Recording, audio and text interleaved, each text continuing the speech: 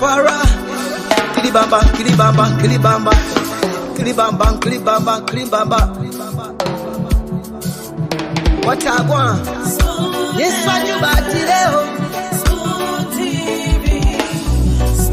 Yes, what you got today? Beseku. Bada. Skidibidi dabado.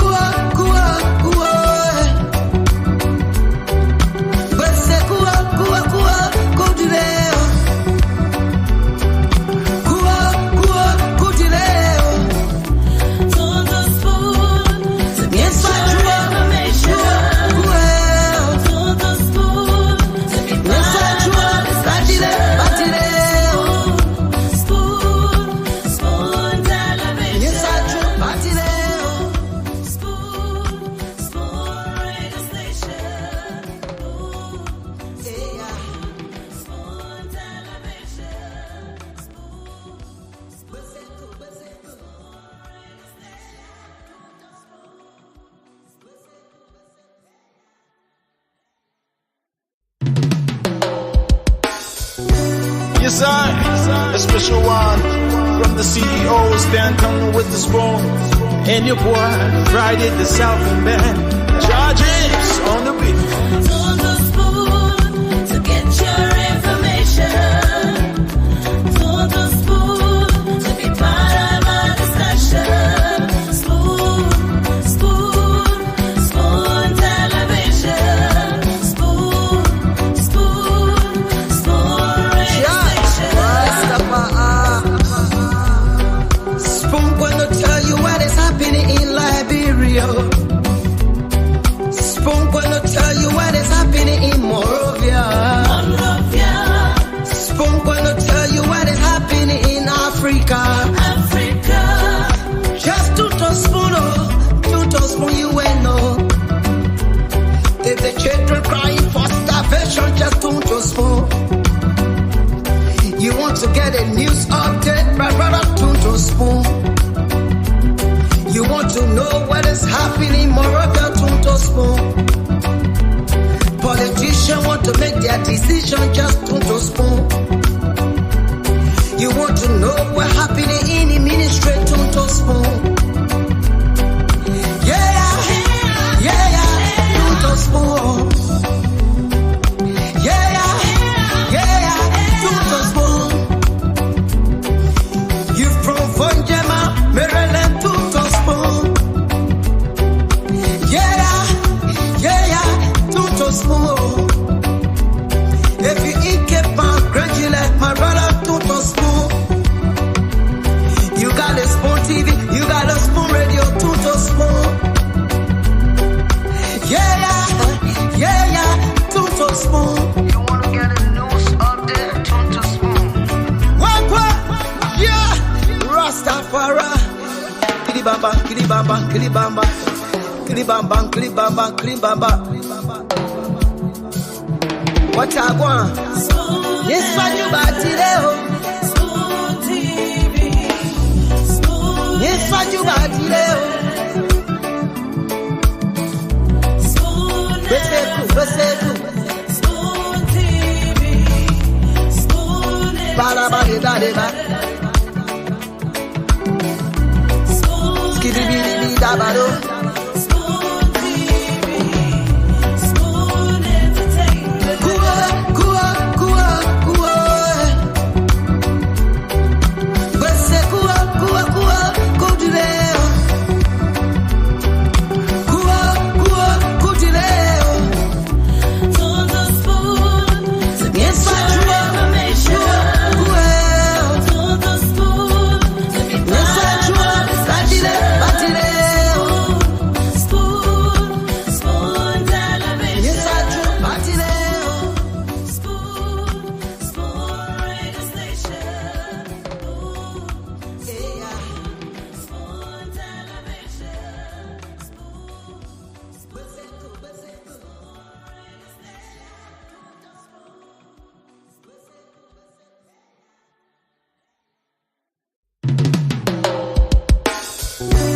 Yes, a special one from the CEO, Stan Tony with the spoon.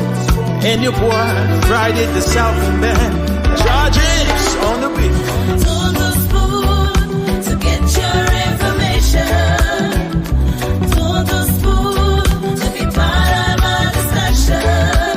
Spoon, spoon, spoon television.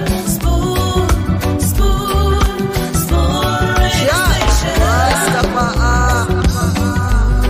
Spoon gonna tell you what is happening in Liberia. Spoon gonna tell you what is happening in Monrovia. Spoon gonna tell you what is happening in Africa. Just to spoon you will know. If the children crying for starvation, just to spoon. You want to get a news update, right, brother, to spoon. You want to know what is happening in Monrovia, to spoon. Politicians want to make their decision, just to spoon. You want to know what's happening in the ministry, to spoon. Yeah, to spoon. Yeah, to spoon. You from Vonjema, Maryland, to spoon. To spoon. If you eat keep on crunchy like my brother, to spoon. You got a spoon TV, you got a spoon radio, to spoon. To spoon. You wanna get a news update, to spoon. What? Yeah, Rastafari. Kilibamba, kilibamba, kilibamba, kilibamba, kilibamba, kilibamba. What I want? Yes, what you bought today? Spoon TV. Spoon. Yes, what you bought today? Spoon.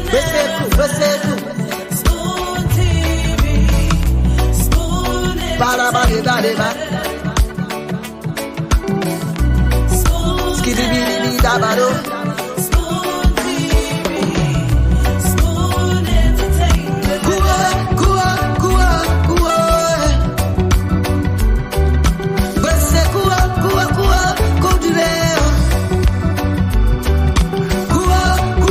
Kudileo.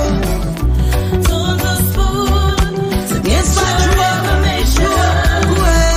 To the spoon to be part of our discussion. Spoon television. Spoon radio station. Spoon television.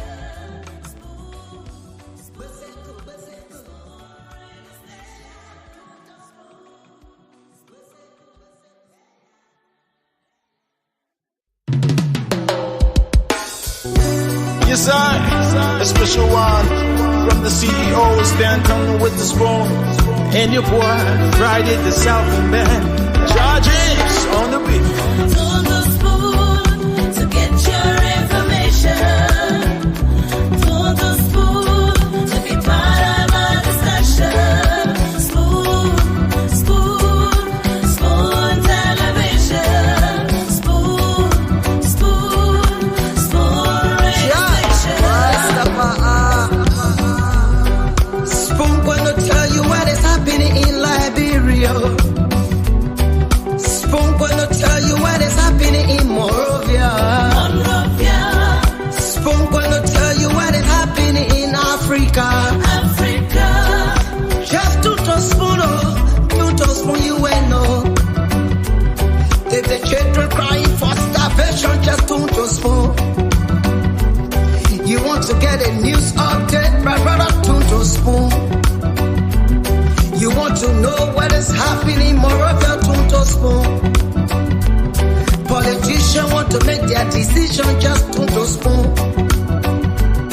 You want to know what's happening in the ministry, to spoon. Yeah,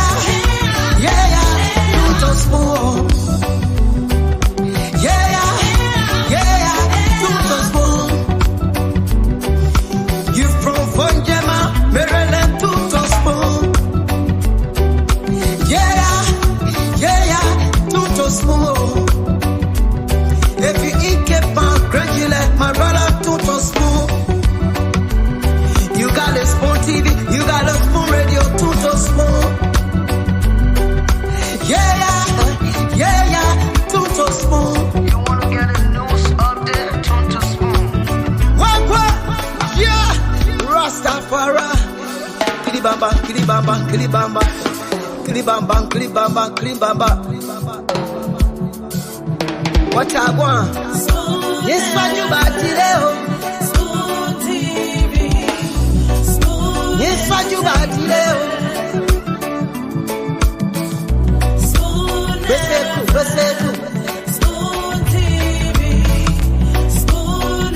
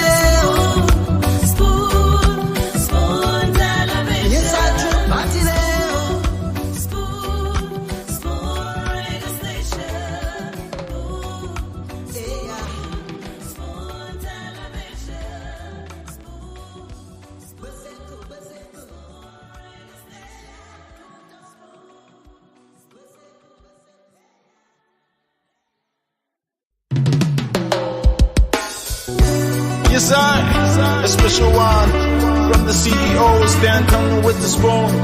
And your boy, Friday the Southern Band. Charges on the beat. To the spoon to get your information. To the spoon to be part of our discussion. Spoon television. Spoon radio station. Spoon gonna tell you what is happening in Liberia. Spoon gonna tell you what is happening in Monrovia. Spoon gonna tell you what is happening in Africa. Just to spoon you will know. If the children crying for starvation, just to spoon. You want to get a news update, my brother, to spoon. You want to know what is happening in Morocco, to spoon. Politicians want to make their decision, just to spoon. You want to know what happening in the ministry, to spoon. To spoon. To spoon. You from Vonjema, Maryland, to spoon. To spoon. If you eat kepan, gradually, my brother, to spoon. You got a Spoon TV, you got a Spoon Radio, to spoon. To spoon. You wanna get a news update, to spoon. What? Yeah, Rastafari. Kilibamba.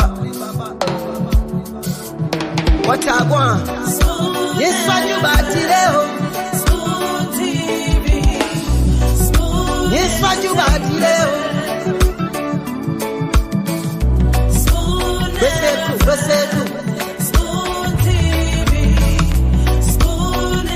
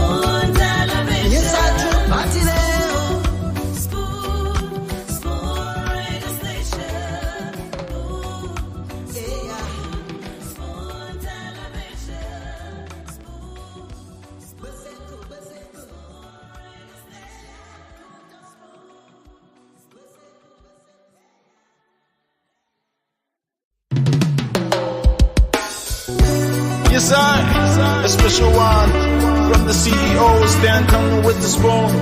And your boy, Friday the Southern Band. Charges on the beat. To the spoon to get your information. To the spoon to be part of our discussion. Spoon, spoon, spoon television. Spoon, spoon, spoon radio station. Spoon gonna tell you what is happening in Liberia. Spoon gonna tell you what is happening in Morovia.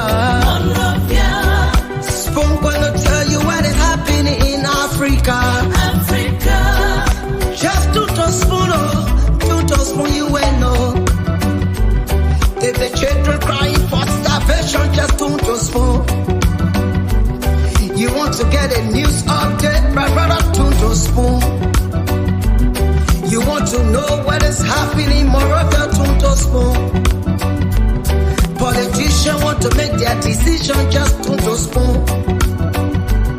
You want to know what happening in the ministry, to spoon. To spoon. To spoon. You from Fonjema, Maryland, to spoon. To spoon. If you eat kepa, gradually, my brother, to spoon. You got a spoon TV, you got a spoon radio, to spoon. Okay, tune to spawn wherever you are and whatever you are doing. To spoon. You want to get a news update? A pleasant good evening from ODS Congo Town in Monrovia, Liberia, and welcome to another edition of the Spoon Talk on your radio. My name is Yekezi Zobel this evening. Sitting in as your producer, and so I'd like to say good evening and welcome wherever you're watching from this beautiful Friday evening. I'd like to say you are welcome, and please invite someone to view alongside to you. And for those of you who are listening via the radio, you can also invite someone to listen alongside you, because as usual it's going to be very fascinating here this Friday evening. So we are coming to you live on Spawn TV, on Super TV, as well as Fabric TV. We are also coming to you live on 3 different radio stations. Spoon 107.5, Fabric 101.1, and Super 95.5. So yeah, let's welcome all of you, especially those of you who have been hanging on there for quite a while now while the theme song was playing. But I'd like to welcome on Diamond Slanger. Diamond, good evening and welcome.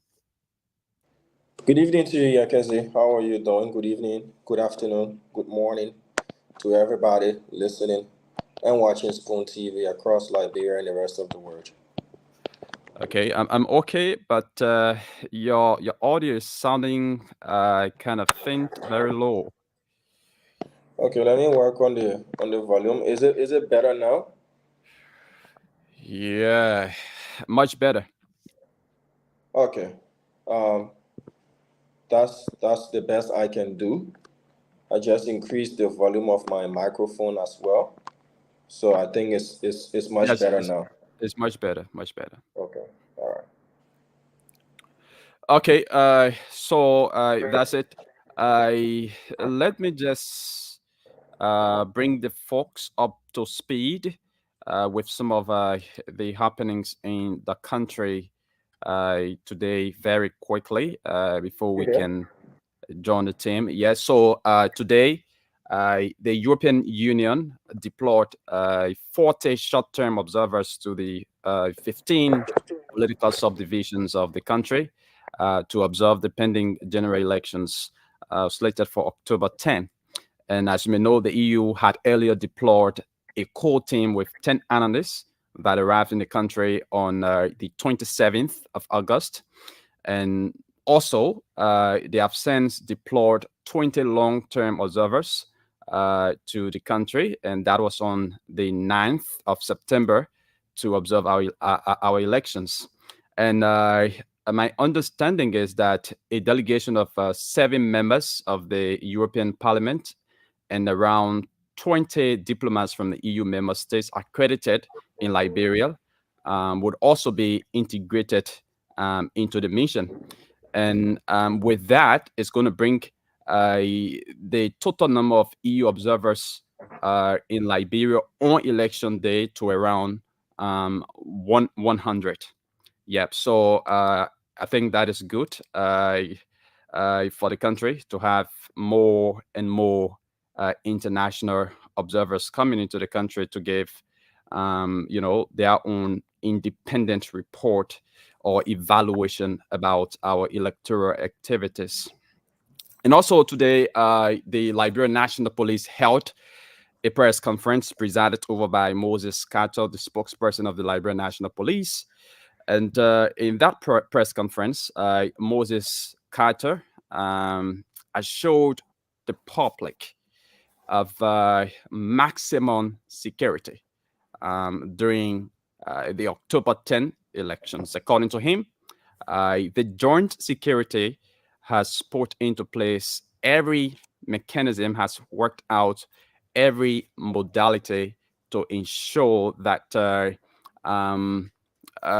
presence of their officers is felt in every part of Liberia to be able to, ensure that the elections are peaceful, or to intervene very quickly, just in case there's any violence or there's any confusion during the election day. So he said everything is 100% on course, for the elections from the angle of the joint security.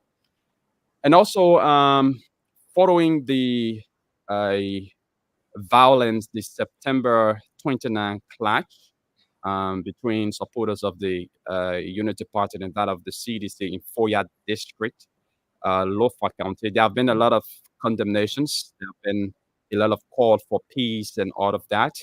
And one of the recent organizations that's calling for, a peace is the Concerned Citizens of Foya Statutory District. So they are encouraging or cautioning residents of that area to be very peaceful, but also they are calling for a full-scale investigation into the September 29 clash between supporters of the CDC and the Unity Party, which resulted to the deaths of 2 persons. And according to the chairman of the group, Moses Nemwa, though they extend their deepest condolences to the families, the group is calling on the Ministry of Justice and other institutions to independently investigate and arrest perpetrators of the alleged crime. Yeah, so Damon, basically, those are some of the happenings in Liberia. So it's over to you guys. Thank you so much, Yekezi. We do have Dwalu and the people. We have Dr. Francine Chinoweth Richardson, who can just fly from Liberia to America and then from America back to Liberia in no time. I was wondering if time travel is even real, if she's a jumper. Have you watched that movie, Yekezi? Jumper? Mr. Dwalu, have you watched that movie? Simon, I like your hair. Hi, Yekezi, how you doing? I'm okay, Doc. You changed your hair on us, Diamond. No, it's the same hair. I just did it even more neatly. Yeah. The same hair, but different style. Different style. It's not just, loose and all that. You managed to braid it and keep it tight. So elections time, I don't want my hair to be flying left, right, and center. Yeah, little guy. Elections there. Hi, little guy. It's what come now. They won't come, you won't come. Say hi. Hello. All right. How are you? Cute. Thank you. Yeah. So yeah, I guess he was just updating us, Dr. Richardson, about the trending issues. And I've noticed something today. I took a tour around, but before that, let me say happy birthday to Faith Alfonso Brown, a very good friend of mine, a strong seditian.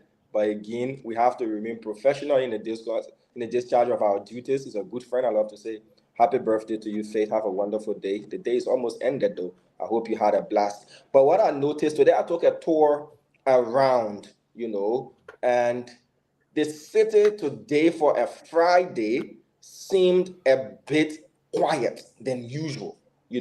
I visited most parts to see what's going on, and those who registered, whether by their own free will or they were coerced financially or whatever it is, most of them are making their way to the counties where they registered, to go and vote. There are those who are going to long distances and others are going to neighboring counties. But some of those folks, if not majority of them, have already started going to where, they register to vote. And you see a lot of exodus on Saturday and Sunday as well, Monday being the last day before election. People wouldn't want to be up and down on the road. So some of them have already started to make their journey to where they registered: Grand Bassa, Magibi, Nimba, Bong, and you can name the rest of the counties as well. So I took a tour around today and I observed that. And that's just something I wanted to share as well with the team. The LNP or the Joint Security saying they're ready for elections. I got another report on yesterday. Again, it's unconfirmed, but it's from a very impeccable source that most of the trucks that were taking, security officers to Maryland and other parts are broken down. And this person who gave the information is a top security official and does not want to be named, but said most of the trucks, again, is unconfirmed, even though it's coming from a top source, but we've not been able to independently verify that. But that source said that most of the trucks, especially taking people to Maryland and other parts, they're all broken down, and they're hoping that authorities can work on that to have these security officers dispatched to where they've been assigned. So those are just the two. CRC, the folks say you are an adorable kid, so I want to tell you that. But you should stay away from the set for now. Daddy's working, yeah? Thank you. All right, so those were just the updates that I wanted to share with you guys. Thank you. That's welcome. Dwalu, actually, you are here before me, and Stanton, we turn the show over to you, or at least I turn the show over to you. Wait, Damo run away. Damo come back. Damo saying the truck business. Damo come back, Damo. Don't run, come back. I'm doing babysitting. Yeah, but they're picking with way small. They're picking with way small. Damo. Dr. Richardson to be doing babysitting and yeah, but they're picking with way small. The thing is that why but the president convoy that got stuck in the mud? They waited for him to go to Sano. The helicopter said got stuck in the air. What, you didn't talk about that one? The people waited for 10 minutes, 57 seconds. Joe couldn't appear. They calling people to see, they say, but the president, you. Hey, what happened in the helicopter? The helicopter got stuck in the air. The convoy got stuck in the mud. Build the road, you won't build the road. Fix the road, you won't fix the road. Repair the road, you won't repair the road. That's what you get. You go to your own people, they're complaining on you. The people waited. They waited. Joe can appear. Because you know why? If the helicopter leave, it will be Joe and 5 or 6 individuals. That's the reason why he ran away from Sastan. Man, let's have a good show, man. Joe is so messed up. Damo, I don't want to keep it forever, but it is concerning that the president can be so, he's not being informed, or he just another cuckoo. To tell you the truth, he doesn't care, Stanton. He doesn't care. This is how will you go to the people and say, you help me, you re-elect me, but your car got stuck in the mud. Imagine if your car is stuck in the mud, it can't move, Damo. What about the people, the crew people, the Kwekuro people, the Sastan people? What about them? The Crown people, what about them? How you think they survive every day?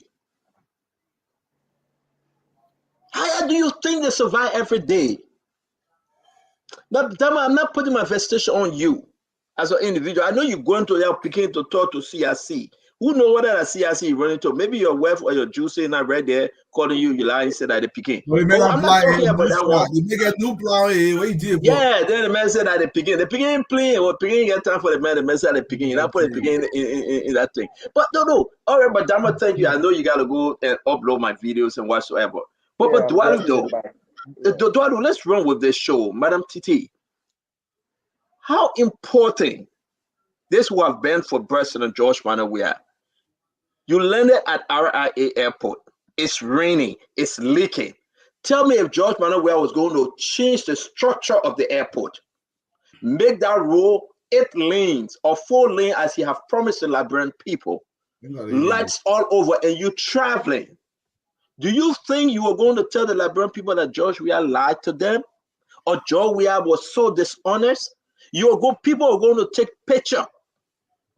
Imagine you're going to JFK, Newark Airport, Philadelphia Airport. You enter the airport. You know that you are at the airport.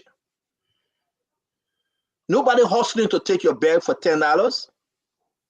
The conveyor come around, your bag is there, you pick up your bag. Security all over.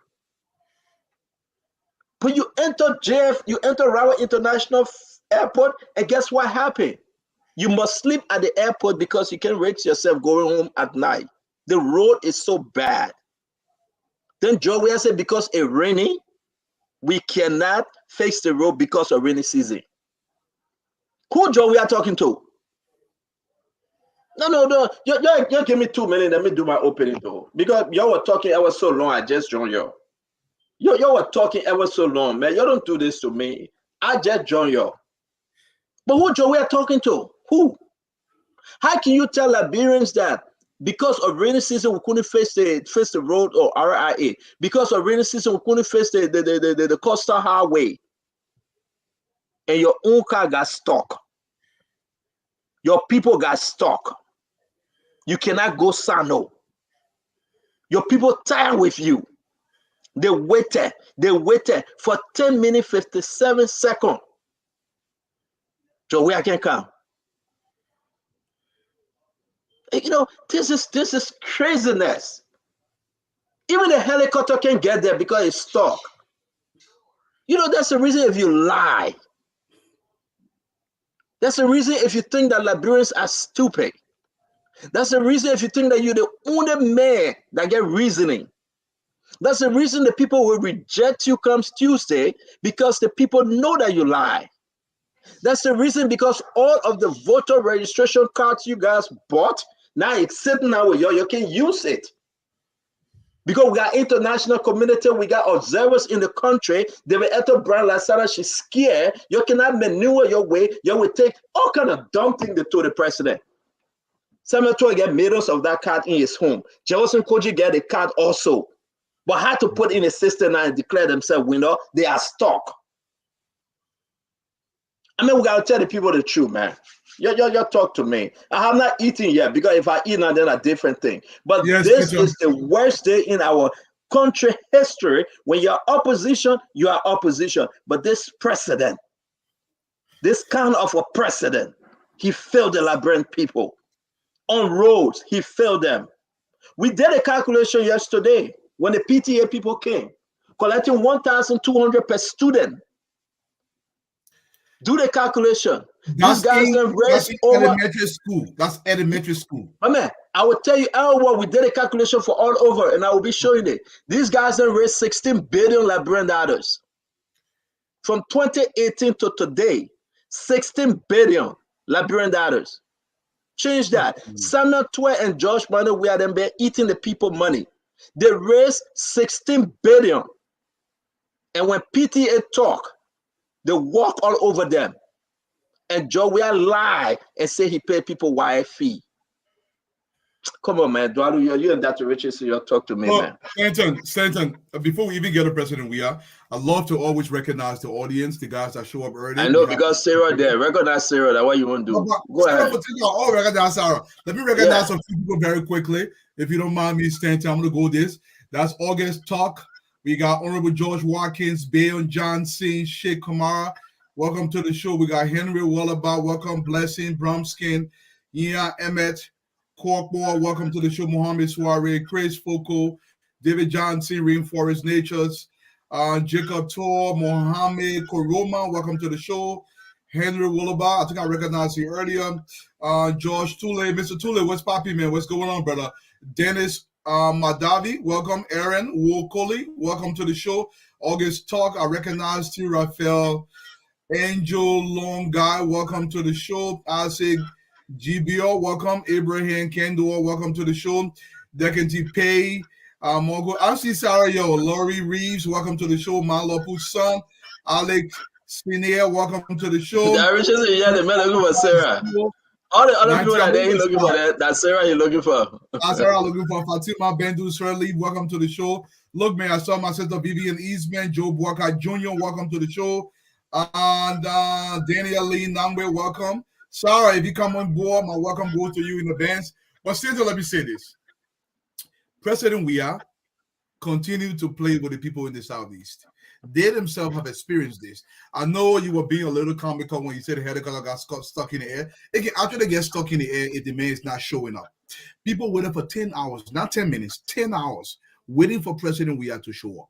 Not only did his convoy get stuck, this is all freaking four-wheel vehicles, brand new four-wheel vehicle. Each of those vehicles costs around minimum $120,000 if they're bulletproof. Minimum $120,000. If they are getting stuck in the mud, what's about Biddy then?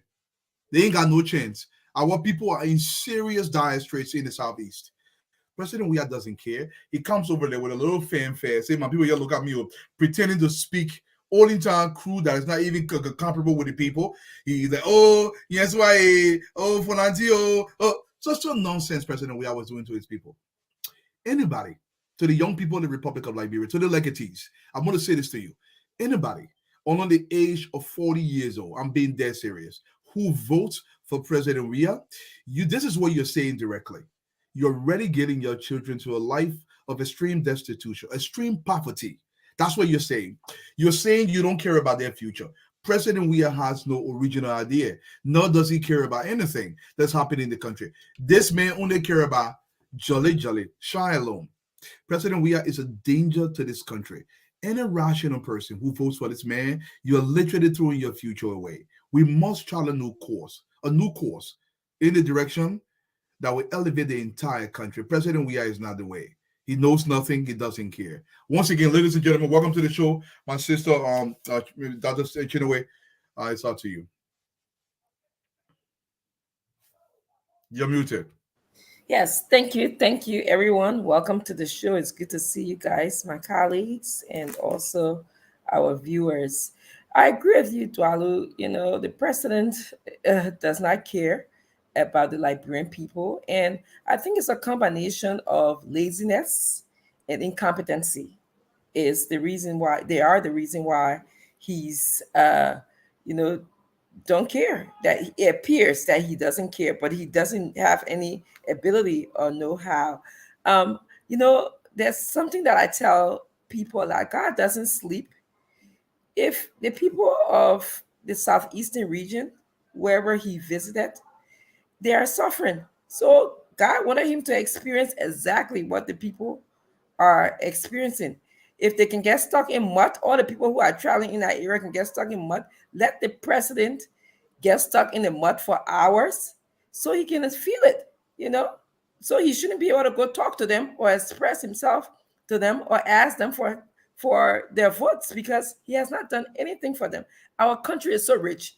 We need someone like Mr. Cummings, who is a manager, who can manage our resources, who can put our country back on the map. George Weah will not do it for us. All of those who are voting for George Weah, you are wasting your votes, okay? Because you need to think beyond yourself. Think about the children. Think about the future of Liberia. If you do that, if you vote for George Weah, you are just telling us that your life is better. Everything is okay. I had an opportunity to speak to a young man, and he was telling me, oh, I just love the man. That love will eat. Huh?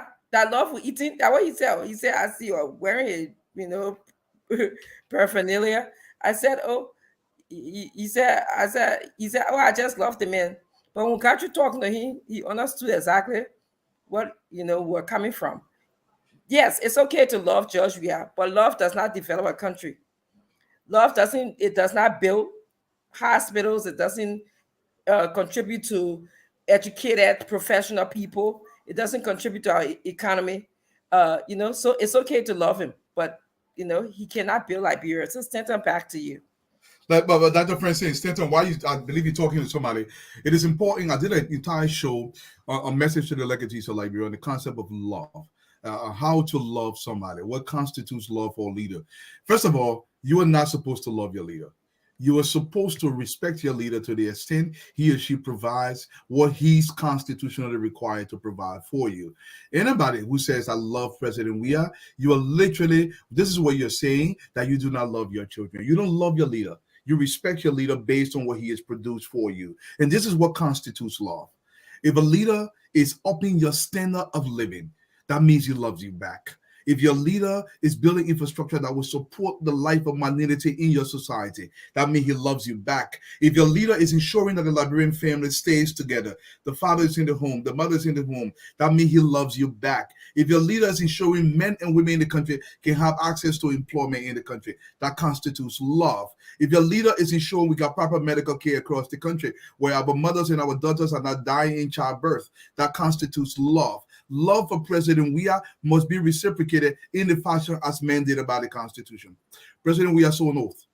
It's a fiduciary duty to the people. He said, President Weah, will uphold the Constitution, will do everything in his power to up your standard of living, to move you from one position to a higher position, to make sure you can self-actualize, you can meet your full potentiality in the Republic of Liberia. It doesn't matter if you're in Bapulu County or if you're in Lupa County. The same opportunities that are available in Montserrat County must also equally be available in Bapulu County for you to be able to meet your full potential. If he's not doing that, you cannot love him.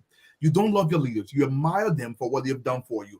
Anybody who loves their leader have already lost the ball game. You will be in your current state. If your current state is what translates into love, you are in denial. You're killing your children. You're killing your wives. You're putting yourself in a disadvantageous position because we will not grow. Don't love a man. Respect him for what he can deliver to you. Stanton, thank you so much, Dalu. That was such a great presentation. I wish you were here to speak to that young man. Yes, go ahead, Stanton. Okay. Dalu, I didn't know you were a love teacher. Sarah, are you with us, Sarah? You know what? I got to find Sarah. I don't know what state Sarah are you. I call her woman Sarah. I call her woman Sarah. The man calling the woman Sarah. Dalu, I didn't know you're a love instructor. I see what Sarah can every day to ask for you. Yeah, I mean, I'm taking back that only you and Fadika can. How I call for Fadika. Sarah asked for you. My post say I read yet. My people, let me hear. Y'all talk about your love of country. Listen, you are quite correct. Let's welcome our brother Don Fadika, the King Hassan. There is no way anyone in this world will ever drain that person. We love our country. You are quite correct. We do understand that folks actually, because of the little things the president gave them personally, that one back arrest and say, yes, I will pay the $60 for your son wise fee. And they say that's a big thing because he paid $60. But the money was taken from you. The $1,000 you put on your children's school fee from first grade, second grade, third grade, fourth grade, all that money was taken from you. And you even pay more, but you didn't know. The PTA is saying the race, if you do the calculation, billions of Liberian dollars, billions. And this is worse. Every corner you turn, Joe Mano, we are enrich yourself. Let me say this. A back and forth with Bwama. Bwama brought about Solway, right? Solway, that President George Mano, we are sold now to ArcelorMittal. The real owner, his name is Bwama. He sent me all the documents.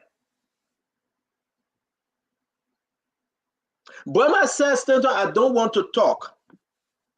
I told Bwama, we have to discuss this. Burma sent me the LRA, the business registry, Dr. Richardson, everything. President George Manneh Weah hijacked the company from Burma. We will be displaying it today. The people of Nimba, President Weah hijacked that company and sold it for $17.5 million. But you know how the guys now operate? Because he knew Burma, he used Burma. He couldn't put his name on the paper. So then I asked Burma, I said, well, Burma, this is wrong. Burma reached out to me. Burma lawyer is Roosevelt. He's in South Africa. Roosevelt reached out to me. They were coming to see me in Florida. They asked to meet Costa in Florida with me because they wanted Costa to run the PR. These guys were so angry. President Weah held them to the throat. And he made Burma to run from the country. When it came that he was going to sell, and he sold that portion of Subway, I have the document. If you give President Weah another 6 years, my people, President Weah will sell the country.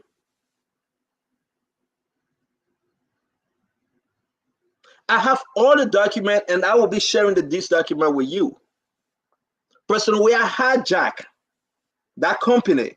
He used the power as a president to take $17.5 million from ArcelorMittal.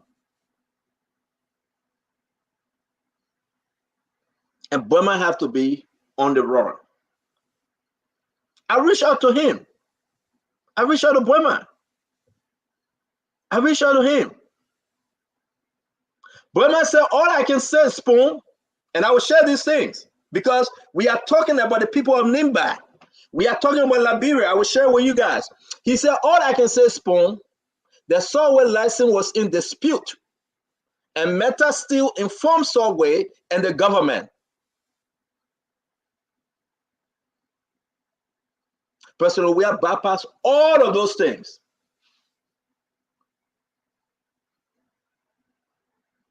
He forced this young man.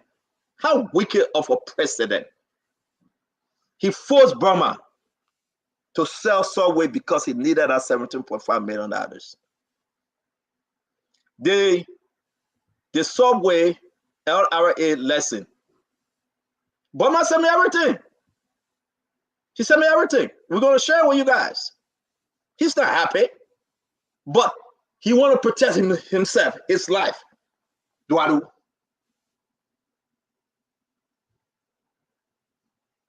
Roosevelt is in South Africa. Roosevelt called me. The man I was representing Burma.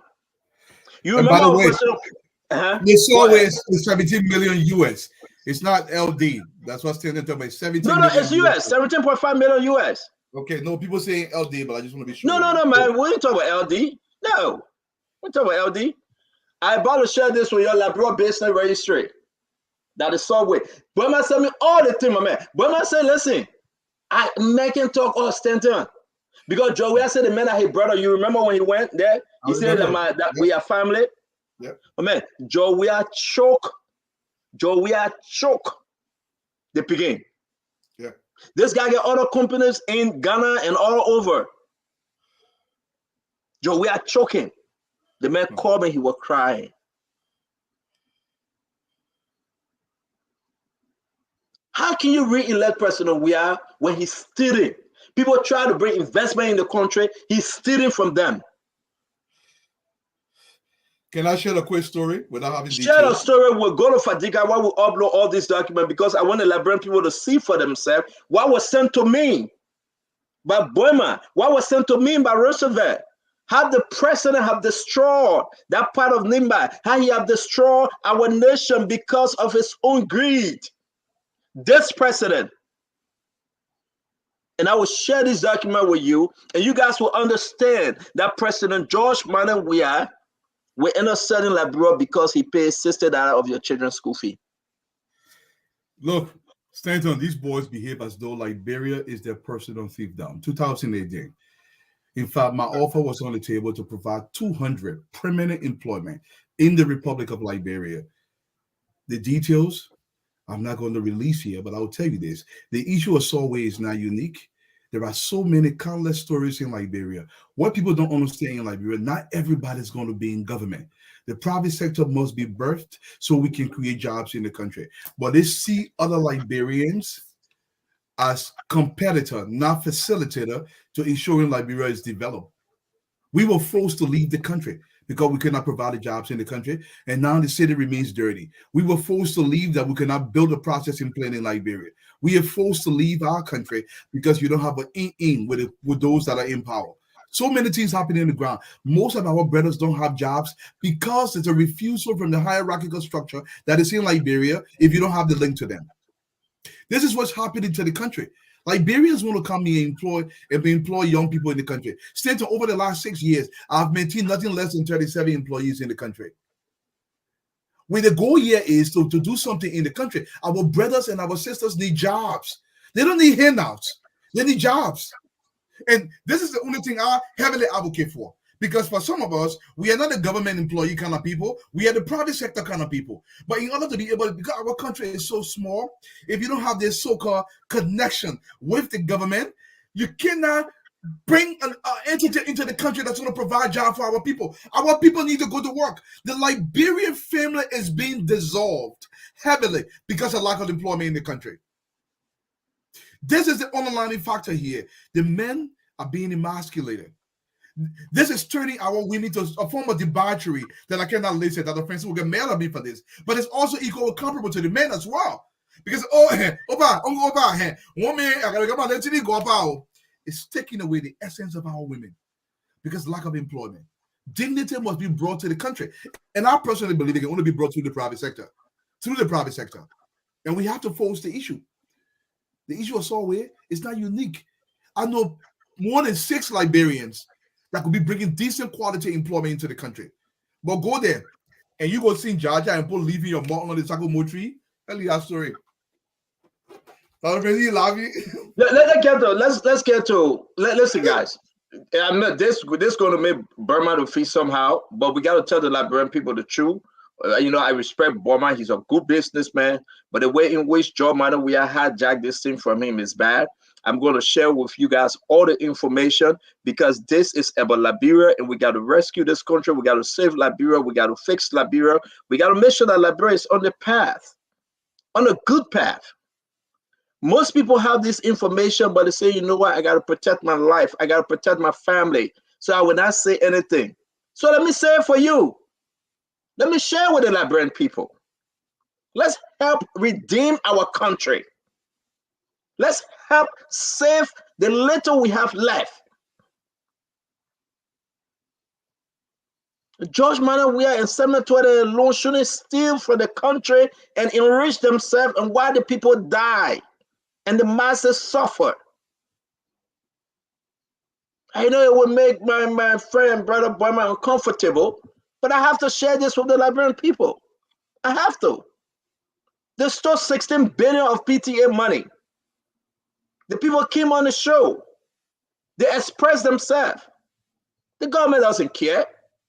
16 billion. They ate it. The man went after Solway. Everywhere Joe Manawia spent money, so long Senator I tell you, he running there. Disregard to the office. But Fadiga talk to us. I will upload all this thing. The Liberian people must see it. And the Liberian people must see it and hear it for themselves. They have destroyed Nimba. They have destroyed Grand Bassa. They have destroyed Bonkante. They already finished with the Western Cluster. Now that the Black Sand is setting in Western Cluster. Senator and Edwin Snow, they already take care of the Black Sand, the last portion. Edwin Snow finished signing that deal to get them money. And these are the people that say support George Manawia. What is left for our country? What job have they provided for the people? What jobs? Nothing. Nothing. It is sad. Fatiga, talk to us, man. Well, there's an old adage that says bad people triumph if good people sit on the sideline. Liberians are noted for sitting on the sideline. That is why they look for heroes in different individuals to be their mouthpiece. Sometimes when people have been suppressed for so long, they tend to, our people have not seen better, especially this generation that want to be voting, that want to be deciding. A lot of those people, if you 22, 23, 24, 25, you don't know Liberia. You don't know what this country used to be. If you still even going to your 30, you probably still don't know what Liberia is. You probably have a blurry vision of what Liberia is. And the Liberia that you see now is one that success look like corruption.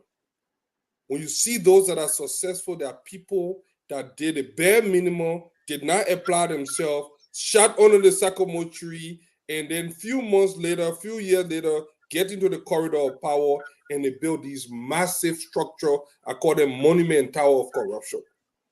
Why should you apply yourself if you can just get it that easy? In other countries, it is not easy. You have to go when you're going out to say, don't play blade. You used to be up for playing blade, be up for playing. What the other one again? Marvel.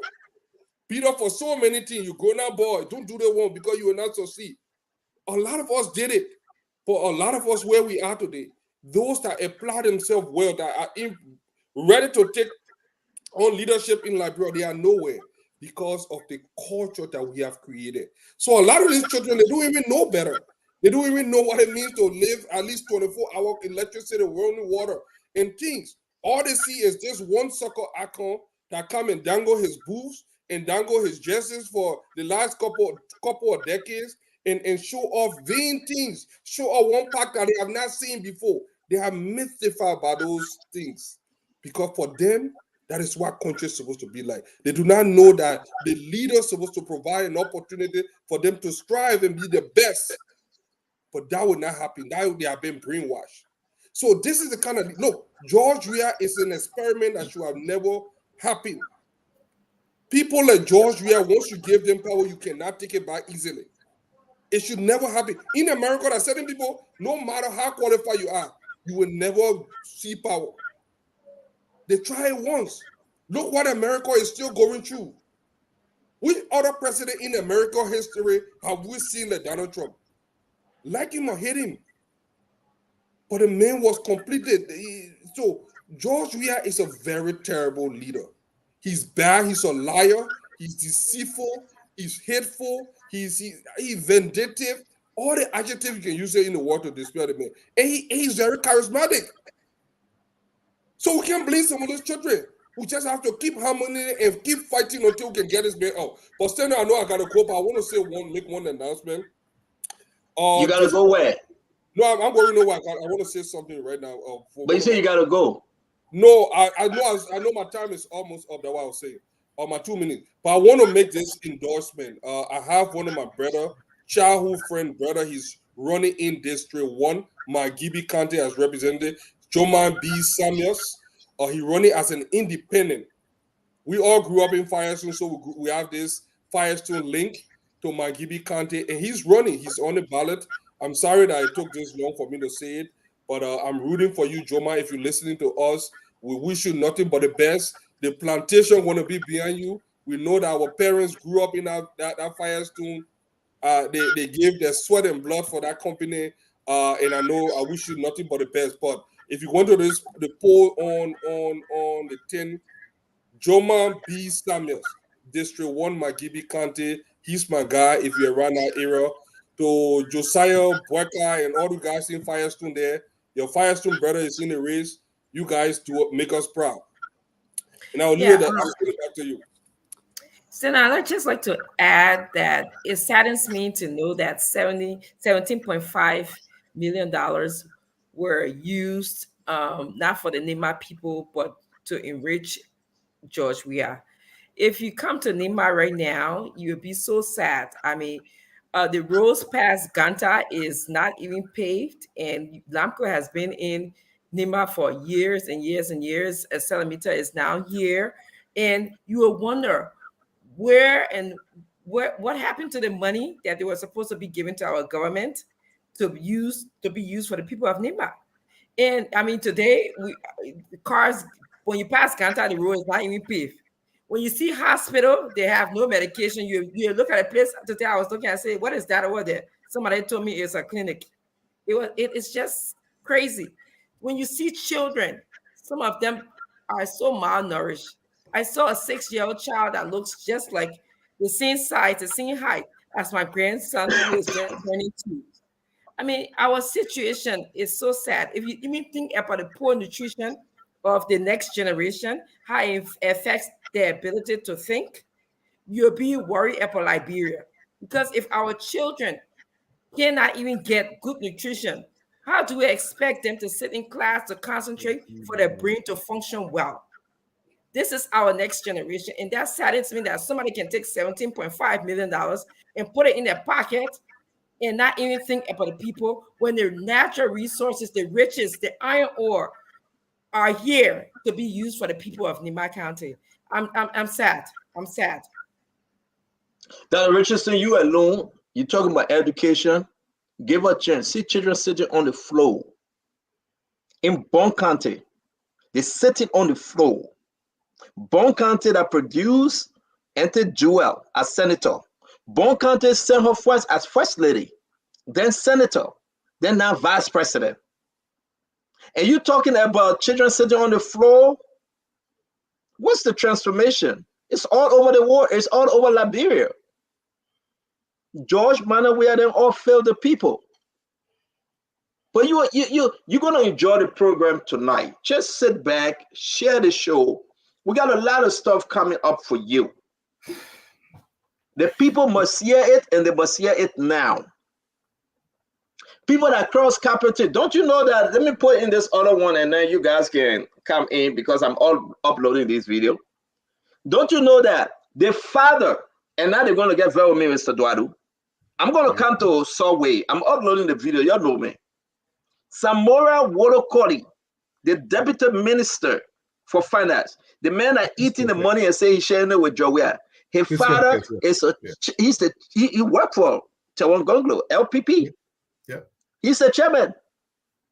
That Dawson Wodokori now try to tell LPP say let Joey help us. When I was saying the thing yesterday, people say, "Oh, Stanton, why you did this?" Whether Tawan Gonglo know it or not, he's a planted seed. Samora father, Dustin Wodokori. He's a planted seed working for CDC under Councilor Gonglo. Members of the executive committee got so angry. This is the man that bringing the CDC money. When I asked the VSB yesterday, he answered my question. They are reaching out to me. Members of Tawan Gonglo party reaching out to me. Samora Wodokori is negotiating with CDC for CDC to send money and pay the poor washers. His father does a Wodokori. Ask who LPP chairman. Ask party chairman. Executive member. Ask. Anybody go out there, your ask. Maybe I say still not making a mistake. The people in the party reach out to me, and I'm telling you guys. So there will be anywhere you see LPP poor washer. All the other parties should open their eye and open their eye very clearly. They are working for CDC. Stanton, let me ask you this question. Why do you think they are doing that? They want Joel to win. What do you mean? No, why you think the CDC is supporting Gonglo? What I mean, just... my man, you can go ask. You can ask them because they do not want Waka to win, or they do not want Commies to win, or whatsoever it is. But I will tell you though. Dustin Wodokori. I'm coming back of Fadiga. People just sit there and they just think out of the box. Samora father that Dustin Wodokori, the man is LPP man. He working for CDC. So if you don't know, again, you just got to go understand. The people that get the party telling me and sending me the voice recording and sending me everything. And let me be 100% clear. I do not think Councilor Gonglo know about what is happening. I do not think so. If he does, then we will ask him question. Let me be 100% clear. Samora Wodokori father, Dusty Wodokori, he's part of LPP.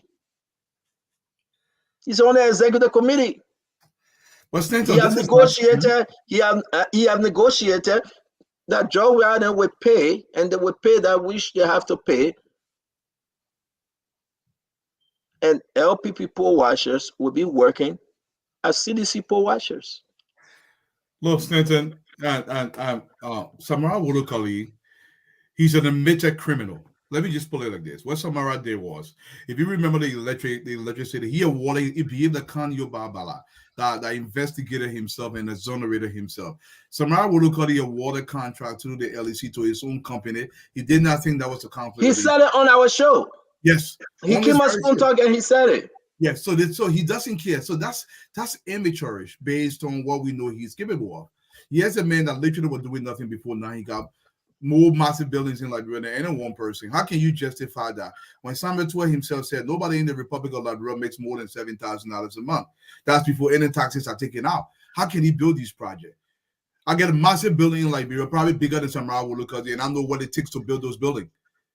So is Samara going to tell me he spent, because I know what I'm talking about, because I built a 5-story, 15 apartment building in Liberia. So this is not something cheap. So Samara is literally taking money. They know what they're doing, exactly what they're doing. So for me, given what Gunglo portrays himself to be, I don't want to believe Honorable Gunglo would allow himself. I don't think Councilor Gunglo know about this, but yes, exactly. My thing, and Fadiga, you're coming. Yes, my thing, Mr. Dwalo. Yeah. I think Councilor Gunglo should speak on this issue. I agree. Because those are members of his party, and not only members of the party, those that are running on his ticket as for representative and senator. They're running and they are mad. They call for a meeting. Dusty Wodokori is Samara father. When the people are saying they said no to him. They said no to him. They said, send me your list of poll watchers. The people said no. They would take those poll watcher names and the precinct where they're sending those poll watchers, Mr. Duadu, and send it over to CDC and say, these are our people. These are our spies. We need to say these things. Fadiga, seriously. And I hope, and I want to hope that Taiwan, Councilor Gunglo, can speak on this thing. His sister called me today. His sister texted me, by the way. She didn't call. She sent me a text. I said, yeah, bring Councilor Gunglo on. I mean, we got to discuss this. We got but few more days to election. These people are negotiating the back. I don't know what Councilor Gunglo knows. I doubt. I don't think he knows. But again, I think he knows. Yeah, he has to know. I know you're trying to calibrate your words very carefully, but I think he knows. And this is the problem with Councilor Gunglo in the thing. And that's why I asked that question. Look, Nima County, every candidate that Nima County have supported in all our elections, that person have gone on to become the next president of Liberia. George Weah shot himself in the leg when he went against Prince Johnson. Now, what they are trying to do, they are trying to divide Nima County. And Councilor Gunglo is one of the few people. Look, he doesn't have the number, but Councilor Gunglo is respected in Nima. You ask any Nimadian, it's just not his time. The variable, the math is just not in his favor. Or you have a ticket that the most popular candidate is Mbamzo Boyka. He chose a younger son for Nima County. Gunglo doesn't have a chance. We have seen him and heard him making a lot of denigrating, a lot of derogatory statements against Ambassador Boyka. Yeah, but still, Fadiga, yet and still, I don't think, no, Fadiga, I beg you, let me interrupt you. You love to interrupt me too, let me pay my debt. Yeah. I don't think, well, Mr. Duadu, I really do not think that Councilor Gunglo is in the know. He may not know, but let me tell you why. Let me lay this because I want us to set it, folks, we are just warming up. You go get your popcorn and your drink. We warm it up. We didn't start the show yet. We also start the show. But let me say this. Prince Maxwell, welcome. Let me interrupt Fadiga. I do believe Councilor Gunglo, you can say what you want to say. But me, I believe Councilor Gunglo is not in the know. Let me say this so the Liberian people. That, then this is what you're also saying. That means an irresponsible leader. This is what you're saying, because this is not something average. This is substantial. That means either he's an absent leader or he's an irresponsible leader. I'm not going to use the word incompetence because Honorable Congo should know better. But if it's to this level, he should know about it. Maybe he's playing, you know what? I'm going to see where the wind blows. But as a leader, that's a very dangerous place to be. You got to make a decision. And like you said, he has to come out and speak on this issue. Because it's very important that he speaks on it. I think he need to. Let's get back to Fadika. Because I will interrupt Fadika. I will not sit there, you say Councilor Gonglo. No, I doubt. I don't think he knows. I think the spirit of God is true. No, but honestly, I respect Councilor Gonglo. But here's the thing. Councilor Gonglo is a very smart man. He started all this broom thing. He has reached to that point that only two people, you yourself said the thing. 3 people were waving to the man in Anora beginning on the highway. I can never show that clip. I can never show that clip. So we know what it is with 3-4 days to the election. Councilor Gonglo at this point should be getting out of the race and doing the Nima Quadro. Nima, we are one. Thank you. He should be doing the Nima Quadro. Nima, we are one. Because if Councilor Gongo stays in this race, and everything that we are hearing about the CDC plan to put some dent in the UP coffin in Nima County, then he will pay dearly, not only now, but in the future. So he should do the most nationalistic thing, speak to this thing, and then bail out. Call Jeremiah Kwanku, the incoming vice president, and tell him, my young brother, I give you my blessing. That's it. Wait for his time. That's all he can do. For Stanton, there's no way you cannot help the man. Even Gerson Yari can't help him at that same moment. Nobody can help Councilor Gongo. No, but Gerson gave up. Gerson gave up. Mohamed is a spokesman. But understand, Mohamed, our brother Abdullah Mohamed, he's a spokesman, but he's not part of the party. He's not an LPP member. He's just a chosen spokesman for Councilor. I thought it was Gibson, but Gibson is the media agent. I asked Gibson. Gibson said, "My man, this thing getting serious." Gibson told me. Gibson said it's getting serious on the councilor, and he said the councilor need to speak. So, but that's our second topic. We got so many discussions tonight, folks. Let's welcome our brother Prince Maxwell. Join the show, my brother. Thank you very much, gentlemen, to all of the supporters and to our lineage supporters, to our fans and to Spoon TV fans that are sending me so much messages. Where are you, Maxwell? We miss you on the show. I'm back, like I've always said. Man, nobody's saying message, man. Don't do that. Oh, my man, I can show you a lot of it already. Spoon TV is certainly the best. And just to quickly inform our people out there, I'll always say the silent majority and the visible majority. Dr. Moniba is in Grand Cape Mount County. He's engaging with the people that are there. They are very ecstatic. They are very happy to see him. He's actually breaking barriers and breaking rules in the best way possible because the people there want him to do what he needs to do for them. He's speaking to them. He's engaging them from town to town, house to house, from old man to old man, from old mom to old mom, from market houses, Yana boys. He's meeting each and every one of them and speaking to them. That's the reason why yesterday I said to many people and to Spoon TV network audience that despite the fact that the election is coming to the end of everything else, Dr. Moniba is still on the campaign trail. He's still doing what he has to do. He's still meeting the people where he's always met with them in their communities and speaking to them. So most definitely. And just to put it out there, Dr. Moniba will never be a sellout to Liberian people. He will never be a sellout to the youth. From day one, I've been on this show. I've communicated with each and every one of you that he believes in you all. He understands that Liberia is where it should not be. There is no Liberian right now in the country that can say Liberia is better.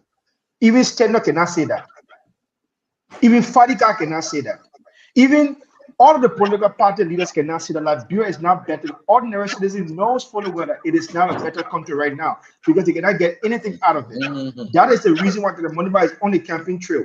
And to our generation, the young generation, you cannot turn your back on someone that looks just like you in the race, who has everything you need in a leader. To the older generation, thank you for supporting us consistently. And thank you for listening to us because we know that you believe in us. It is about time, I'll always say this, it's about time you guys come to the limelight and inform the young generation where they need to go because we need to straighten up this country.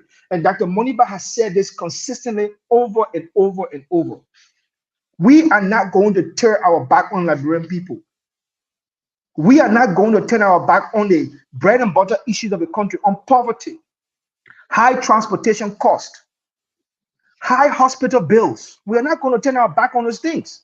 And we are not going to sell our campaign for nothing. We have never betrayed you and will never betray your trust. Dr. Moniba believes in the trust of Liberian people, and the public trust of Liberian people is withheld. Thank you. Thank you very much, my brother Prince Maxwell. Thanks a lot. Again, you can see Prince Maxwell say vote for, is that 2 or what? Dr. Moniba, the number. That's number 13. Vote number 13. I didn't see the number. Sorry. I'm correcting it. Vote number 13 is Dr. Moniba. Oh, okay. I just thought I saw 2. You said that you know you love Dr. Moniba. You've been amazed at how he's changed the entire political landscape. I'm not saying I love him. He is a revolutionary. He is a democratic revolutionary candidate. He has changed the entire landscape of Liberia. I admire him, but I don't love him. Love is very, very strong. Oh, no, you know you love him. Oh, you know you love him. When you get on the stage to move the crowd, you enjoy it. I admire him. I do. I admire him. But Stanton, let me say what the Chinese say about Dr. Moniba, the likes of Gunglo. It's important you understand it. This is what the Chinese said. They say any soldier who continue in battle, even though he know he cannot make it, he's injured. He cannot achieve anything in that battle. He's a burden to that society. That must be entirely discarded. Let me finish my point. Dr. Moniba cannot complete this race successfully. He knows that. Honorable Gunglo cannot complete this race successfully. They know that. They are burdening the society of Liberia. They must come towards Honorable Boykai. Let's cross the finish line. It is okay to enable the stronger soldier to take you across the finish line. The entire society benefits. If they like a Dr. Moniba, Mr. Gunglo, they are straggler. They are bringing down the society by staying in this race. Prince, send a message to Dr. Moniba. Tell him to Dwalu say, Balau, come over to the rescue. Let me ask a question, Dwalu. And I was trying to keep Gibson in the back, but somebody brought him on. Because I'm trying to set all the Taiwan Gunglo people text messages. They send me everything. And then I was going to bring Taiwan supporter Mr. Gibson on. But understand that Mr. Gibson is our brother and friend. If he go hard, we'll go hard. If he choose not to go hard, we'll forgive him tonight. I mean, right now, I'm not holding anything constant. I'm going all out. Seriously. Right now, I'm going all out. Because you know why? Election is Tuesday. So we will not sit there and let Gibson Cantor's sweet spot of story here. No. Yeah, we'll not sit there and allow our brother Prince Maxwell to tell a story about admiration for Taiwan Gunglo, Clarence Moriba, Dr. Richardson gone already. Where is she? So we got to talk our own. Our country deserves better. So I will say this to you, my fellow Liberians. Thank you for joining us. Share the program. We are uploading the Subway conversation. You know, George Manawea strangulate. George Manawea put his knee on the jugular vein of Buema from Subway, and they were able to just sell that company to Aseda Mittal. We're going to upload this document to you. Our next story is about the negotiation now, what have took place between LPP, Taiwan Gunglo Party, and CDC, George Manawea Party. George Manawea is paying Taiwan Gunglo Party their bill, okay, with the document in my possession and the mere fact that Samura Wodokodi father is part of the executive committee. The executive committee. He's chairing that thing. Gibson here, he can lie. This man been a sedition since day one. Go in the history. We know that our Auntie Jemima Wodokodi ain't no ex. We know that. But this man been with CDC, been with Josh. We get the whole information. But the question remains, does Tewon Gonglo know? You think he know? Your pastor know? You remember that son? Tewon know? So we gotta be asking people this question. Let's talk about the school from Enter Joel County, Bon County. The children sitting on the floor. Let's talk about George Manor. Convo got stuck in the mud. He couldn't get to Sano County. The people waited. And the beginning and said the president can't come. So we're going off. You know what's happening in the country, my people? As we get closer to the election, open your ears. Can we talk about because Samuel Twyden stole the people 16 billion from the PTA account? The children sitting on the floor today. The school is no roof. Gentlemen, let's welcome our brother Gibson Jeru. He's our older brother on the show. I think he's 64 years old. Welcome, brother Gibson. I'm 64. I mean, I'm glad you be giving 70, but I'll not be like JMB who can sleep all the time. Look at the first line. The first line coming up. Let me just say this, guys. First of all, I heard Dwalo saying that Gonglo and the rest of them are distraction and they should pull out. This is a very, very bad misstatement. Look, we in a race of ideas, of platforms, of political manifesto. So you believe that Gonglo coming into the race because Boakai claimed that he will win, so they should now get out and join Boakai? This is preposterous. This is the least thing that we can ever think about. Okay, we can never do something like that. And listen to me, Gonglo is in the race for a reason. He is the cleanest in the race at this point. Not like Boakai and the rest of the people who have never been tested, who have hidden the agenda, and who have bad deals in their backyard. Gonglo is the only person in this race who is the cleanest in this race and who is focused. So we should be telling Joseph Boakai to serve as an elderly man in the background and allow the young people to take over to run this country. Dwalo, Dwalo, where you sit right there, I can look through you that you know the ideal leadership that Liberia yearns for. It's not Joseph Boakai. It is a misaction. It is a misstep from you, from Fadika, from Eugene, for any of you to support a man who will not make decisions of his own, who will rely on people to make decisions, and the government will continue to be corrupt. That is the problem we have among us.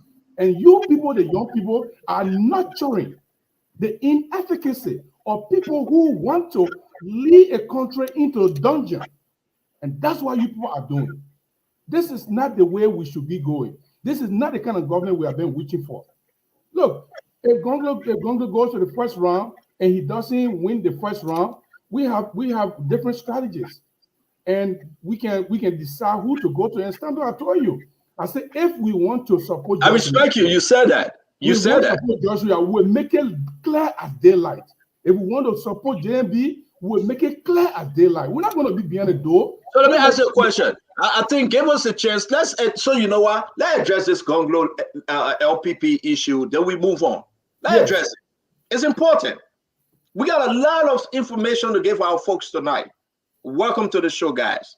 Dr. Richardson says she have to run. They are going on the campaign trail, so she have to run.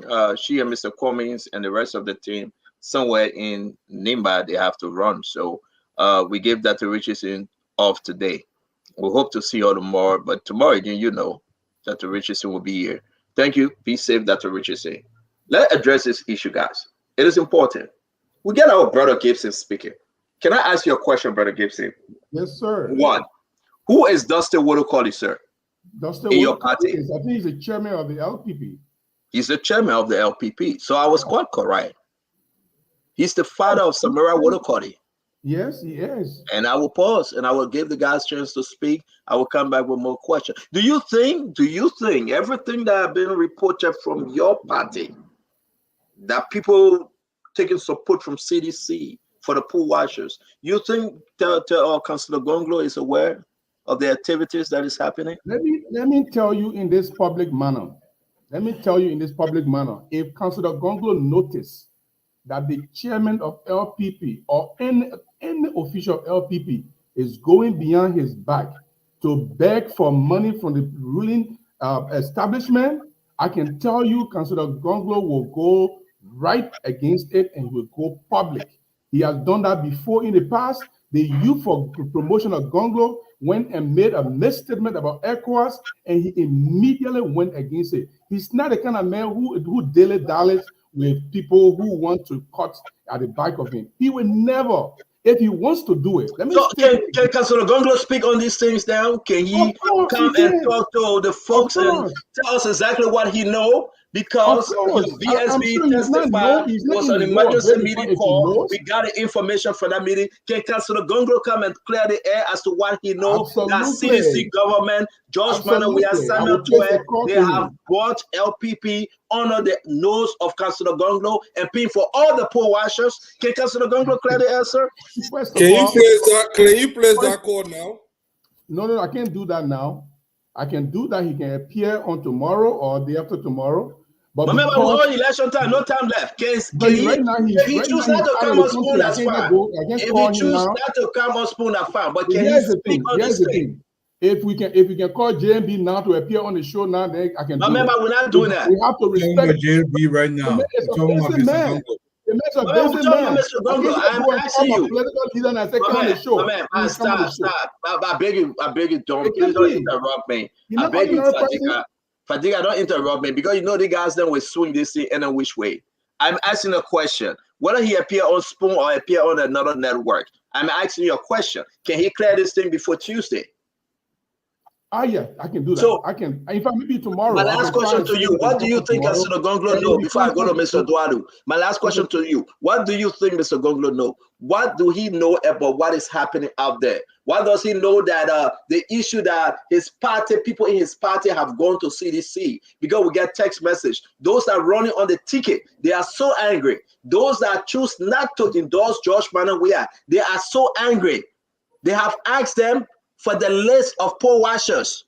And when these guys they want to ask, well, why are you asking us for our list for poor washer? They tell us because we got to present it to a group. When they ask them who the group, they can talk. Okay, so let me just do it let me put it this way.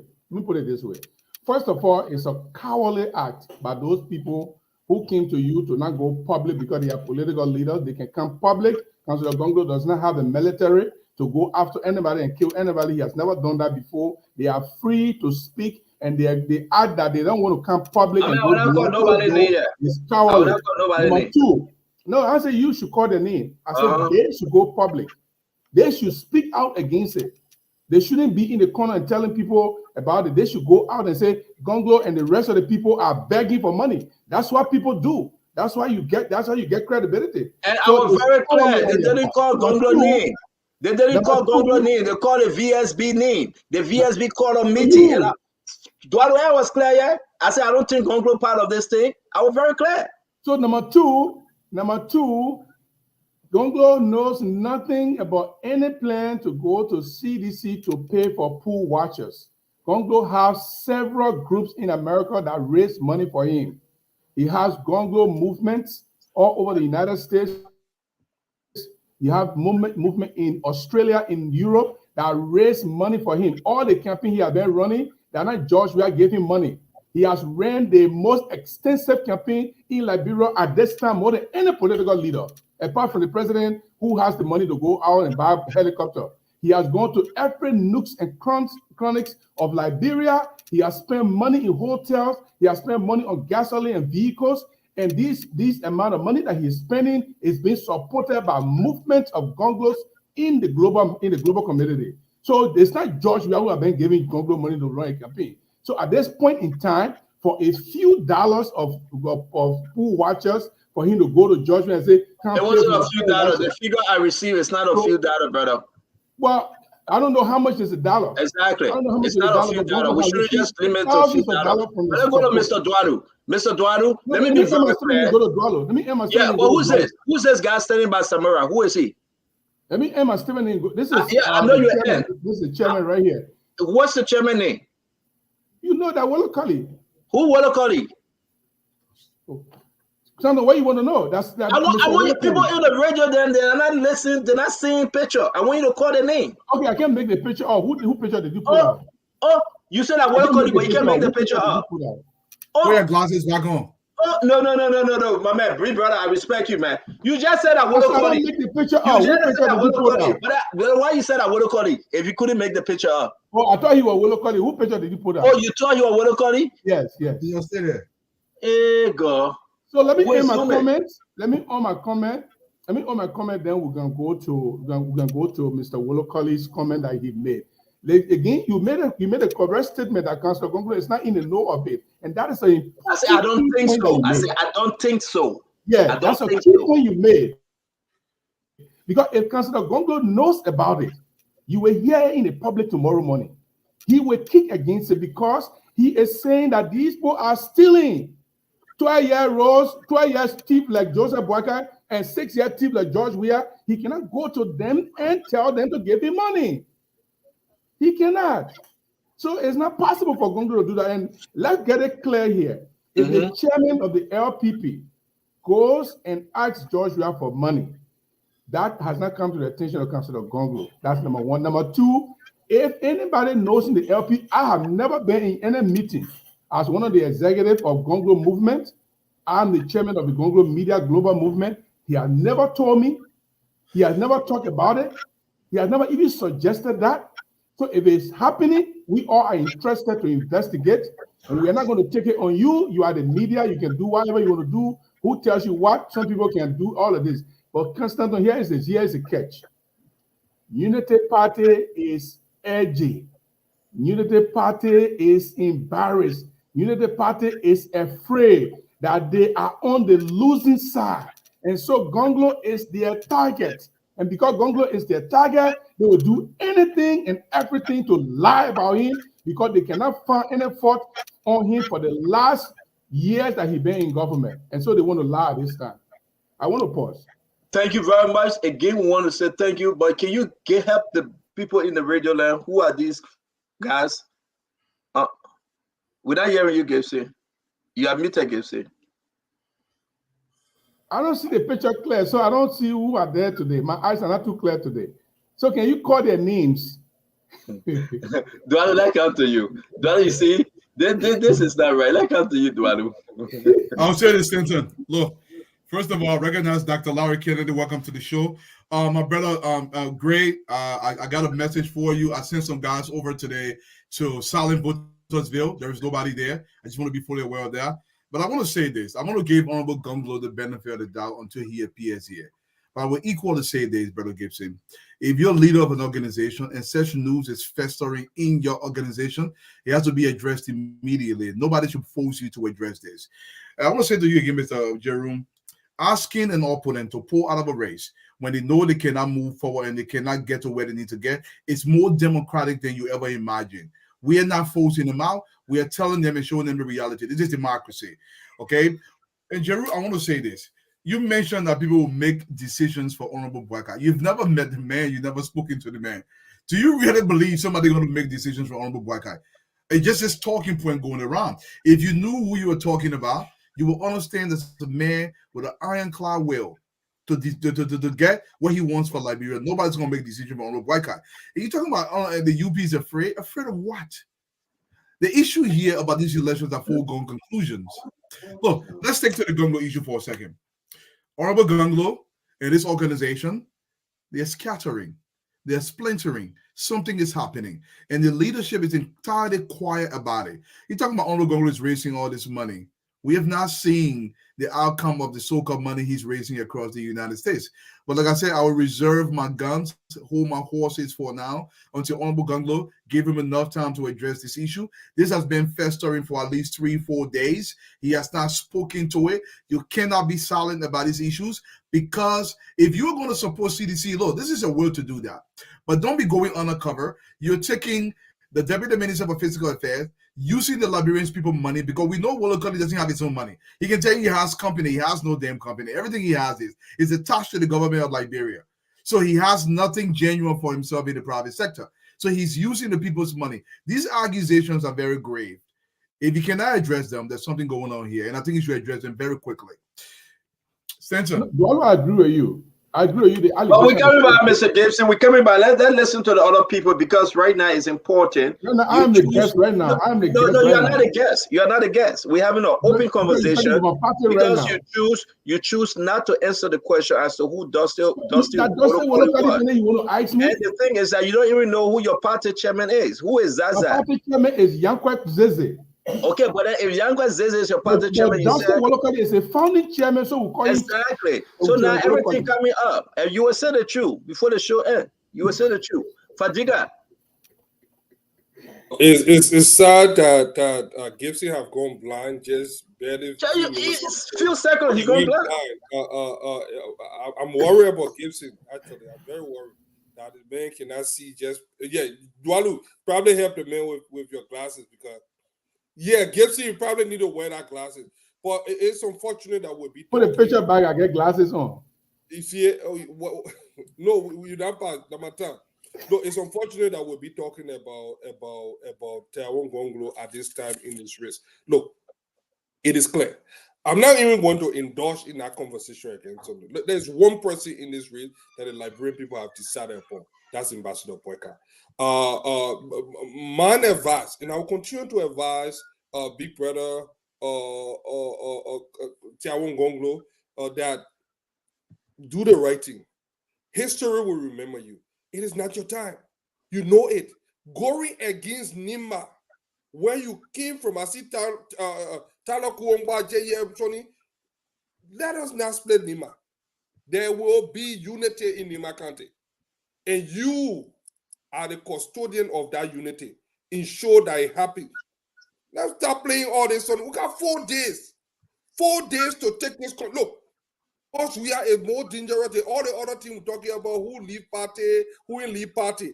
I cannot imagine waking up on October 11 and this criminal and his criminal enterprise still in power. So all the things we're talking in the opposition is a manipulation of what we have to endure if George Weah is president for the next 6 years. We will not have a country. So let us unite against one thing. Let us unite against Kush. Let us unite against bad governance. Let us unite against irresponsible governance. Because George Weah has proven that he shouldn't. It's like you grab your little son and main head of your home. And then you sit down there, you have to sit down and watch that little toddler controlling your home. We put the wrong man in the driver's seat. This car is hailing off the cliff. Let us rescue this country. And I'm appealing to Taiwan Gonglo and all of you out there that are listening to us in Radio Land in Liberia. Look, we got 4 more days. It's becoming a reality. All the songs we've been singing, trouble coming.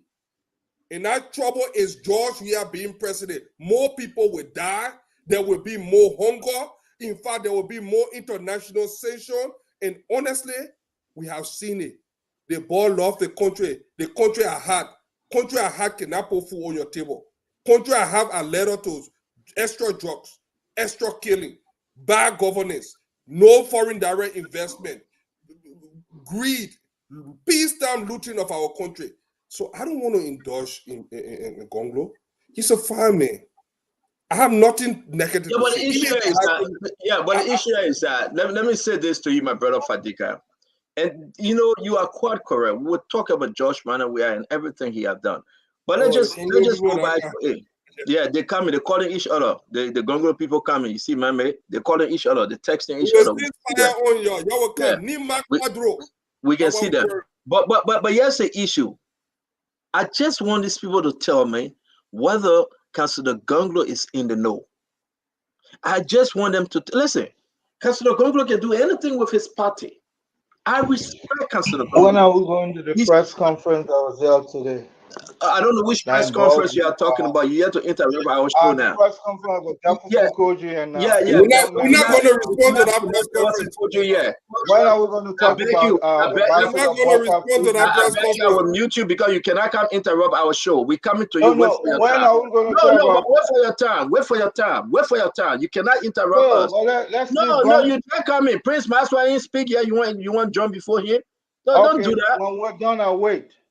Yeah, but don't do that. Stop interrupting us.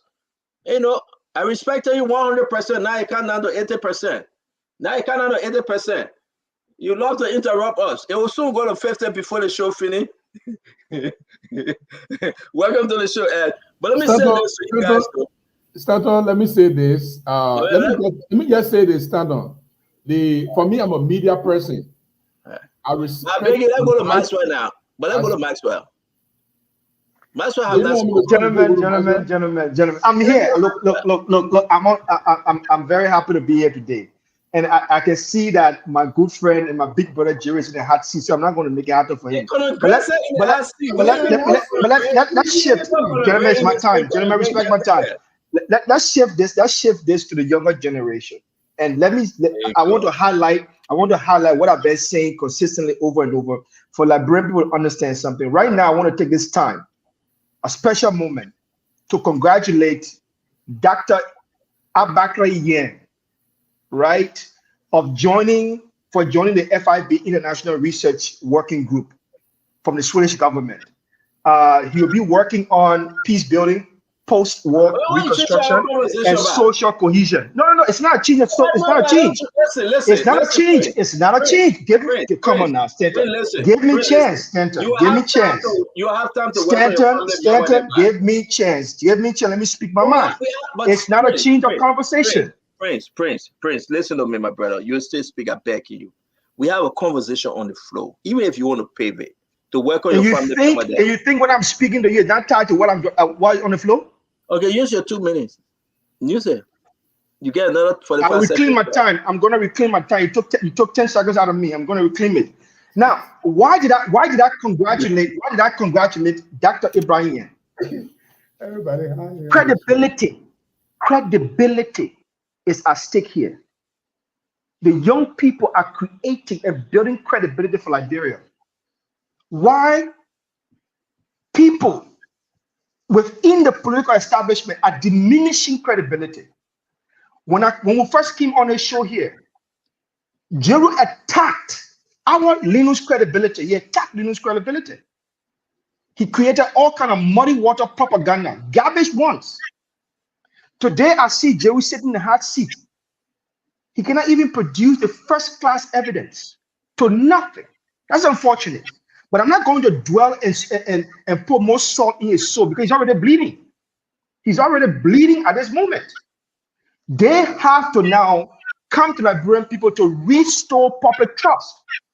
Right now, Dr. Monipa public trust has reached all the way up. Why? Because he consistently maintained credibility and dignity for the campaign and his words to Liberian people. Consistently. He's not partisan to nothing, but partisan to Liberian people. He empathizes with Liberian people problem, and he's a problem solver of the Liberian people problem. He understands the mentality and the struggle of the youth. Y'all can say what you want to say about Dr. Monipa here. Every now and then I come and laugh at it. But he's been making specific and significant inroads in the youth. Right now, Dr. Monipa has changed the entire political landscape of Liberia. Each and every young people in the country now knows his name, respect him, and they want him to be president. Vote number 13, including every other candidate that are on Linus' ticket. I would say thank you very much, my brother Prince Maxwell. You are quite correct, 100%. Dr. Monipa have increased his standing among the youth because that's exactly what he went out there to do. Name recognition. He have achieved He has achieved his goal. Let's go to Ed and my brother Mame. So Dr. Moluba have achieved his goal for people to know him. So the name recognition is good. And we appreciate you for that, Prinzo. It's going to be rough tonight. Let's go to my brother. I don't want to go to Ed Remingray, but I have to. I really don't want to go to him. What Remingray said you? Santa, I'm concerned. There was a press conference that named you as one of the masterminds behind this Unity Party concerted effort to besmirch others at the behest at the benefit of Ambassador Boakai. We understand clearly that Gonglo poses a big threat to Jeremiah Kuhn's presence in Nimba. So therefore, there will be all kinds of collusion to make Gonglo appear like a stepchild. But I think that guy has maintained credibility since he was a child. So all of these things, distract us away from the issue of the day. A press conference that said Milton Blai, working on behalf of Ambassador Boakai, this idea that if you're not for Boakai, is for CDC is what exactly you're pilfering here. And I will not sit by and take part in that kind of conversation. I've known Mr. Gonglo, Councillor Gonglo, for a hell of a long time. He's one of the finest gentlemen you can ever think about. Not because people want Ambassador Boakai, an 83-year-old man, 85-year-old man, to be president, so therefore they should damage everybody with a future. Some of us will not allow that to happen. The child that were coming, to some level, they were successful. That's why today people can say, oh, he's struggling. And this idea of calling people, begging the issue to join your party, abandon their own political ambition, that's laziness.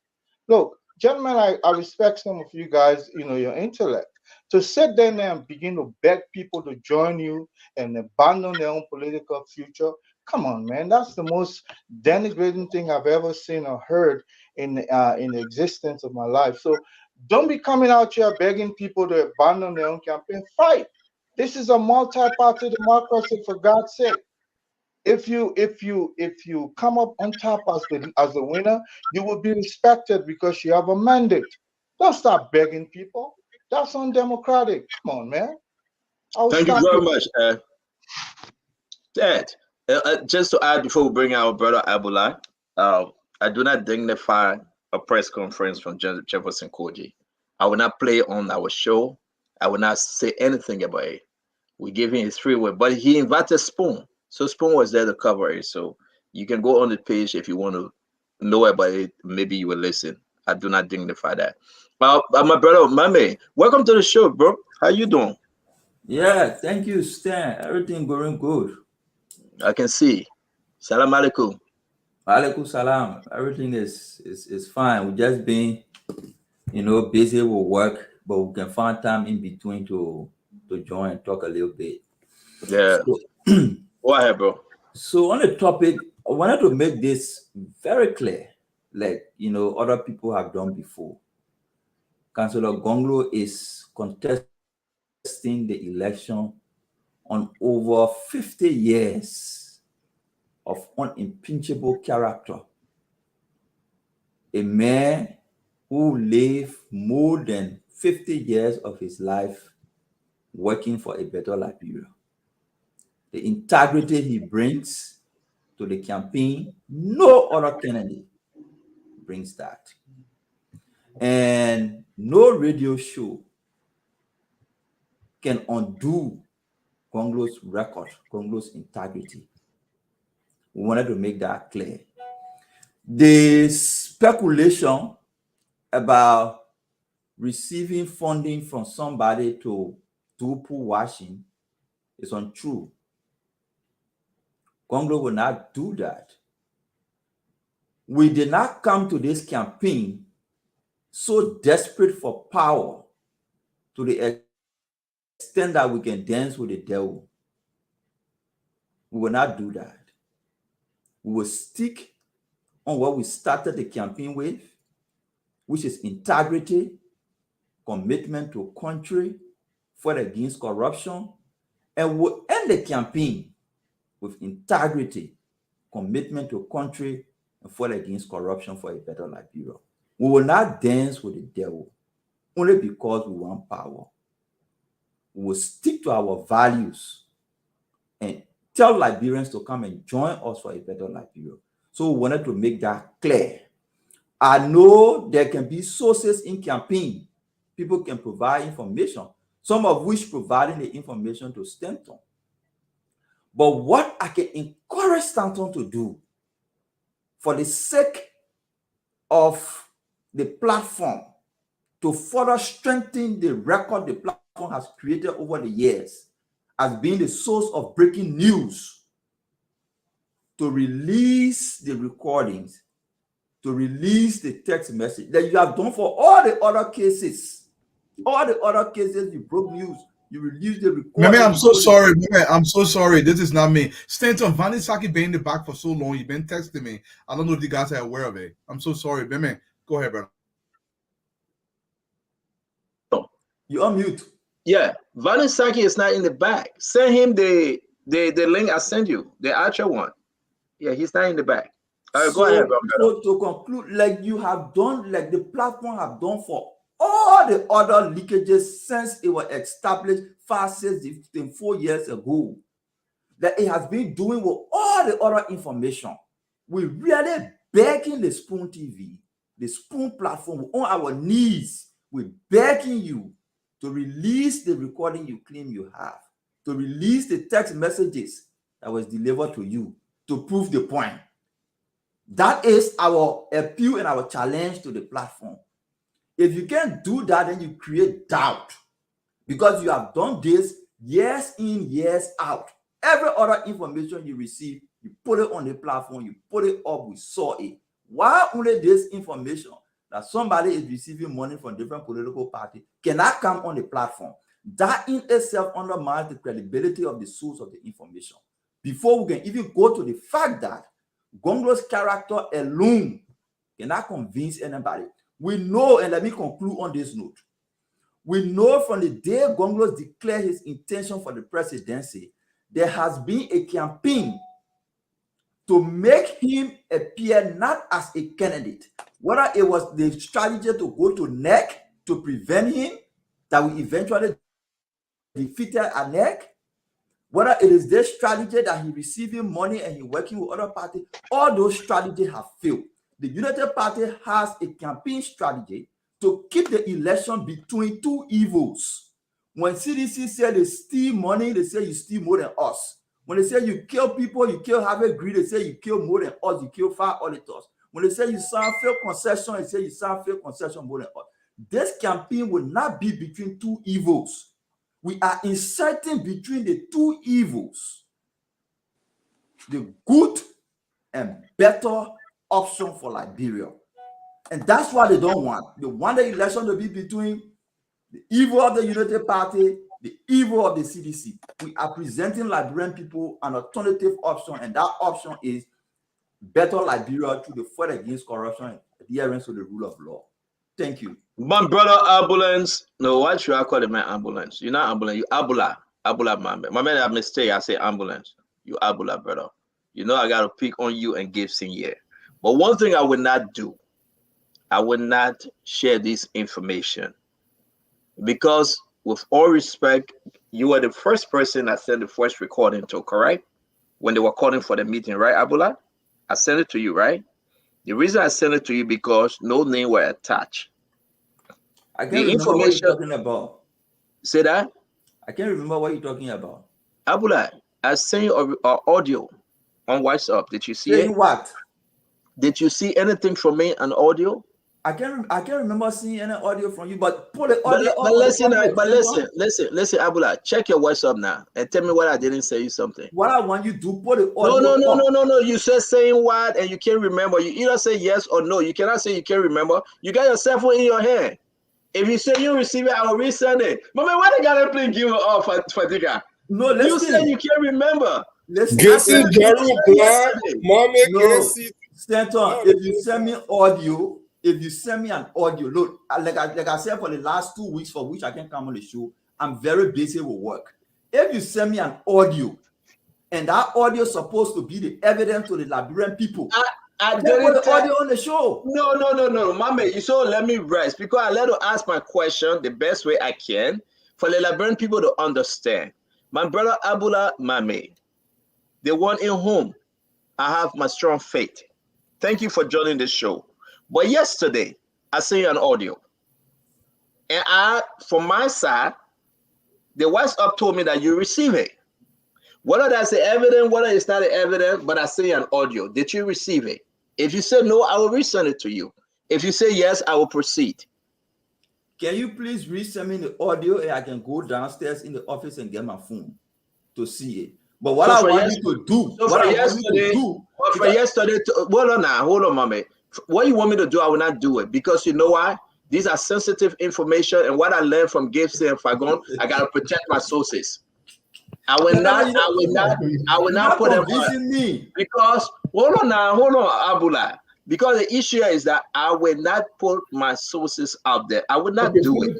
These people that send me this information, they are people that are running on your LPP ticket. They are people that are in your chat room. I cannot do it. So let's move on. Come on, it's good to have you on the show. They got trying to give me hard time, man. I know Abula very well. I'm not asking you for your source. I'm only asking you to play the audio you say you sent me. Just play it. Don't call your source. But I played yesterday. You left and I played. The audio that when you were calling for the meeting, and the message you were saying dollar to everybody. That's the first audio that I shared and I played yesterday. But you were the first person I sent it to before playing it. Please send it to me. No, your brother Abdullah for LPP will share it with you. Fago, let me bring you in, man. Let the guys start wasting our time. They got know they are calculating. No, it's my turn before Fago. It's my turn before Fago. No, it's not your turn. You spoke. We got to go to Fago and we'll welcome our brother Vani Saki. Vani, by the way, my man, you think you were joining us. You got to call John Malu. They're waiting for you. They said they received the 3,000 yet. Vani, can you hear us? Vani. I can't hear you. I don't know what's going on. I can't hear you. Then get out and come back in. You hear me? Text him. Text. I can hear you guys. We can hear you. He's not hearing us. I can hear you guys. I don't know what's going on. Yeah, but we hear him now. Like, you don't hear him. We hear him now. We can hear your audio. Check your audio if it's not down. Go ahead, Vani Saki, talk. If he can't hear you, tell other Yeah, I don't know what's going on. I can hear you guys. No, but you know, Fagon, I'm really sorry for you. You don't listen too well. The young man saying he's not hearing us. No, he just said I'm hearing you. No, he didn't say it. No, you talk to him now. Everybody will be quiet. Talk to him, Fagon. Because you don't mute the man. You think we Jong here? If I mute the man, you will see it. Nobody muted him. Who is here? Who they want to control? If even I mute him, my man. So then you see Fagon. Okay, but Fagon, let's get to you. Let's get back on track. Vani, get out and come back in. Can you text in Dwalu to get out and come back in? Maybe it'll be better. Let me bring in my troublesome friend Fagon. Fagon, welcome to the show. Going back on track. I'm not here to say anything worse about Councilor Dawon Gonglo, but folks within his party. And I put this picture up. After my brother Jeru looked at the picture, he said he couldn't recognize, he called the person name, but he said you can't recognize the person again. This is the former chairman, Dustin Wolokoli, Samora Wolokoli father. They're part of the executive committee. This is the man that people, executive members, call me and they send me this information. He is taking LPP to CDC, and CDC have agreed to pay the poor washer. Your attempt to school me on this matter is not working because I can school you on this matter. We're not talking about who can school who. Just talk to the people.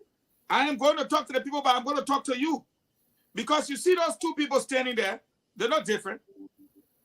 One must understand the dynamics of our politics, not from 2017 or 2023. We must take you back when Fagon was going on the board and explaining the diagram. The Unity Party you see today is not a Unity Party because it is a Unity Party. No. Ellen bought Liberia Unification Party of Gabriel Pole, Liberia's People's Party, Ellen bought Liberian Action Party. The man who carried that money on that fateful day was Samuel Jackson, Polytheos. You have to understand what parties came together. I wish I knew you were discussing this. To go and bring back videos from 8 years ago to prove to you that I have dealt with this matter. When Ellen, who was part of the Liberian Action Party, realized that she was being rejected on the basis of the fact that she brought in rebels that ultimately killed Jackson Hebdo, the Liberian Action Party said to her, "You're not running on this thing." So what did she do? She went to the Liberian Unification Party of Gabriel Paulet, the school teacher. They told her, "You will not run on this party ticket." Ellen decided to build a coalition. So she incorporated the LPP, the LUP, and the LAP, 3 political parties, joining with that of Kesselly's party. So you had Kesselly, Sawyer, Paulet party, and that. And who became the man? The man was Botonami. All these people here don't know what I'm talking about. Botonami was Vani Sherman. Vani Sherman will lead the effort to put that coalition together. So at the end of the day, even though it was a coalition, it was never announced that it's a coalition. The Unity Party entered the race with these political parties. I have videos from 8 years ago. And at the end of the day, they brought Charles Walker Bromsky of the Liberty Party and that of Prince Johnson. And that's how they move on to become so powerful. In the Liberian People's Party, you had the likes of Tipote, Wolo Koli, Medina Wisse, and Komane Wisse. You also had the likes of Stewart.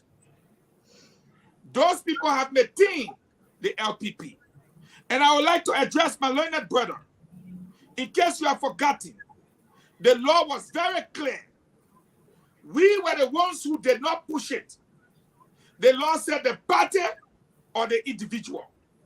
We said on this platform, Tiawon was the individual. He had no blemish. But the LPP had participated in the elections of 2017 and did not get 2%. Therefore, they should have been dealt with. When the individuals took the case to court, the Gibson jurymen are sitting over there shaking their head, started to laugh because they took the case against Tiawon instead of against the LPP. Therefore, the court could not rule against Tiawon because Tiawon did not take part in an election. However, at the end of the day, let me say this to you. You guys may run all around in circles. Liberians that are listening to us know the truth. The truth here is the Unity Party was divided straight down in the middle. Ellen carried her half, Joe Buckeye and the people that decided to remain with him carry his side. The side of Ellen are her stalwarts. Tell me, Medina Wisse is not with Ellen. Tell me, Komane Wisse is not with Ellen. Tell me, Wolo Koli is not with Ellen. Tell me that. So at the end of the day, Tipote, Wolo Koli, Wisse, Stewart, they all pay homage to my Ellen. And last, before I leave, don't forget, when you all came on this platform, I reminded you all that Joseph Boakai was facing 19 political parties. Some of you argue. But today, Gonglo has no face in front of Stewart, Wolo Koli, Medina Wisse, Komane Wisse, or Tipote. He got no face. He was brought into that party. It is not a party. He was never there before. He don't know anything about LPP. He has never been an LPP member. I am saying it to you. Because, oh, I was friends with Dr. Sawyer. I'm friends with Dr. Tipote. I am a progressive. The man is a founding member of No, LPP. you are not interrupting. Don't interrupt. Gibson, wait. Gibson, let's give ourselves the time. If I'm going to wrap up, please. Founding member, you don't know what happened with Unity Party. So at the end of the day, here is what is happening. The movement for progressive change, all these people, Ellie has managed to put all of them under one belt. It's now them versus the Liberian people. I'm sorry to let you know, Stanton. Look at Female literally telling Joe Buckeye that he spent $600 US a day from his budget. You already see that video today? Look at the other man, Tiawan Gonglo. How he literally, for the past 5 days, went against Joe Buckeye. But all of them will experience the wrath of the Liberian people tomorrow. Because Ellen, enter Ellen, this time around, will not get her way. I can promise anybody, the Liberian people are done, they are fed up, and Gonglo has betrayed our trust. Eugene Lamy, Bayang Betuma Fagon, I am telling you today, he has betrayed my trust because I know the truth. I will only go into detail if he speaks. And therefore, if he's my people, let him speak. I challenge him. Guys, listen. Now we just put the show in gear. I want to say to everybody, you will have your time, but please respect the time, please. We got a lot of conversation, a lot of topic on the floor, and the Liberian people want to hear us and hear us well. For the second time, let's welcome our brother Vanny Saki. Brother Saki, can you hear us? You are muted. Yeah, I'm clear. Loud and clear. Yeah, getting you guys. Thank you. Before I just do this real quick, I'd love to do this thing. The people, John Modu, say he was reaching out to you for your promises. So I know you take care of it. I just got it done this morning. So okay. I just want to be clear because I can do my own. Yeah, thank you. Right. The conversation on the floor is about our own councillor, Tiawan Gonglo, and I should be very clear. I don't think he's in the know, but folks like Dustin Wodokori, Samira Wodokori, Father, and all the other people, right? I have enough evidence with me. People from LPP, those that are on the ticket, they have turned to become a disgruntled individual, Fanny, and they are saying that the party leadership asking them to roll over to CDC, and CDC will be paying the poll watchers. Talk to me with this information. Let me be clear. I don't think that Tiawan Gonglo know about this thing. Let me be very clear. So he has No. Tiawan knows about it. He's a stand-up. Stop interfering. No. The reason why, and Fagon, let me correct you again. Everybody that sent me the information said Tiawan wasn't in the conference call, said Tiawan know nothing about this. And let me do this. Go ahead, Vanny. Talk to us. Thank you, Stardon. Thank you to my colleagues and Liberian listening. Let me say this, Stardon. I said this 2.5 years ago when I met Joseph Newman Parker in Minnesota and encouraging to walk away from the CPP when I knew everything I was put together by my anti-former President Ellen Johnson Sirleaf to use the CPP as a political weapon to destroy him, one at the convention, second at the court. And he listened and he walked away. Let me say this. This election on Tuesday is not going to be influenced by political leaders. Let me say this.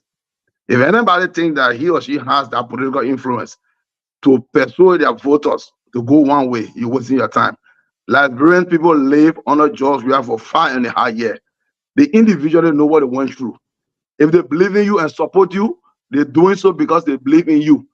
If you do not make it to the runoff, you do not have control over them because they know what they went through and they know what they want. Let me say to all of us watching tonight, and we all on the platform, we all been in politics for long. 3 more days from today will be election.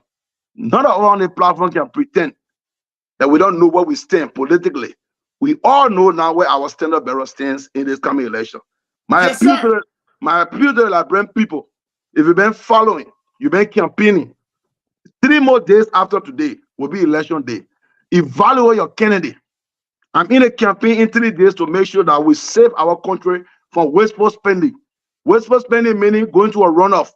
That millions of dollars will be wasted when we can secure that money to use it to invest in our hospitals. Today, 3 more days after today, you're supposed to know if your candidate has a pathway to victory. If your candidate does not have the pathway, no matter how much trust and love you got in him, look on the other side and say, you know why? I'm going to support the vote for Joseph Newman Burger, who is far ahead. I said on my podcast today, we are running in a competition, and the race begins in Thomas Breast and in Ganta. Joseph Newman Burger is in Banga. Just we are in final. The rest of the guys in Thomas Breast. Look, make the right decision to save our country for wasting money in a runoff. I'm saying to everybody, we can pretend. I have to say we don't know. Nobody has ever won election in Liberia by surprise.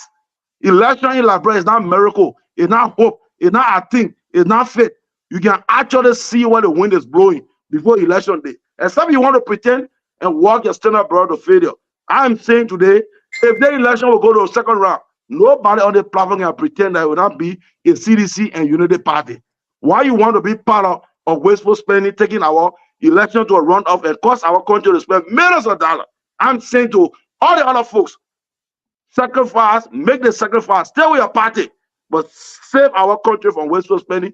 Get a vote for Joseph Newman Burger so we can use the money in the runoff for our hospitals. That's what I want to say to everybody. We all know it. We all can pretend it, but we know the fact. So, Mr. Wallace, Saki. Yeah, thank you. Again, listen, I'm going to give you got 1 minute. We're going to close up on this conversation. You will make your point. We got to move up to the Asida Mita and Solway. What President Weah have done to the people of Nimba, Bon County, and that region to take $17.5 million away from them. Mr. Dwalu, let me start with you. Your 1 minute. Yes, thank you so much, Brother Vani Saki. Welcome to the show. Look, let me say this. Honorable Gonglo has to address this issue. It's pertinent. Nobody's asking anybody to leave their political organization. What we are saying here, let's strengthen our democracy together. Asking is democratic. It's not insisting. If we know you cannot cross the river, come to Vani Saki. He has a canoe. Let all of us get in this canoe and cross the river. That's not saying you should not go get drowned. We know what we are saying. At the end of the day, we have to solve this problem in the immediate. We cannot wait. We don't have money for second round. Look, cut the snake head off. Don't tour with it. President Weah has to go. We have to make every effort to make sure President Weah goes. It must be done at the very first time. The very first time. Put your hands around Honorable Boykai. He has the vision to turn this country around. This petty talk is not helping us. We got to come together. Let's change this country together. The man in the front row right now is Honorable Boykai. Levani said he's in Banga. The road is paved by Ellen Johnson Sirleaf in the UP administration, Honor Joseph Boakai's administration. We are getting to Ganta. You guys are stuck in Fennel. Come on the train. Let's make this happen. Stanton. I'm not going to say this. We're going to go to Fadika, Gibson, Maxwell, Konagre, Abulai, Vani Saki, and my brother Fagon will take us home on this. I am not asking for LPP to come and join Unity Party. No. We just want some clarity here. Me, when these people push me, call me, send me the NEC card and information that they are on LPP ticket, but the way in which the party is treating them. Like I can say to you, who is Patrick? Maybe let me ask Mambe or Gibson. Who is Patrick in LPP? He's the financial man. He's the man controlling the poll watcher. I have all the information. So we just got to flag this thing, and we hope Councilor Gongo can clarify it. So, Mr. Fadiga, go ahead, please. Well, thank you, Stanton. I don't know. You beating on a dead horse. Guessing just went blind. Abdullah Mohammed cannot read anymore. You know what's happening. Look, we have less than 4 days to this election. Like Vani said, no, we do not have independent voters in Liberia. Our elections are regional, are tribal, are so many. It's multifaceted. It's not one thing. But now every Liberian know who they want or have some sense of who they want to vote for. Yeah, even in the U.S., very rarely do we find surprises. That's why we have poll, and then you have margin of error, and then they have always been right. Why waste your time? Tiawan Gonglo, I keep mentioning this. I think it's Gio, the Nima Quadro. Nima County should remove one. It is very important that Nima County stays together. This is the closest Nima Kante have come to producing a very young vice president. Someone that the entire country is rallying behind. Somebody I keep hearing stuff. Vani, can you please mute yourself? So we are getting close to this thing. George Weah should be the uniting factor in this election. Never have we had an inept president as this George Weah. Even the man make President Doe look like a saint. And President Doe didn't have no master degree than him. He came, he learned very fast, and say why he can, even though there were some other things that I disagree with that administration. For a brief time, we saw some level of peace. And for some of us growing up, if we didn't hear our parents complaining, we better knew what was going on in the country, if it was wrong or bad. But under George Weah time, it is a disaster. Drug, extrajudicial killing, corruption, ineptitude. We have to deal with so many things. For the first time in our nation history, for the past 6 years, we have now had one foreign direct investment. Nobody trusts the guy. They do not respect him. Ellen attracted 16 billion because of her personal respect. She attracted the best and brightest among us. What did George Weah do? He brought people that will go on the sycamore tree. He has chosen loyalty over national interest. George Weah is running the government with a lot of seats that have left unfilled because he could not find people that will say yes men. Most competent people are now yes men and yes women. They will question you. He won absolute loyalty. So October 10 is just 3 days. You think I'm going to be talking about Gonglo and how they call the other man, Monima and all those things? When we have a clear front runner, this is a two-horse race. Thank you, guys. It's just 1 minute, folks. I beg you guys, because we got to go to 6:18, 10:18. Just, I beg you, 1 minute. Gibson, and from there we go to Prince Maxwell. Look, let me say a few things here. First of all, United Party has to comport themselves very well. The art of accusing and demonizing people with the intention to suppress them or bully them will not work with Councillor Gonglo.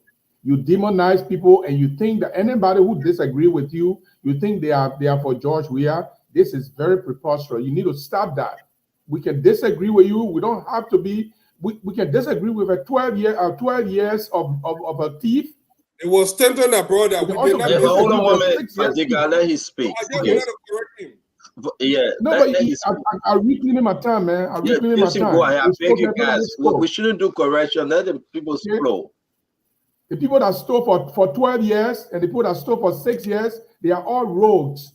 They all want power. They are fighting to get state power again to steal more. We all know that. So you cannot say because we disagree with you or we criticize you, then we are for George Weah or we are trying to take money from George Weah. That is preposterous. You need to stop that. And you are amassing enemies against yourself because this is what provoked strange bad feathers. You demonize Gonglo, you demonize the Komis, you demonize the other person. You are uniting your enemies against yourself, and these are what we call strange bad feathers, and they can anytime switch. As a matter of fact, in this election, the lesser of two evil will take the support of Councillor Gonglo. If Joseph Boakai is considered a lesser evil, it will support Joseph Boakai. If George Weah is a lesser evil, it will support George Weah. It will be clear as daylight. Thank you very much. Let me respond to Fagon what you said about Councillor Gonglo. Okay, so you have 1 minute over now. Gonglo is a founding member of the Liberian People's Party. Councillor Gonglo is a founding member of the Liberian People's Party. Dusty Wolokot is a founding member of the Liberian People's Party. They are not of Ellen. And Ellen did not buy the LPP over. In 1995, when Ellen came and joined the United Party, their office was on Buchanan Street, Warren Street. That's where they had the office. And it was almost dead, and she took it over. So you just saying it when I was covering that story. Thank you, Gibson. I beg you guys. We gotta move to the time. Gibson, thank you. Thank you, my brother, please. For 8 minutes. But Gibson, the reason why he spoke for all that time, we were in the 2 minutes. Gibson can look at me and That say, is 1 minute. you know Prince about Maxwell. school, you know Prince, book. no, we're not going to be personal, guys, please. You Prince know Maxwell, book. I I mean, know they made not an issue. no, it's okay. Okay. We shouldn't but I beg you, you don't provoke each other. Let them have this. If I go, you have your time to talk. Prince Maxwell, go ahead, please. Prince saying now you won't compare yourself with him. Yeah, be so. Prince Maxwell, go ahead. Yeah, quickly, let me just say this to everybody else. Saki, I do agree with your grandstanding. As always, all the Unity Party people will come and grandstand. But let me give you a little bit of education since you come on the show like Fagon always do. Unity Party does not practice real politics. They speak about it, they don't practice it. Now, what do I mean by real politics? Pragmatism and realism. Every day we come, we sit on the show. Unity Party people bombard us with the idea that Joseph Boakai goes to the drumbeat politics. He's the man leading everything else. We should follow his lead. He's a general. But what has Joseph Boakai done in practical appearance to show that? Has he met any opposition leader? Has he walked across the road from a Unity Party high horse to meet them, shake their hand? Has he done that?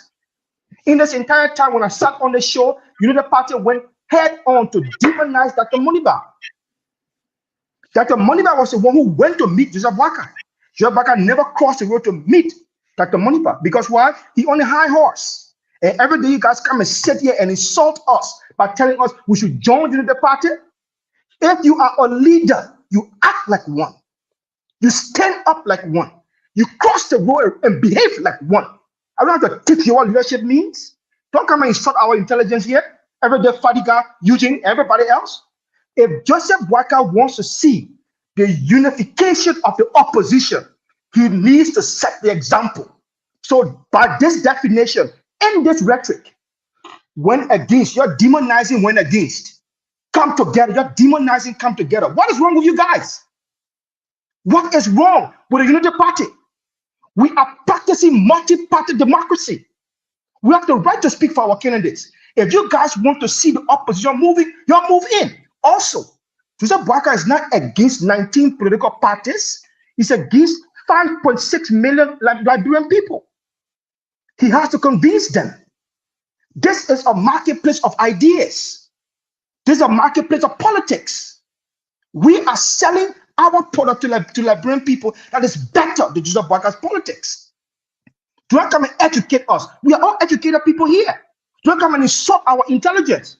If Joseph Boakai wants to see the unification of the party, let him cross the road on a Unity Party headquarters and reach out to everybody else. We are reaching out to Liberian people. Do not come and play challenge politics and insult our intelligence. Maxwell, thank you very much. Ed Remy, great, brother, great. You know, let me make a correction. When Cletus Watterson took over Alliance of Political Parties in 1997, Madam Salif came late in the game, so naturally she had to revert to Unity Party. So you know, Fangon can claim dominion of Liberian politics as much as he wants. There are loopholes in his historical irreconcilability. But let me go forward from there, because we're not talking about Liberian politics of the past. We're talking about now. You know, I like Fadiga of the past that used to say, if George Weah become president second time, the sky is not falling. I used to like that. He said, like, bro, will not go under the sea. It will never drown. I do remember saying that. I have those tapes. I can bring them up. And I like Saki that he made the same case 2017 when he made it, look, let's not waste our money. The people want George Weah. Let us not spend this money. You know, this is a replay of 2017. You know, these people who are wobbling like Ganga ball or rolling from one, you know, from pillar to post are the most endemic dangers of our society that we should be extremely, especially the growth of our democracy. But let me say this. I wait for the time when we discuss the health of Ambassador Boakai, who was seen frozen at an open press conference. This is the guy. If you know, Liberians who are listening to this, if you think you're going to go vote for Joseph Boakai, you're going to go vote for Jeremiah Coon. Is he the most qualified Liberian?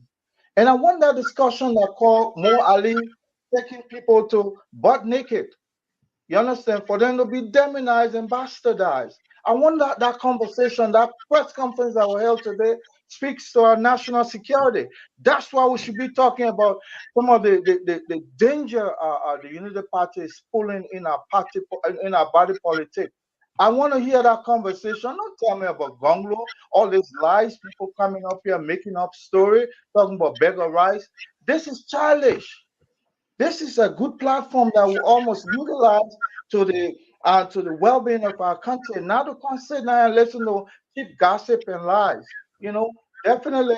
I'm getting fed up with this. If you can stand the heat, leave the kitchen. No, it's not heat. Because the issue is that whether you feel or not, we are discussing what the Liberian people want to hear. If your party members send information to a radio station, a bigger radio station like ours, and say, listen, these are our concern. Please raise the issue up and let's just get some redress. It's fair to those guys as well. You can have over 10 individuals from a party running on the LPP ticket complaining and sending us this information, and you want us to sit there and say it's gossip. Tewon Gonglo need to explain. But let me come to my brother Mambe. Brother Mambe.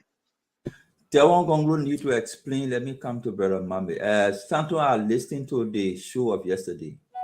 I mean, sometimes when you do propaganda, you want to have some level of respect for the audience, so that people you're talking to, you don't just, the propaganda should come from the background that the people are intelligent, they get some level of intelligence. Otherwise, you present the propaganda and you insult the people.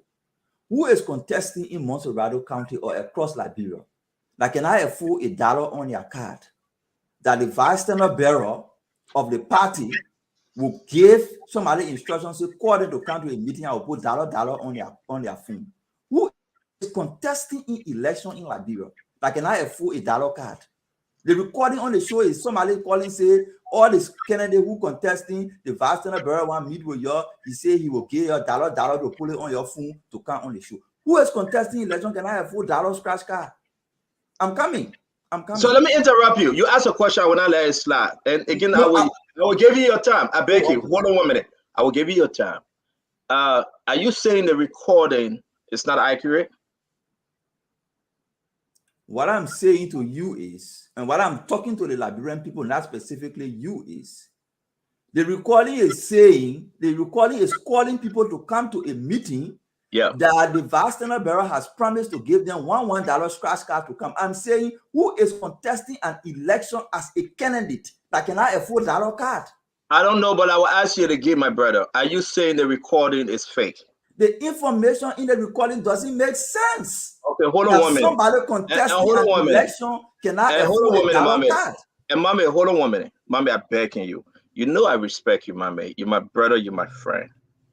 Your VSB appeared on the show and he confirmed the recording yesterday. You should listen. Your Dr. Yakpawulo Ure. Yes. And I will leave that with you to go back and listen to the end of the show. I will leave that to you to ask Gibson Jeru. I will leave it with you to call him. He appeared on the show and said, yes, indeed.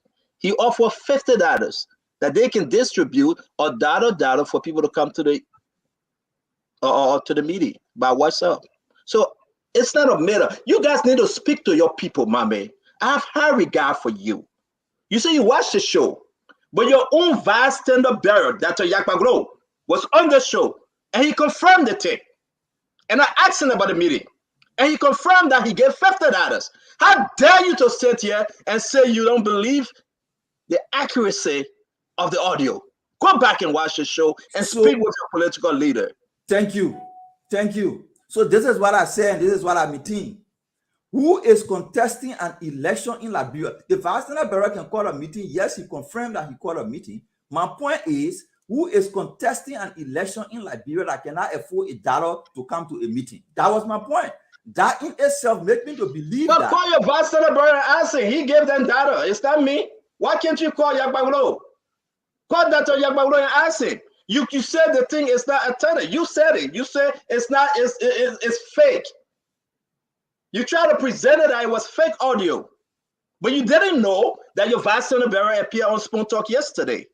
You didn't know that he admitted to it. Let's stop playing this game. The only reason why I cannot play. But he said he will not go into details of and the he meeting. said I will not go into detail, but I gave him $50. So he admitted to the audio. I spoke to him. I called the name Patrick. You guys know who Patrick is in LPP. With all due respect, my man, let me say this to you. You always credible, but I will say this to you. I do not believe that Councilor Tewan Gonglo is part of this scam. I do not believe it. There is I can challenge Honorable Fagon. I can challenge Dwalu and Fadika. I do not believe that Gonglo is part of this because those people that giving me the information, they said Gonglo is not part of it. They call Dustin what they call it name. They send me information, but I can show it because the name is part of the text messages. So let's stop playing this game. But let me allow you to finish up. We got to go on. Let me allow you to finish. So let me finish. There is no scam. There is no thing between the Liberian People Party and any political party to finance the washing of pools for the LPP. There is no plan. There are concerns from candidates that they need money to go and wash their pools. And it is fair. All the political parties, United Party, being on the radio show here for more than two times, raising money to wash pools. LPP candidates are also raising concern that they need resources to wash pools. The same way United Party been raising money to wash pools. The LPP has absolutely no arrangement with any other party to raise money for pool. I will close on that one. When Vani and Fadiga spoke, and I listened to Brother Dwalu, there's one point they highlighted, and that's being honest. They want Liberians to concede that the election is between George Weah and Joseph Boakai. And therefore, people who want Weah out of the presidency should come and support Joseph Boakai. That is the message they want to send. I agree. You can push that message. That is why you feel will get you votes. No problem. But when you design a strategy to make other candidates appear the way they are not in an attempt to get people to support you, then that's a problem. You say you don't want to waste time. You don't want to waste resources. You don't want to waste food. Let me tell you here as I conclude, what wasting time, wasting resources, and wasting vote amount to in an election. When like people go on the poll to vote, they go to vote so that a leader can fight corruption. They go to vote so that a leader can create jobs for them. They go to vote so that a leader can improve the economy, build schools. Those are the reasons people go to vote. Now, the reason they voted for in 2017, when everybody was saying George Weah will win, let's just go behind him. You listening to James Banning. He said the reason why they all went to George Weah. You listen to Mandela Kopo, that because that's where the people were going, so all of them went to George Weah. That vote the people did in 2017, they wasted their vote. They wasted their resources. They wasted their time. Because everything they voted for, George Weah did not deliver. We are telling Liberians today, do not waste your vote. Do not waste your time. Do not waste your resources. The only candidate in the race that you will vote for, that will fight corruption, that will build your roads, that will improve education and create jobs is Gonglo. Thank you, Bobby. Other candidate you vote for, whether they win or not, you will be Thank you, wasting your vote. Because you will Thank you very much, Brother Mohammed. 30 seconds. Because when you vote for them, you will not achieve what you stood in the line for. They will not fight corruption. They will not create the jobs you want. They will not improve the economy the same way you wasted your vote in 2017 with George Weah. Thank you. Thank you. So you just said any other candidate you vote for other than Gonglo, you are wasting your vote. But you are beating us for saying. But Fagon, it's not your time to speak. Fagon, you will come in last. Let me bring him out, Brother Saki. Brother Saki, go ahead. Hey, thank you, Sandon. Thank you so much. Sandon, let me agree with you I don't think that Councilor Gonglo will be part of any funding arrangement that will help him in the future. I mean, I want to agree with you, Stanton, that I don't want to think that. Yeah, much Councilor Gonglo is contesting, he knows very well who is the favorite candidate in the race. I don't think he want to jeopardize his political future by getting engaged in arrangement that will turn the Liberians who are supporting him today against him. So that's a clear deal. I don't want to waste my time. But let me say this to the people of Nima. You got two good sons in the race. You got one who is running to be a VP and one who is running to be a Senate bearer. One who is running to be a VP has a clear pathway to the presidency. I mean, to the presidency. And one does not. That's a clear fact. If you put on the scale, Gonglo and Jeremiah Kun, the two individuals on the party level who have a clear pathway to victory, Jeremiah Kun has a clear pathway to victory with GMB as compared to Gonglo. So you got nothing to lose here. Just stand with the best side that got the clear pathway to put your country on the path. So I'm not going to too much run around with the Nima County politics. They're clearly intended to CDC think that they can bring the Gonglo politics to help. I'm not going to bet. I'm going to bet my life on Gonglo. If the election goes to a second round that we don't want because it's a wasteful spending, because Joseph Boakai automatically going to win in the second round, we go to the second round, just waste of resources.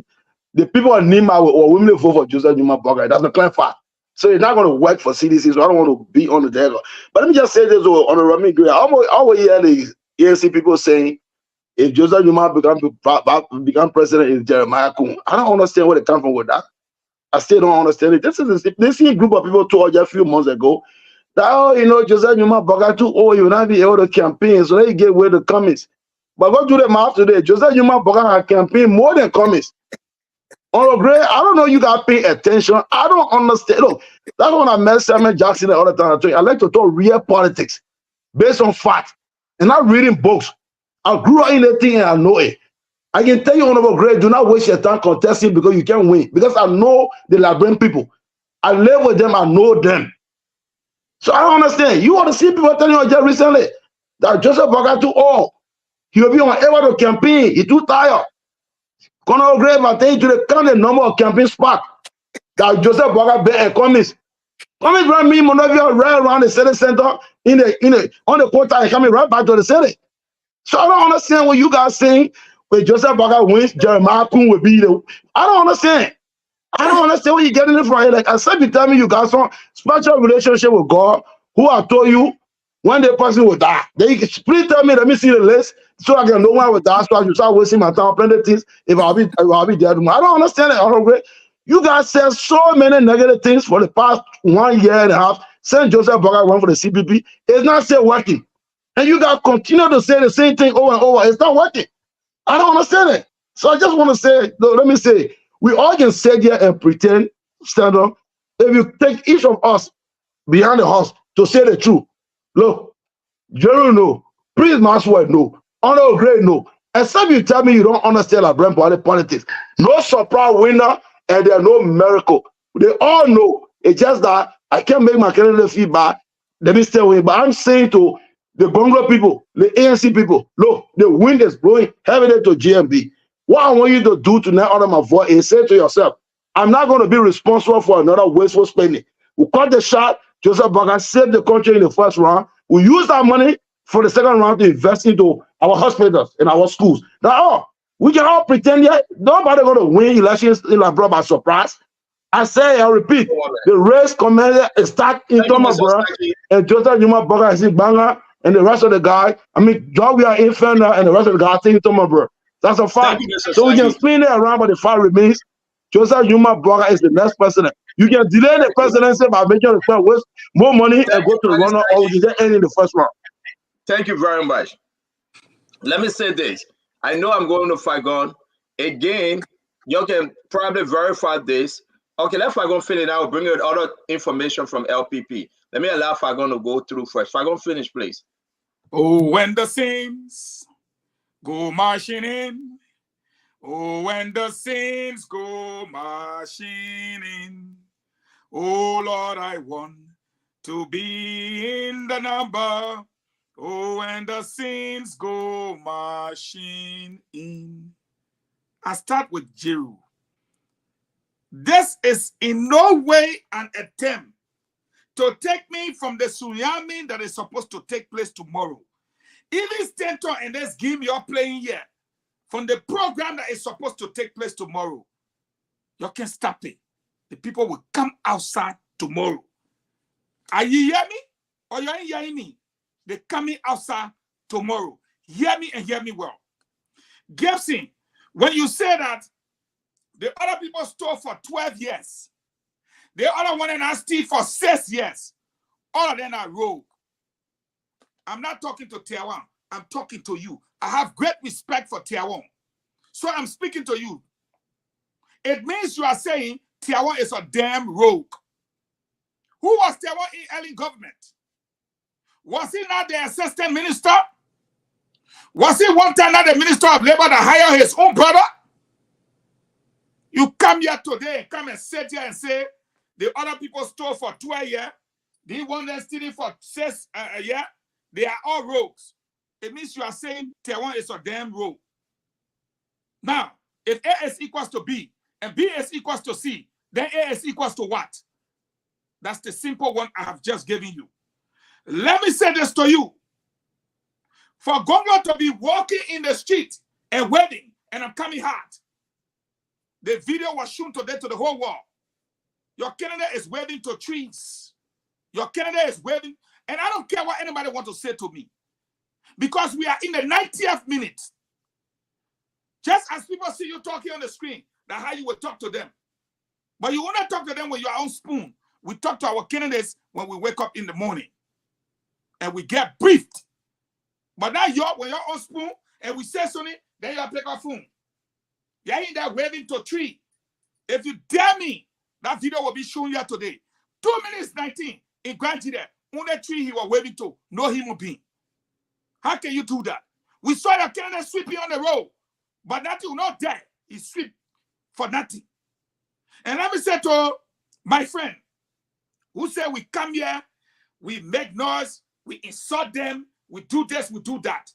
And that somehow Joseph Boakai have not shown leadership. He said 1 minute, or he said 1 minute for each person. Hey, everybody here talk. Don't come to talk. You shame, sit down. And then you said to us here tonight that Joseph Boakai never went to, how you call him, Moniba. Who is Moniba? Do you know tradition and culture?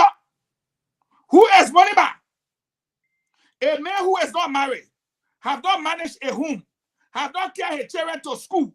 One day, he have not carried his children to school because he has a child, not children. That the one you want to manage us, and that the one you want a 78-year-old man to go look for, it means you don't know tradition and you don't know culture. Go sit down. To you, Conogre, you the one that came here and said you are going to put your chair to Mayo Clinic in Minnesota.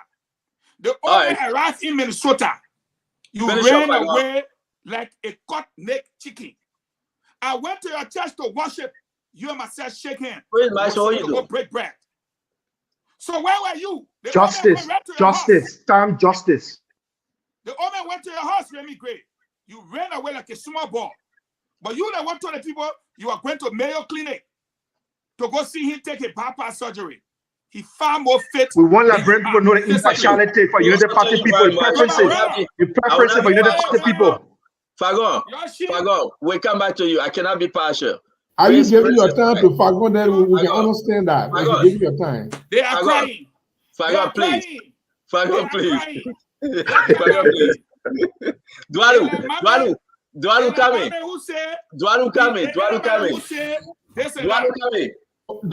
I beg you, Fagon. Dwalu, let me ask you a question. Baby, the team is going in a circle. What are you talking about, Daryl? Yeah, no, it goes in a circle. No, Jerome, don't do that. Don't do that. It goes in circle. But let me say this. Let me say this real quick. Guys. I know we're saying all this thing about Tiawan. Again, I'm done with it.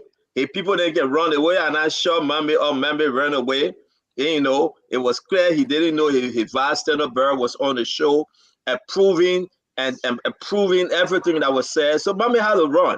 You know, Mohammed our brother now. We give it to him. Remember say, any candidate you vote for other than Gonglo, you are wasting your vote. But he was finna costing up about the waste vote. So let's just go ahead. Mr. Dwadu, I want to bring this conversation, which is so unique. My own friend and brother, Brahma from Solway, right? I had a great conversation with him.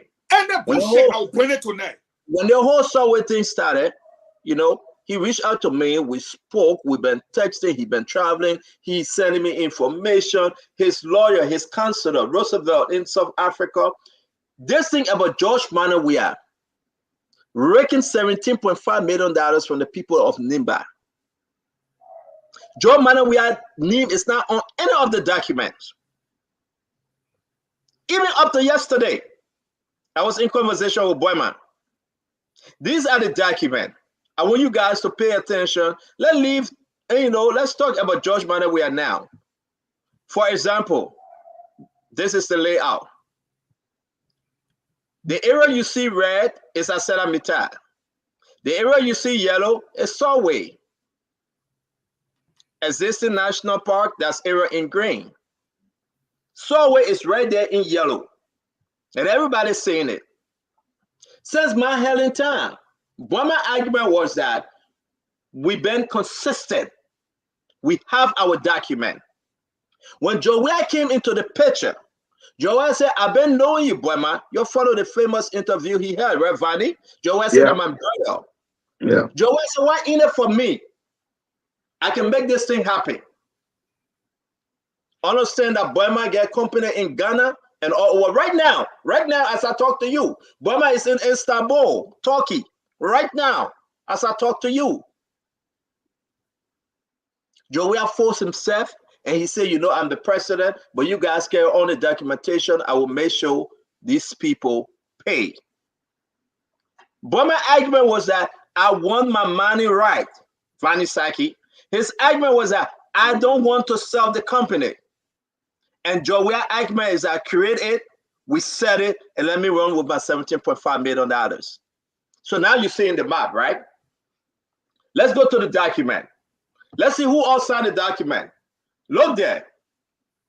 Presented by Sei, Antoinette Sei, Eugene Sanon, Antoinette Sei. Sei, thank you very much. Sei, and the rest of them. Sei. Yeah, thank you. Look at the names, right? The man did all his document. The board is so mad. Look at the other information. Republic of Liberia, Minister of Mines and Energy, Honorable Frank Musadin. I got the whole document. You can read through if you like. Look at the other information. The man is saying that we created this thing. Ministry of Lands, Mines and Energy again. Look at the other information again.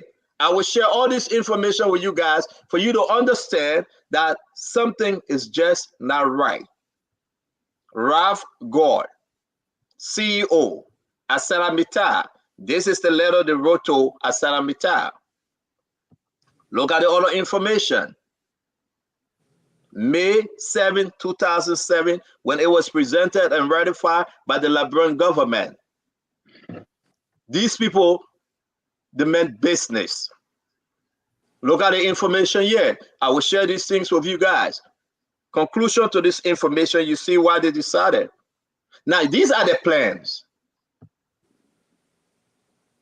This is exactly Zulule Nursing Quarter. These are exactly the things they try to do for the people in Nimba and other places.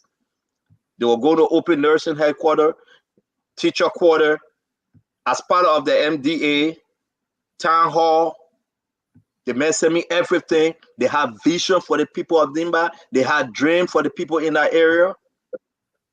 Everything, as you can see. They went there, they said, we break ground and everything for fun. Now, look at them.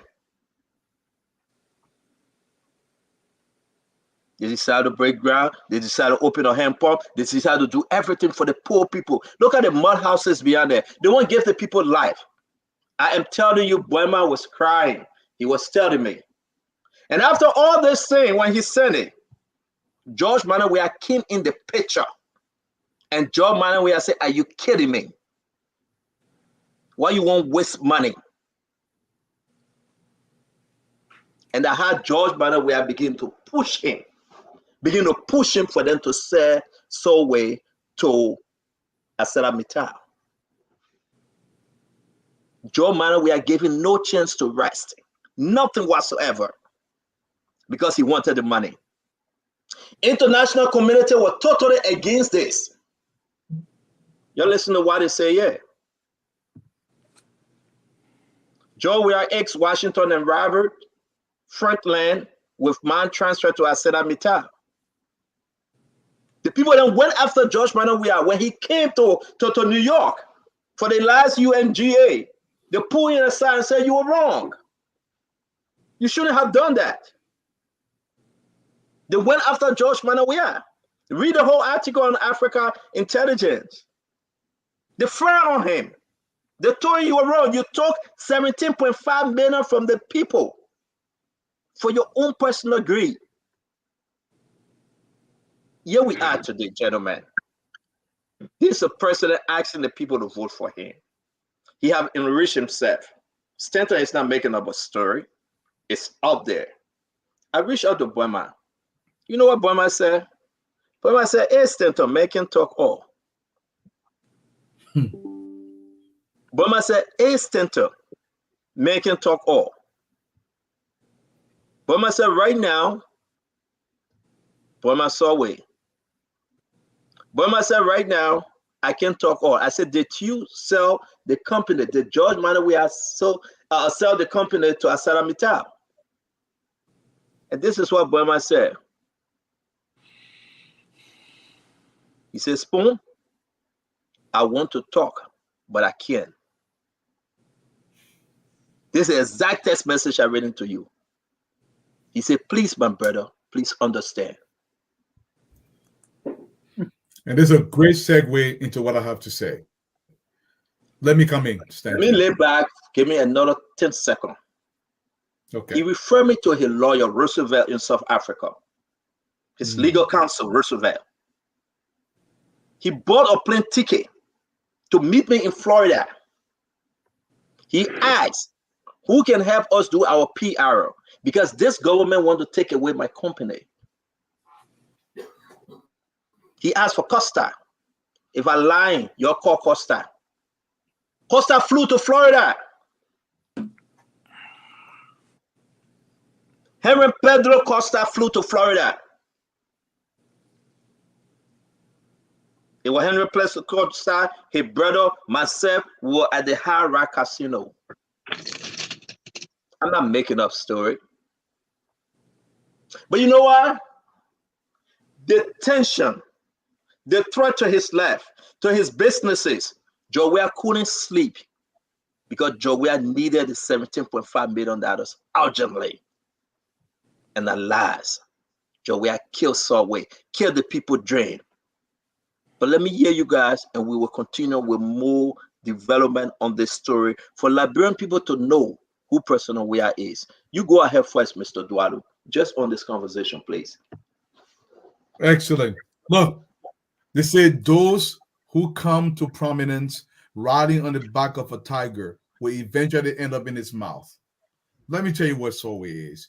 If you guys remember the conversation with President Weah, when Meta still had a conflict with Solway, President Weah said his interest was in Solway. I don't know if you guys remember the conversation. Solway was giving our undue advantage. That undue advantage was President Weah leveraging their position so they can outcome. President Weah recognizing that he will not win these elections. He cannot maintain Solway in Liberia if he's not in power. Because everything that Solway is doing, most of that, but the reason why the Solway CEO telling you he cannot talk all, because President Weah was the bag of money behind Solway push. So he forced them to sell Solway so he can recoup his money before he comes out of power. This is what President Weah is doing. He's actually throwing in the towel. President Weah has already conceded these elections before the election is over. He's seeing the end of the tunnel. He realizes he cannot win. Because he cannot win, it's not going to end with Solway. It's going to end with the tracking number over the Free Port of Monrovia. It's going to end up with his brother up in Sano and Riverside taking our gold, his brother-in-law taking our gold endowment, because President Weah recognizes he cannot win this election. The reason why Solway is sold is because President William must recoup now. He has to recoup. The Solway CEO rolled on the back of a tiger. Now he's ended up in his mouth. This is inevitable. It was expected. I know this was going to happen because of the way the whole Solway thing was arranged to begin with. And whoever is Wow. Don Fadiga.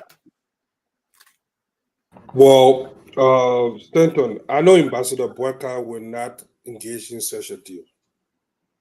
I know there's one person in this race that we can expect that on day one, there will be accountability. He has said that both in private and in public, and I believe him. I know that few days from now, we will put this to rest. George Weah have outlived his usefulness as president of the Republic of Liberia, and he should leave. With 3 days left, Solway, no Solway, this one, no that one, Gonglo, no Gonglo. There is no election in the history of election that are not guarded by data. If you are a serious money politician and you do not know where you stay in this election, you are a joke. So to my brother Prince, Clarence Monuma is culturally insensitive for you to even mention. I don't think Clarence Monuma will even allow you to say that. That Ambassador Boyka should go to Dr. Monuma to go beg him. We, as mouthpiece for him, are making this clearing call to every Liberian that what is at stake is more important than our personal interests. That we cannot allow one of the least competent among us to keep plunging this country down the drain. That is because they're coming. That is because the end or audience. So our focus is the man that is poised to winning this election. I'm not saying abandon your candidate. I'm not saying abandon your political party. I'm saying do the nationalistic thing. I want you to wear that nationalist armor now. Say, you know what? When you ask American, they say God and country first. When you ask Liberia, you say, oh, maybe I'll get my eating there. No. I want you to envision, dream right now with 4 days to go. Think of a Liberia. What kind of Liberia you envision for yourself and your family? Is it one that the president will go in studio and go on a pulpit and blaspheme against the Holy Spirit? Blasphemy. That's one of the greatest sins. For this man to come and keep carrying on all these abominations in the country, God's wrath is upon that nation. George Weah is no pastor. The only pastor I've seen that cannot say one Bible verse. He comes on the pulpit and blaspheme every day. And you religious leader, you sit in that country there and allow this man to bring curse upon our nation. Thank 4 you. days for us to save this nation. I don't care about this or that. I only care about what the Liberian people want. And we have come out tomorrow. We have an election to win. Thank you very much. Folks, maybe I may interrupt you because I believe that Councillor Gonglo want to call in on the show. So when you are speaking and I interrupt you, please consider me to do so. Prince Maxwell, go ahead, please. Yes, quickly, let me address these lingering issues that these Unity Party propagandists, because they are not the spokespeople of the Unity Party. I thought we own this subway thing, brother. No, we own the subway thing, absolutely. Okay. And the subway thing is very, very clear. Dr. Moniba has said it from day one, what he would do about corruption. As a matter of fact, Dr. Moniba is a deal maker. He understands deal. He understands what it means to make deal for Liberian people that benefits the Liberian people. He understands the deal that will have to change the Liberian situation from being poor to being prosperous. He understands that. He understands that it's the entire deal, in fact, our entire mining sector deal, it's a major problem with it. Because he understands fully well that every time there's a major commodity shock, commodity price shock on the global market, Liberia's entire economy plunged downward into a major recession. So there is no need to even talk about it in the first place, because every other thing in the mining sector in Liberia right now, we see fully well, is completely bogus. We saw recently that mining company went to the Senate for hearing, and they even do due diligence appropriately. Is he calling you or he calling me? The same thing applies to the Segway deal. But let's come back to the issue these guys are talking about. Stanton, you are not muted. First of all, let me be clear and correct this quickly. You guys, every time you guys come here, demonize the word culture. You all need to stop that. as quickly as possible, because that word has a very sharp edge and it has a very deep distortion in Liberian psyche. You need to end that. I said it clearly to you guys, and maybe you didn't listen properly. So let me re-educate you guys. Dr. Moniba went to meet Ambassador Boyka. He met with Ambassador Boyka. He sat with Ambassador Boyka. He talked with Ambassador Boyka. That's culture. That's respect. But what has Ambassador Boyka reciprocated? No. No. But that's not the issue. The issue here is that you guys spoke about data. Let me tell you the most important data you guys speaking about. 2017 is a data. 2017 is a data. So you guys bring the issue of data up. Ambassador Boyka lost to George Weah in 2017. The same data presupposed that Ambassador Boyka was going to win. Thank you. Once upon a time, I come in, my 1 minister almost done. You finished. It's almost done. 2017, someone came to me in 2017. Someone came to me in 2017 and asked me, Mr. Maxwell, who do you think will win the election? I took the principal and I said, this is who is going to win the election. Because at the time, the United Party people didn't understand. You're still making the same very mistake. Thank You're you, Prince. blinded. Thank you, Prince. The young people of Liberia are resolved. Prince, thank you. Let me bring in Ed Gray. Conor Gray. You know, I love to go watch that that video by Al Hussein that says know when to leave the dance floor. I always go there and just laugh because I saw the Omer dancing, and you know, this is exactly what it boils down to. We're talking about culture. There's a culture to know when to leave the dance floor, but the Omer is still in. You know, and to you, Mr. Saki, probably you think going out to our various constituencies started off a few months ago, a few weeks ago. Mr. Cummings, the moment he lost the election, he calibrated. He started going to the 136 administrative districts in our country. 73 of those are electoral districts. He's the only candidate who is credited for going to the entire country. My brother, when he was doing that, that was what influenced Mr. Weah to even, copy him. Ambassador Boyka, I've been to too many places, few places. I mean, whenever he returned, he's ill. You see, the other day he froze. Because you know what? Hey, running the presidency is not fun. My brother, you can fake the man health. This man said I was going to go to what Mayo Clinic to go. I threw a phone out there to say I was, but they are so talk about Solway. They are so thin-skinned. They take everything literally. They're opening different political war front. It was back in I think I want to say just before the end of the Salif administration, when group of Liberian Business Association people granted an interview with Mr.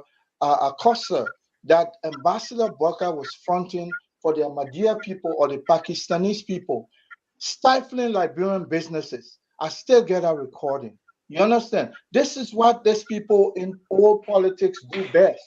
That's why we need somebody like Cummings who will negotiate. He's an astute business person who has led different kinds of business sessions. Unless what you think a man will be talking about our mineral and natural resources, like we're playing fun.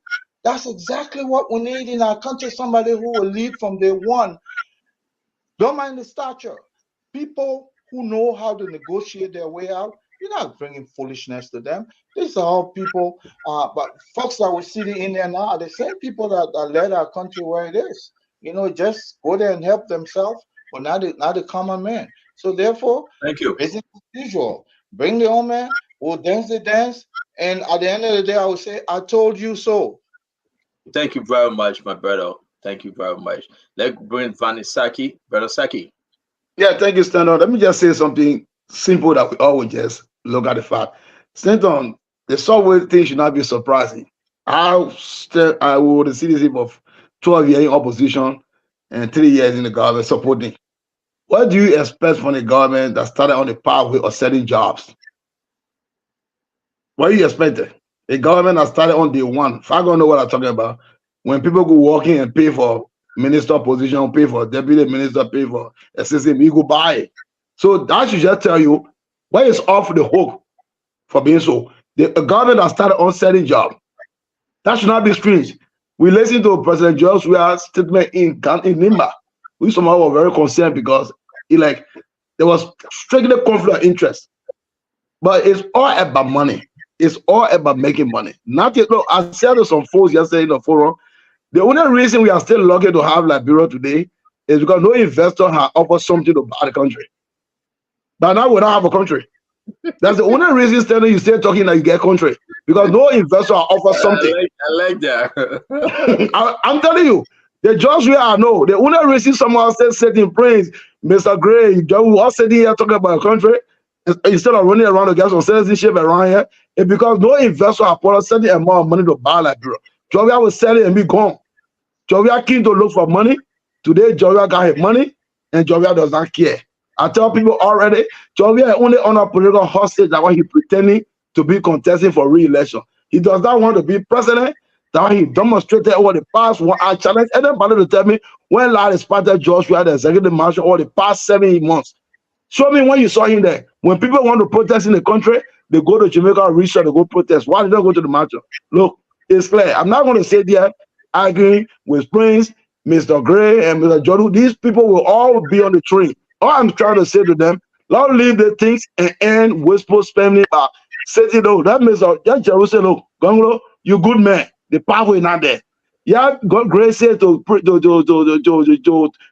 you a good man. Yeah, Prince said the same thing. We should not abuse multi-party democracy by overflowing the field. And at the end of the day, 2-3 days to election, the power is not there.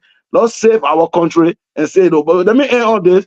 Prince, you know that one of the things I respect the GMB for is that since they campaign started, not a day GMB ever attacked any opposition candidate or attacked against George Weah. That's one of the things that made Joseph Newman Boga to be exceptional. I challenge anybody to show me a tape where Joseph Newman Boga threw a jab at any opposition candidate.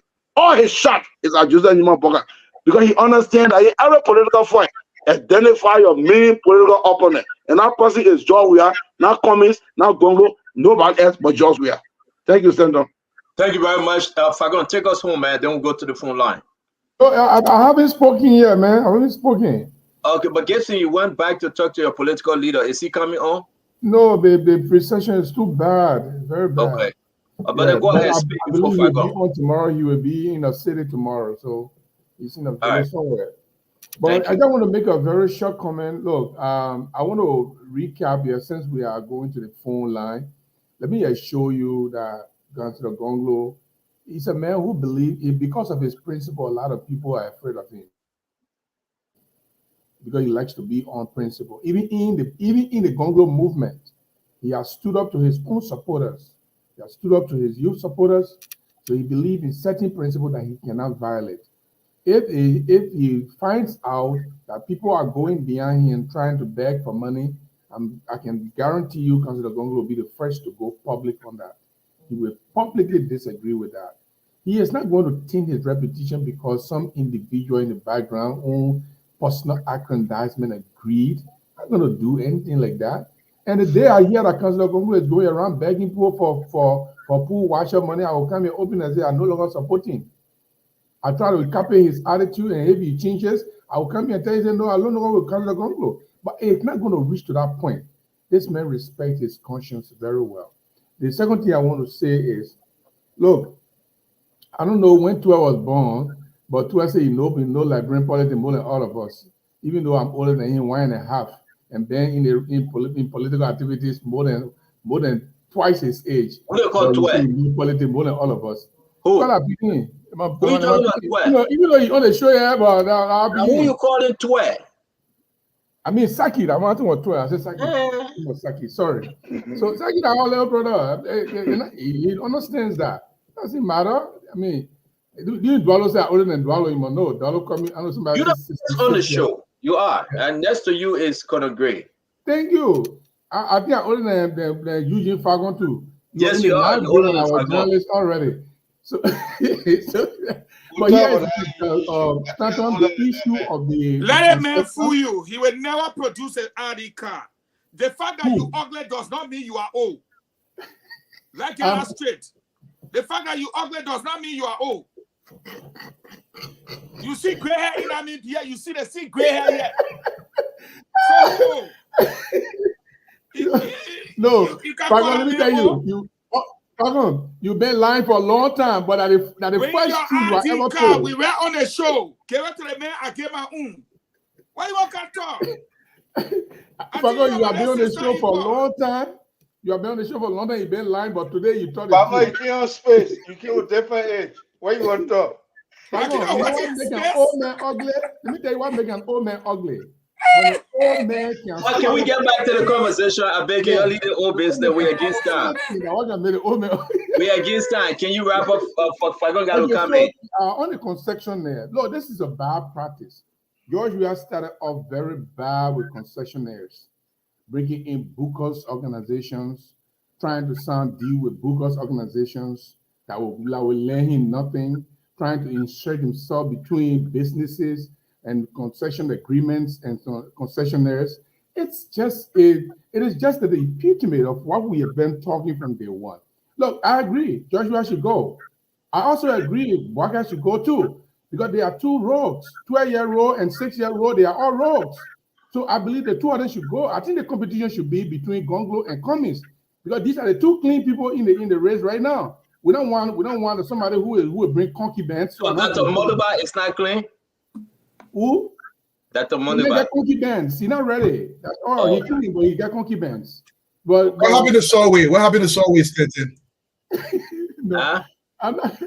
The men are not interested to talk about Solway. They are supporting Joe Weah, so they cannot talk about I just told you it is a bad practice for the president to insert himself in the way concession agreements are made and the concessionaires are operating. It even undermines his own government. They undermine the integrity of his government. But look, we got to discuss it over and over. Right now, the election season, we got 4 days to the election. Let's talk more about the election. And after the election, we'll see what happened. We'll see if you are right. Again, you are right. I just received information that probably Tewon Gonglo will be called in.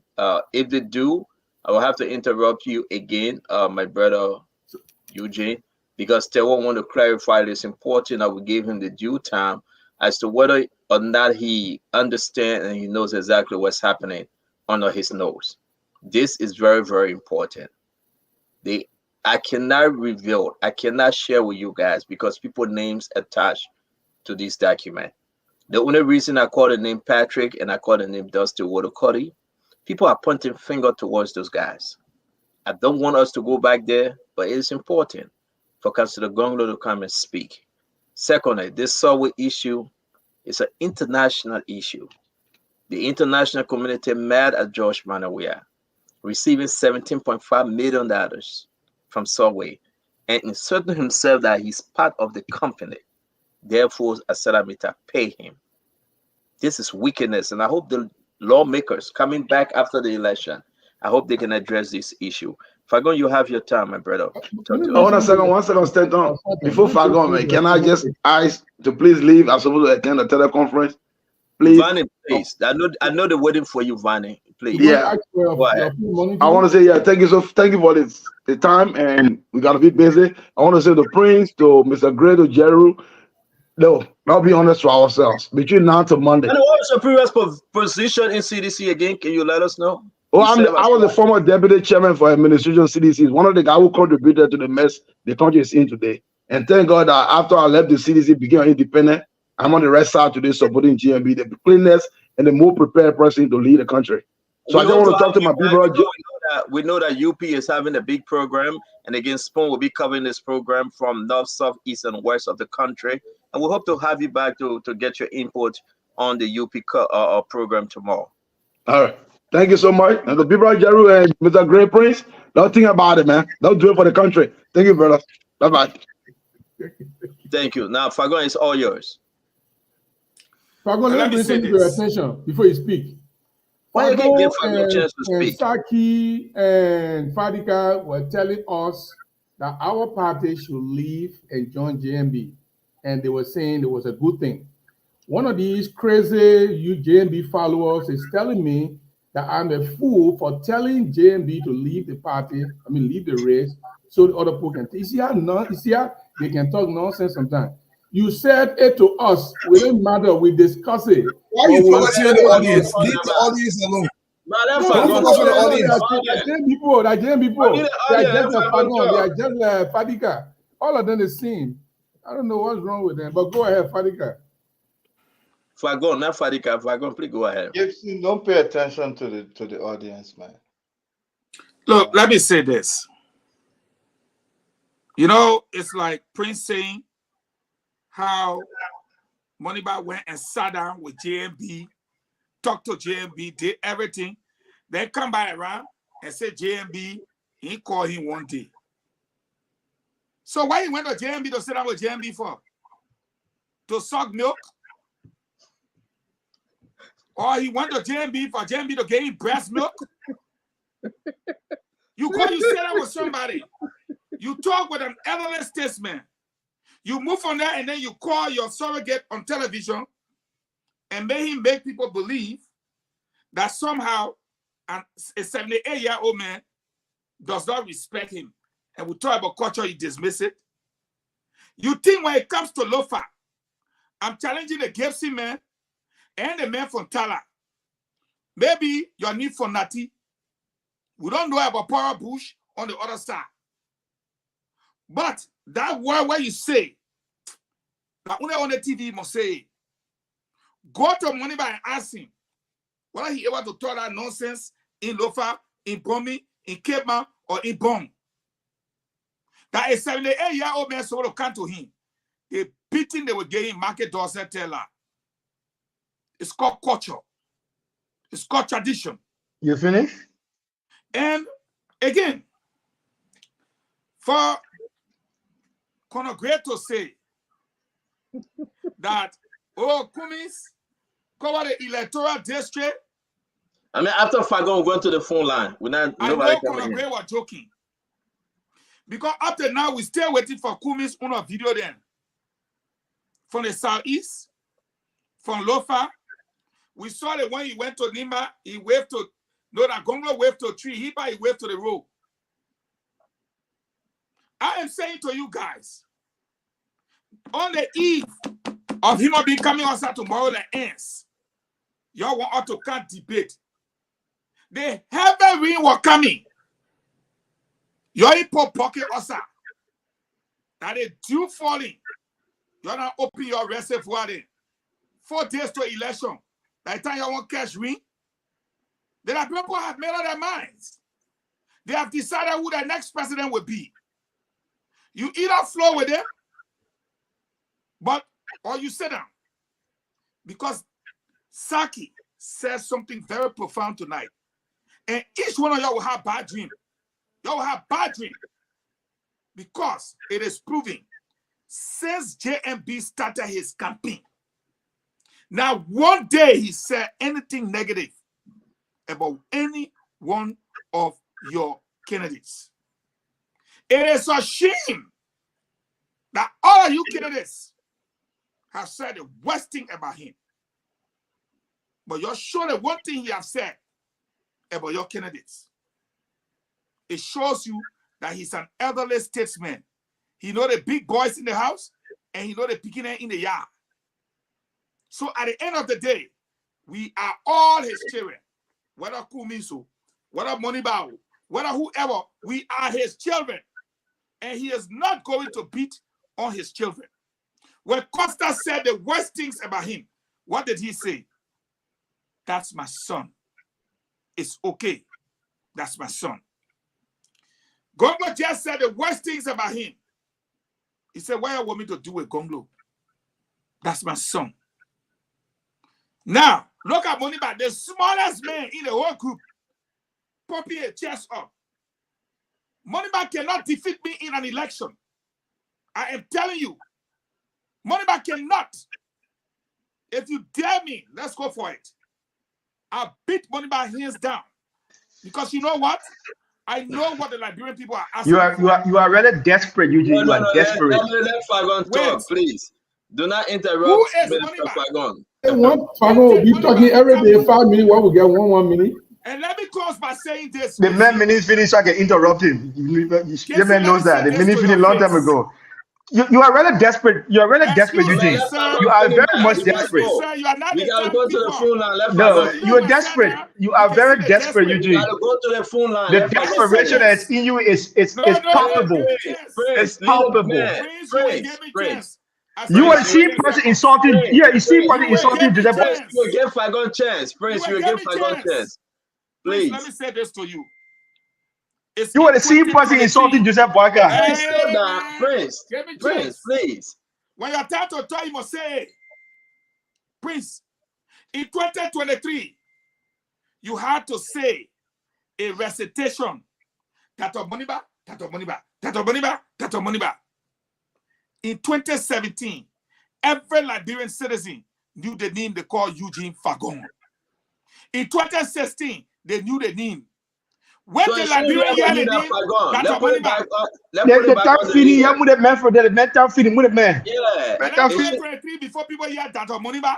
It shouldn't be about you. So let's get back to Put it the back. It's not about me. But guys, I can beat Moniba hands down. That's the level of desperation Nobody right know there. me. The tactic finish. Mr. Duadu. I said nobody know Moniba. The man strategy finish, actually bring it to himself. Mr. Duadu. Do your strategy finish, actually bring it to yourself. I Mr. can understand that. Mr. Duadu, we are about to go to the phone line with So the you 10 Moniba calls. that candidate. To us, Moniba that Mr. candidate. Mr. Duadu, can you talk to your brother Fagon? We are about to go to the phone line. Yekezi, can you come up? Go to Let's the take phone our line. first call. Your friend Hello? put candidate in the race. You bring candidate in the race. For Polo Yes, Song, who's speaking, please? CEO, my name is Manu Masale Dukwe. Yes, Mama. Talk to us. Okay, I just want to tell the Liberian people I had a dream last night about Eugene Fagon. We listen to you, or you just listen to you. What's the dream say? Okay. I had a dream last night. In my dream, I don't play with it. Every time I have a dream, You like to share the dream? it can be an easy You dream. like to share your dream? We got enough time. You want to share your dream? Is I had a dream with I saw Eugene Fagon on handcuff. Handcuff, and they were pulling him here and there. People were pulling him. The crowd was so large, very large crowd were pulling him. And mark my word, that will come to pass. The next thing on my mind. Wait, no. Let's start with your dream small. So Fagon was on hanger and they were putting him. I'm sorry. Now Eugene. I'm sorry. Eugene Nangbe. Him, the one that running. Oh no, man, that dream, that mess up dream. That dream, not fair. That dream, that mess up dream. You're telling a woman from that. You can't make good dream without change the dream. Let me tell the other girl, guys. Change the dream. The dream. The mom made a mistake with the dream. Eugene ran away. I don't know why the people are putting Eugene that. Okay. Gibson, don't do that to us. Gibson, stop. Don't do that. Yeah, Gibson, open the phone line. Let's take calls. Hello. That sounds like Justina Gibson. She full of drama. Hello.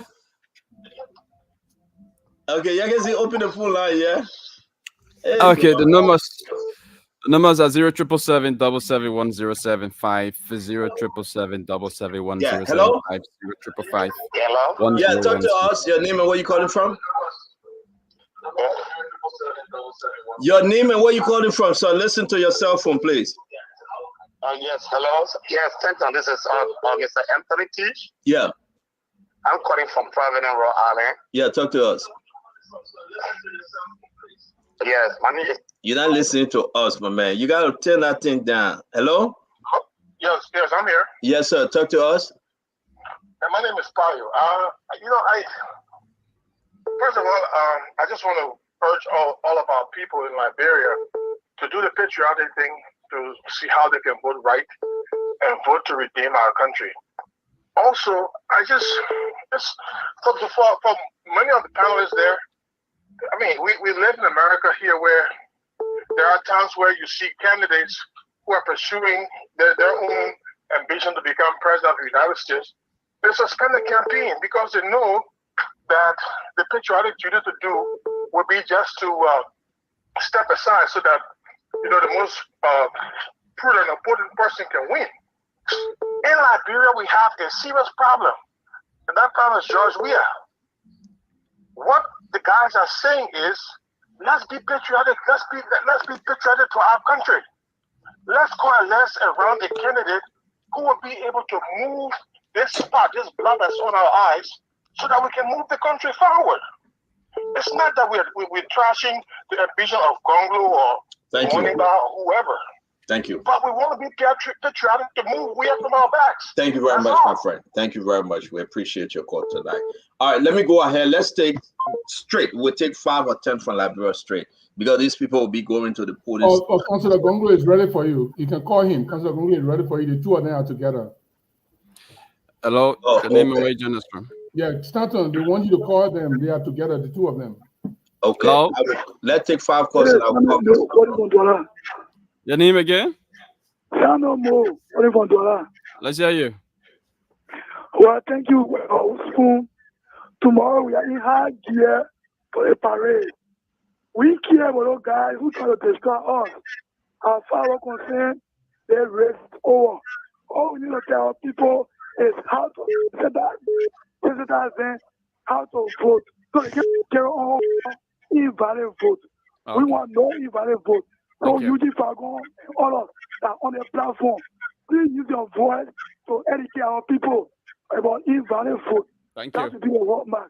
Thank you. Or JND is the way. Thank you. Hello, your name and wage is from.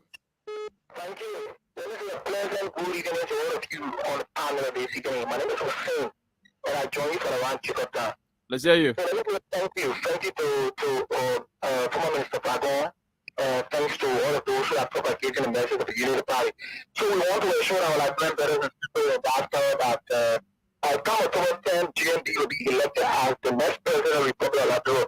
So we are going to go out in our numbers tomorrow. So we want to speak to our people, the young people, the older folks tomorrow. Will be a big day in Liberia. The people will come in a number to tell President Weah that we are tired of poverty, destitution, marginalization of our people.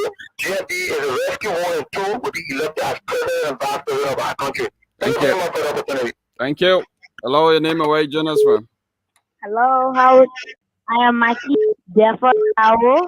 I'm calling from Rockville. Okay, let's hear you, Maki. I want to speak to Prince, Mr. Gibson, and Mr. Gerald Gibson and the corner. We are together in this fight to see that this government is being removed. But if we are at loggerhead as an opposition, will not succeed and will not get to where we are going. So I'm appealing to all of you, all the opposition on this show.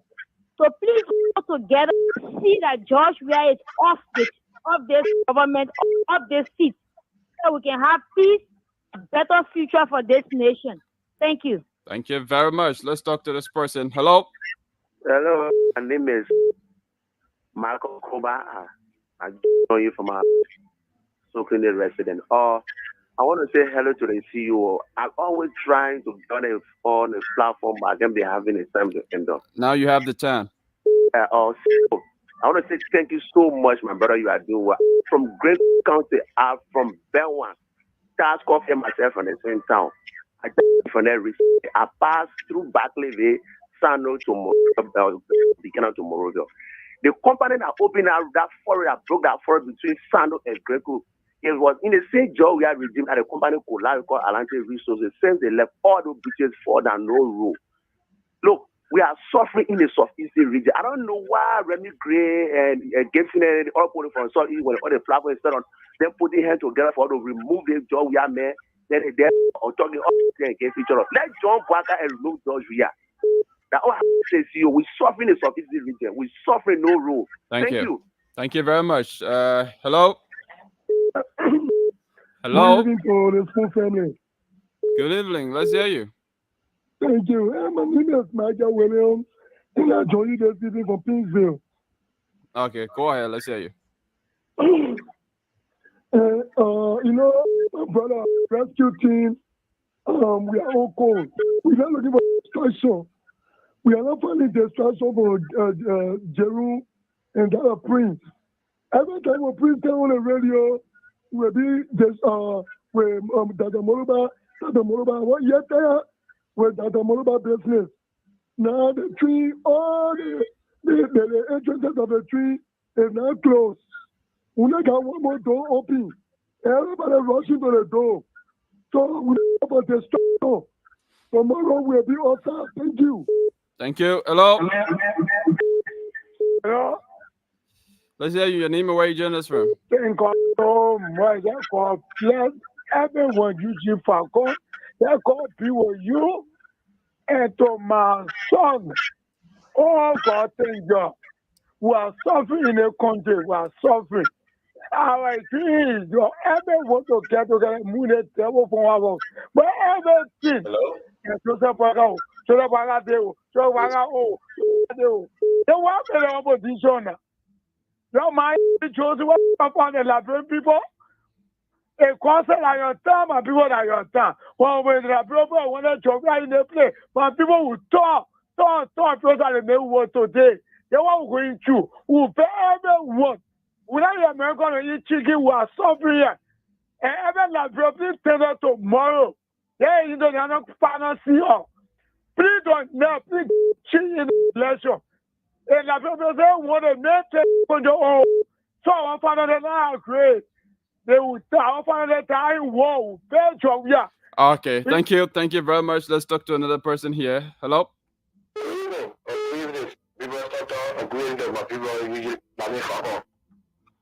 Good evening. Let's hear you. Well, thank you for applying for the name. Me, Donna G. I'm joining for District 10 this evening. Okay. Let me say thank you for the platform again. Let me send my voice outside to all of the people that listening tonight. I'm currently asking all of the Unity Partisans to pay help. We will not be carried away by any deception. We are being very clear. We are the young people we going to our pain here. All of the people sitting there in the country, they don't understand the situation on the ground. We understand it. We are asking everybody to turn up tomorrow. We are voting the President Joseph Ima Paz and everything. We don't care against any to go. Thank you for the platform. Okay. Hello. Hello.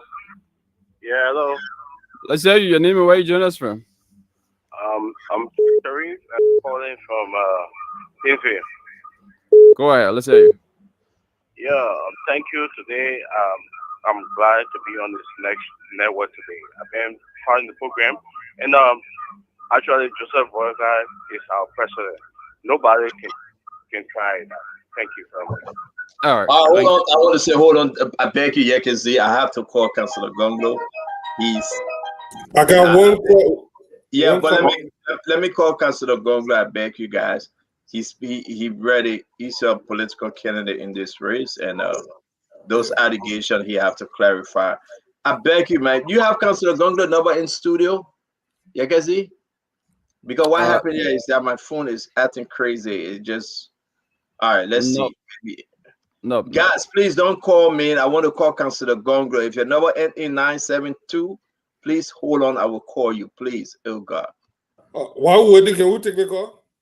Yeah, go ahead. Take that one quick. Go ahead. Go ahead.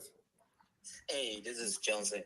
Hey, man, tomorrow, our folks listening out there, my brothers, I know you're in Liberia. The Senway already did this thing. You'll gather 2, 3, 4, 5 person, 10, 7, 8, 9, 10, 11, 12, whatever numbers you'll get out in the street tomorrow and make sure you're show up for president, future president or the next president of Liberia, Joseph N. Boakai. And one more last thing. To say this, by this time, all these guys on this panel should be talking about what the next government should be doing or what implementation should be going in place instead of saying that 65% of the youth is still without the money. But what is Prince talking? You say we pattern on the democracy of America, but we're still sitting here 3 more days before elections, and we're talking about. Thank you. I cannot keep Councilor Gonglo for so long. Thank you very much. I have Councilor Gonglo on. We need to show some respect to him. We do not want to disrespect your quarters, but please, he's a standard bearer. We got to bring him in. If you are calling, please, we will take your call. But for now, we have to take Councilor Tewon Say Gonglo from the LPP. Councillor Gonglo, are you there? I'm here. Thank you very much for calling in, or we calling you on Spoon Talk tonight. Thank you. I believe you are calling to clarify or speak to concerns that have been raised since 2 days ago. Right. You have the time, sir. Okay, I was in Grand Jeddah. Actually, I was in Tucson, some of those towns where I slept, when I got so many calls from around the world about doing business with George Weah. Something about trying to get money for him or CDC for pool watchers. This is a complete lie. I say a lie coming from the belly of the devil. I have lived 67 years and I have a reputation to defend. I'm the one person who have said to everyone in Liberia, I challenge anyone up to Monday evening. If anyone says Councillor Gonglo to 1 cent was serving government, or 1 cent from government, or even 1 cent as a bribe from anyone, and what is being talked about is shady deal, that taking money on the side, I will withdraw from the race. So it is not true.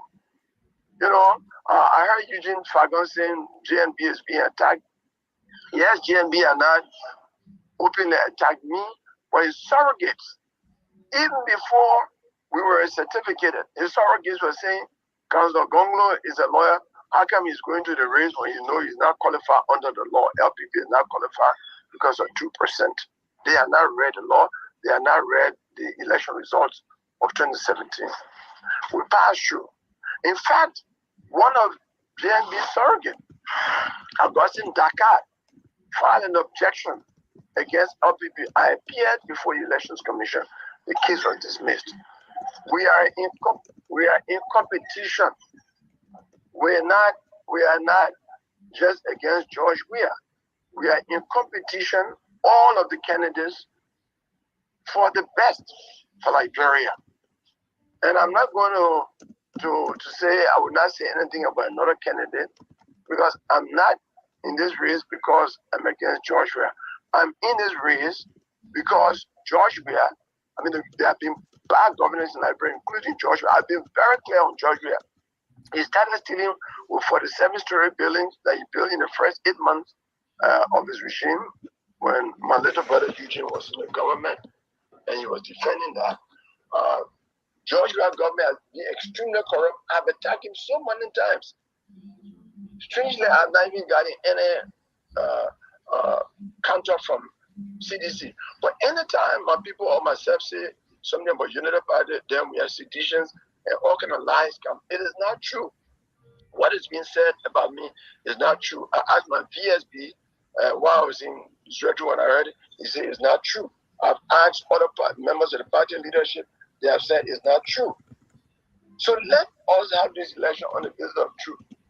I see why Blackeye, George Weah, and other people are running from debates. We had debate today. There was another one a few days ago. They have not attended it. We need, and that for me is a disrespect to the Liberian people, because when you apply for a job, the next thing when your application is accepted, the next thing is interview. In a democracy, debate is like interview, so that the people of Liberia, our employers, can make a judgment based on information about the candidates. They have denied the Liberian people information about their ability to lead Liberia, their track record and ability. And that's why they kept away, so that the public does not examine them. More than that, I see Eugene talking about, I'm waving the trees. Well, I'm trying to be visible. I'm waving to people. The Bloom message has resonated all over the country. The number one agenda for this election, based on going to 353,000 around the country, is anti-corruption. People don't want corruption. And the Bloom message has resonated everywhere. In Southtown, when I spoke, people are clapping. Boy, chicken. In Grand Cook, Bell1 that somebody was just talking about. I slept with the Bell1 city mayor. I said, city mayor, I don't want to sleep with you. I don't want you to lose your job. He said, what kind of job? a government in power. So the view against George Weah is settled. Now, if Liberians have to choose an alternative to George Weah, that alternative must be clearly different from George Weah administration. In this first, look, nobody forced Bouakai to be in the government, and I will say it again. He said he was a bad car, he squandered opportunity, which is true. But why did he campaign to go in election for the second term of President Sali when he was a bad guy? This election must be about honesty. It must be about honesty. The law of Liberia says the vice president shall go and you can read on shall assist the president is a mandate given to the vice president. Now they talk about crowd competition. I'm not in crowd competition. Me, I respect the Liberian people, so I'm going to them in their villages and communities. Look what happened the other time. You know, the body poured a crowd at the stadium, and one person died, and 5 persons were on critical list at JFK. Why would you want to repeat that? And then the 2 parties are killing Liberians. 4 persons have been killed as a result of dispute between CDC and Unity Party. 1 in Vaingles, in Nimba County, 3 in Lofa, and so many people injured. The truth of this election that people don't realize is that this is the first time since the second part of the 1800s that we are having a former ruling party and a current ruling party. The change that took place when Tupman came to power was a change within True Party. Thank you, Councillor. So that is why there's so much emotion. The ruling party that just left knows everything about government. What is there? So, Councillor, can you please conclude? Yes. Let me conclude. Both of them have put a debt burden on Liberia to the tune of $2.3 billion, and there's not much on the ground to show. You know about the 800 million. George Weah, you know about $1.5 billion. That is debt that our great-grandchildren will have to pay, and there's not much on the ground to show. That is why we say these 2 parties must not be considered by the Liberian people. They should not be voted for.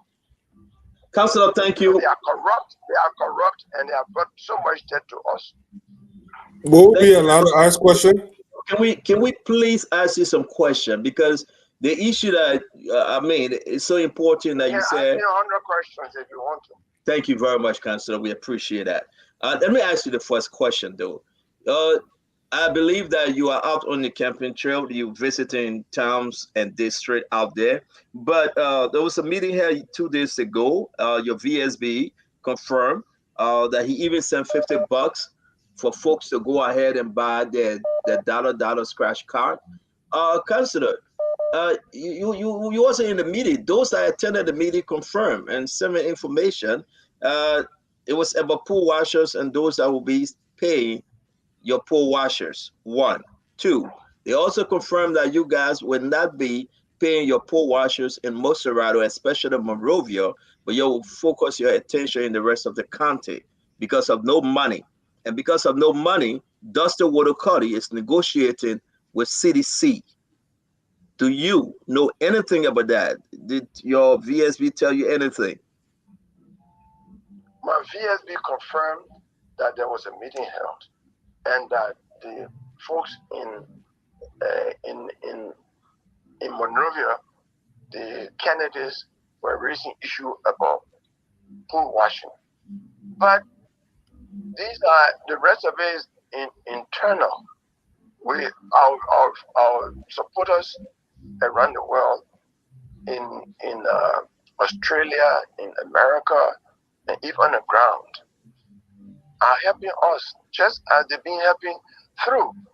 Everybody says Councillor Gonglo is the best candidate, but he doesn't have money. I don't have money in my pocket, but I'm not broke because they say good in me is better than silver and gold. The cars I'm using in my convoy are cars that were donated by Liberians living in Minnesota. Every day, Liberians living around the world say, you are the best candidate. They keep sending me money. Even when I was in Frederick, I received mobile money from my friends, schoolmates abroad. Anytime they hear there's problems. So right now, my supporters around the world are sending me money. for us to deal with all of the remaining issues. One of the things in my life, and that has been difficult for me in this campaign, a lot of people hear about my constraints, but I like to give more than receive. So I'm not a good politician when it comes to begging people, you know, but we are receiving money for our supporters. No, not from CDC. I've been the harshest critic of CDC. It may not be you, Councilor, but the person, and they were very clear when they sent me the information. If I can trust you, I can share this information with you because you've been a good councilor to our network. But I would say this to you, Councilor. They say Councilor Gonglo is not in the know.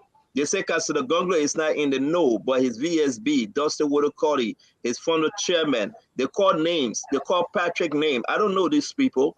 They send me information regarding them. Did you ask them all? Well, that information is untrue because I trust my VP. I don't know why you want to say it. I'm disappointed when you say if I can trust you. No, I mean to share this information because they are, Councilor, I trusted you, but the thing is that these are our sources. I just want to be very clear that people that are running on your party ticket, those people are running to be senators and representatives, they are sending this information to me, and they are very, very disenchanted. No, you know, in this race, not all of the presidential candidates know all of the candidates because some just came few months ago. I'm a founding member of LPP. Most of the founders are dead. This is an old party that was established way in the 80s. Dustin Woodacotty is a founding member. I'm a founding member. Most of the people who are running on our ticket right now are new members of the party. Some may have high expectations because of what happened in 2017. There were some standard bearers that were bankrolling the candidates, the legislative candidates. I have told them I'm not bankrolling. That is why we didn't charge them. There were parties that were charging people to run on their ticket and all of that. Maybe they have expectations. You can share that information with me, and I will personally contact these people. Yeah, because thank you, Councilor. Let me bring the other guys in. I don't want to do this on like one-on-one, but they are saying to get you is very hard. The last remark you made to one of them, I will share with you. You said, "Well, if you don't want to be part of the party, find yourself another party." That's one of the message, something of that nature you sent to one of them. And again, there are so many reaching out to me. So I want to say this to you. Are you guys not taking care of your pool washers in Moserado, Monrovia? And now you guys asking that you're only focus in the interior? We are trying to assist all of the candidates.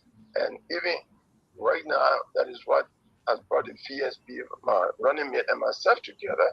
We are looking at all of and the campaign chairman was in town in Bon County today where we had a presidential debate, and we are looking at all of these together. We are in the election to win, like all the other parties. So we'll do whatever is possible to make sure that the vote cast for us is protected. But I'm asking a direct question, Councilor, because they are telling me as I'm speaking to you right now, they just sent me the message. Your discussion yesterday was that you cannot afford pool washers in Monrovia. They said Monrovia. So therefore, you're putting your attention in the rest of the county outside of Moserado. Is it true? I don't have that information. Maybe some party leaders said that, but it is not true. I'm sitting with my running mate who has been in these discussions, and he said it's not true. Thank you. Let me go ahead and bring the other guys. Thank you very much, Councilor. I mean, you've been honest with my question, and I appreciate that. Duadu, you gotta ask one question because the Councilor is busy. Okay. The Councilor Gonglo, thank you for coming on. We appreciate your presence here. But let me say this to you. I'm paraphrasing here. Literally, you've described President Weah as somebody who's not fit for the office, a man who literally stole from the Liberian people, a man who has no preparation to govern this country. You describe him more ways than I can ask here. Do you see yourself, for some miracle, you don't make it into the second round? Do you see yourself supporting a man who are heavily stolen from the Liberian people? You see, I always answer that question this way.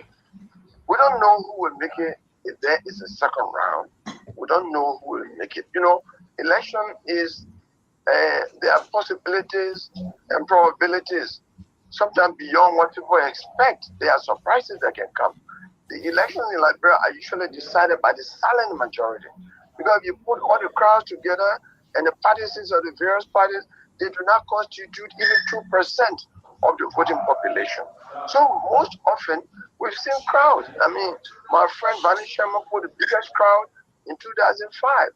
Candidate Sandy, there are several persons who have proven to beat everybody with crowd, and in the end, they did not even come third or fourth. So let's not rely on this crowd. I don't know who's going to come second round. It could But be. that's not my question, though, Councillor. And I'm saying this, that one asset I have is to be consistent. I have never been inconsistent in my decisions. How can I describe Wakai and George Weah to the Liberian people as not being fit to lead and then go back on my word? No. The answer is no. It's not going to happen. But I leave it to probabilities. Again, that's my personal decision. All right? Party is a corporate organization of people that consult. Thank you, sir. You've answered my question. Position that I'm not being consistent.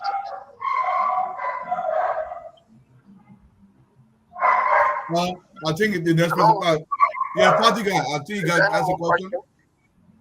Yeah, the next person. Yeah, Councillor Gonglo, thank you for coming to the show. You just mentioned we keep hearing silent majority. I mean, I've been around Liberian politics not as long as you, but never have I heard about this silent majority. But I just want you to tell us that, and one thing before I even come to my question, every candidate is guided by some polling data. Can you tell the Liberian people how you intend to win this election, your pathway to winning this election? Look, I'm ahead of all of the candidates in terms of reaching out to the Liberian people. I've gone the furthest than any candidate in this race. I respect the Liberian people so much as the owner of power. So I go to them in their villages, and it helps me to know the condition throughout the country. Hey, I left Zwedru, for example, 3 o'clock day before yesterday, and I reached Banga today around 9:30 because the road is so bad. And for somebody to say the president is a bad road medicine, I said this is a clear contradiction. That's why I say in Zwedru, if you go vote for this man again, then there's something wrong with you. Because how can you be on this kind of road? I saw many cars, by the way, we pull out many cars on the road that had UP signal, CD signal, and all of that. Because Councillor Gonglo, I don't think you probably didn't understand my question. I don't mean to cut you off. I just, with 4 days, 3 days to the election, I just needed your pathway to winning this election. What path are you taking? I'm reaching out to the people. That's my pathway. I'm reaching out to the people everywhere, and they are giving me, and they are telling me, we'll vote for you because you are the first presidential candidate ever to come to our village. You respect us. You are giving your message. None of the candidates' names, I don't know what Baka's message is beyond love Liberia, think Liberia, build Liberia. I don't know what that means. I'm very clear on my 10-point agenda. I go to the villages. I tell them this is what I want to do. I want to change your story for the better because I believe in better Liberia. This is a rich, naturally rich country, and the only reason why we are not enjoying the wealth is because of bad leadership. Selfish people who come to power and don't care for the Liberian people. And I could never have remained in unity party government as Baka did. He can tolerate corruption. He can live with corruption. I don't have that level of tolerance. I love Liberia more than myself, and therefore I'll always make decisions for Liberia. That is why I've gone to jail. I've sacrificed opportunities and all of that. I don't know what your candidate ever sacrificed for the Liberian people. I don't know which government your candidate has ever disagreed with, except the George Weah government. He has agreed with every government in power. And many of us have been opposed. I started going to jail in 1978 on a top of government that he was satisfied with. He worked with Doe. He worked with Doe. were going to jail under Taylor. He never condemned Taylor. Even when Dwight Flumbo, a fella lady, I think coming from Lofa, was killed, he never lifted a finger. He doesn't believe even in the integrity of the electoral process. Lofa County United Party was cheated. As the results show that there were more voters at certain polling stations than the normal registered voters. Even that, he was not able to stand up. And the international committee is so angry with him on that, on his failure to stand up for the integrity of the electoral process, and his interacting with a sanctioned official of government. And when he was asked, he said, "Give me a dancing with the devil will make me win." Now, what level of desperation So is that? thank you, Councillor. Councillor, let's bring the other group in because we will give you the time to speak, but we got to bring in everyone but Jerome Gibson tonight. So we'll skip Jerome. We'll go to Prince Maxwell. Prince? Yeah, Councillor Gongo, welcome to the show. Thank you, Prince. All right, sir, I'm going to do you justice. I'm going to do you justice because I believe in justice just as you. And I appreciate the fact that the Liberian people have listened to what you've said. I'm from the Linus Party, but I'm going to do you justice because since I've been on this platform, Joseph Boakai has appeared on this platform twice. And we have never been allowed to ask Joseph Boakai a question as the way the Unity Party people and Surrogate on the platform is asking you a question right now. They have been allowed to ask my candidate Dr. Moniba question, but we've never been allowed to ask Dr. Moniba question. So I think it's unfair that we are all sitting here and asking you questions. So I'm not going to ask you that question. No, that'd be fair. Yes, Now, before you Councillor yes, answer, the very first time he came here, I asked question. I was not allowed to ask him question. The second time I waited. I was not allowed to ask him question. I'm speaking my opinion on that. Let me correct you because we have the Councillor on. You are quite correct if you say Prince have not had the time to ask Ambassador Boakai a question. But to say that that's an error because we all on the show, we have had an opportunity to ask Ambassador Boakai a question. Not possible, not possible, not possible, not true, not true, not true. The very first time I came here on the show, we were to ask Ambassador Boakai a question. He came out like a flash, left. The second time, it was a paid audience. That's it. Let's be honest. I'm done. I'm done. All right, let's bring in Conor Gray. Councillor Gonglo, your best friend Conor Remy Gray. Prince, you're on the money, my man. When they bring Joseph Boakai here, it's like they get their own football. They can't allow you to kick it hard. Then they'll just take it and carry home. But let me say this. Council, welcome, my brother. There was 66, historically there was 66 bogus concession that we all know today in our history. And Joseph Boakai was the presiding officer. What do you think is the level of a presiding officer at the Senate? What is their role in the decision of those kinds of bad concessions? First thing, Joseph Boakai, as vice president, was part of the decisions of putting the concession together, the agreement together, because his role is to assist the president, in all decisions made by the government of Liberia. And so he, in fact, set the agenda for all meetings of the Senate. And he was putting these agreements on and persuading senators to vote for the agreement. So you cannot divorce himself from the results. Leadership requires responsibility. You cannot cherry pick. You cannot say, honor Ellen government when they say at the United Party bill road to Grand Bassa. You say, yeah, our party. United Party bill road to Ganta Porter. Yes, our party. United Party was corrupt. 80 million now will not account for. No, I will not part of it. United Party did a bogus concession agreement. No, I will not part of it. No. You cannot be in the water and even dive under the water and come and tell the Liberian people that your clothes is dry. It's not possible. It doesn't make sense. You cannot cherry pick. You have to take responsibility. The best. If I were Joseph Boakai in 2017, and even now, I would have said, look, we tried our best. We made some mistakes. gave me an opportunity to improve, on the things that we should have done or things that we did in the wrong way. But to not take responsibility for the wrong things, I think is an act of dishonesty. In my view, I have to be clear, but I'm not mincing my words. I know Joseph Parker, I know Ellen Johnson Sirleaf, and by all standards, let's say it, I resigned from Ellen Johnson Sirleaf. Now, sometimes some of the folks on your network get disrespectful for me. And then, Councilor Gonglo is a good lawyer. We're making Minister of Justice, and then some of them ignorantly say, "Oh, we're making Chief Justice." When they don't know that Sina, you and myself are about the same age, and by the time she's retiring, I will not be fit for Chief Justice unless they want to put me in months.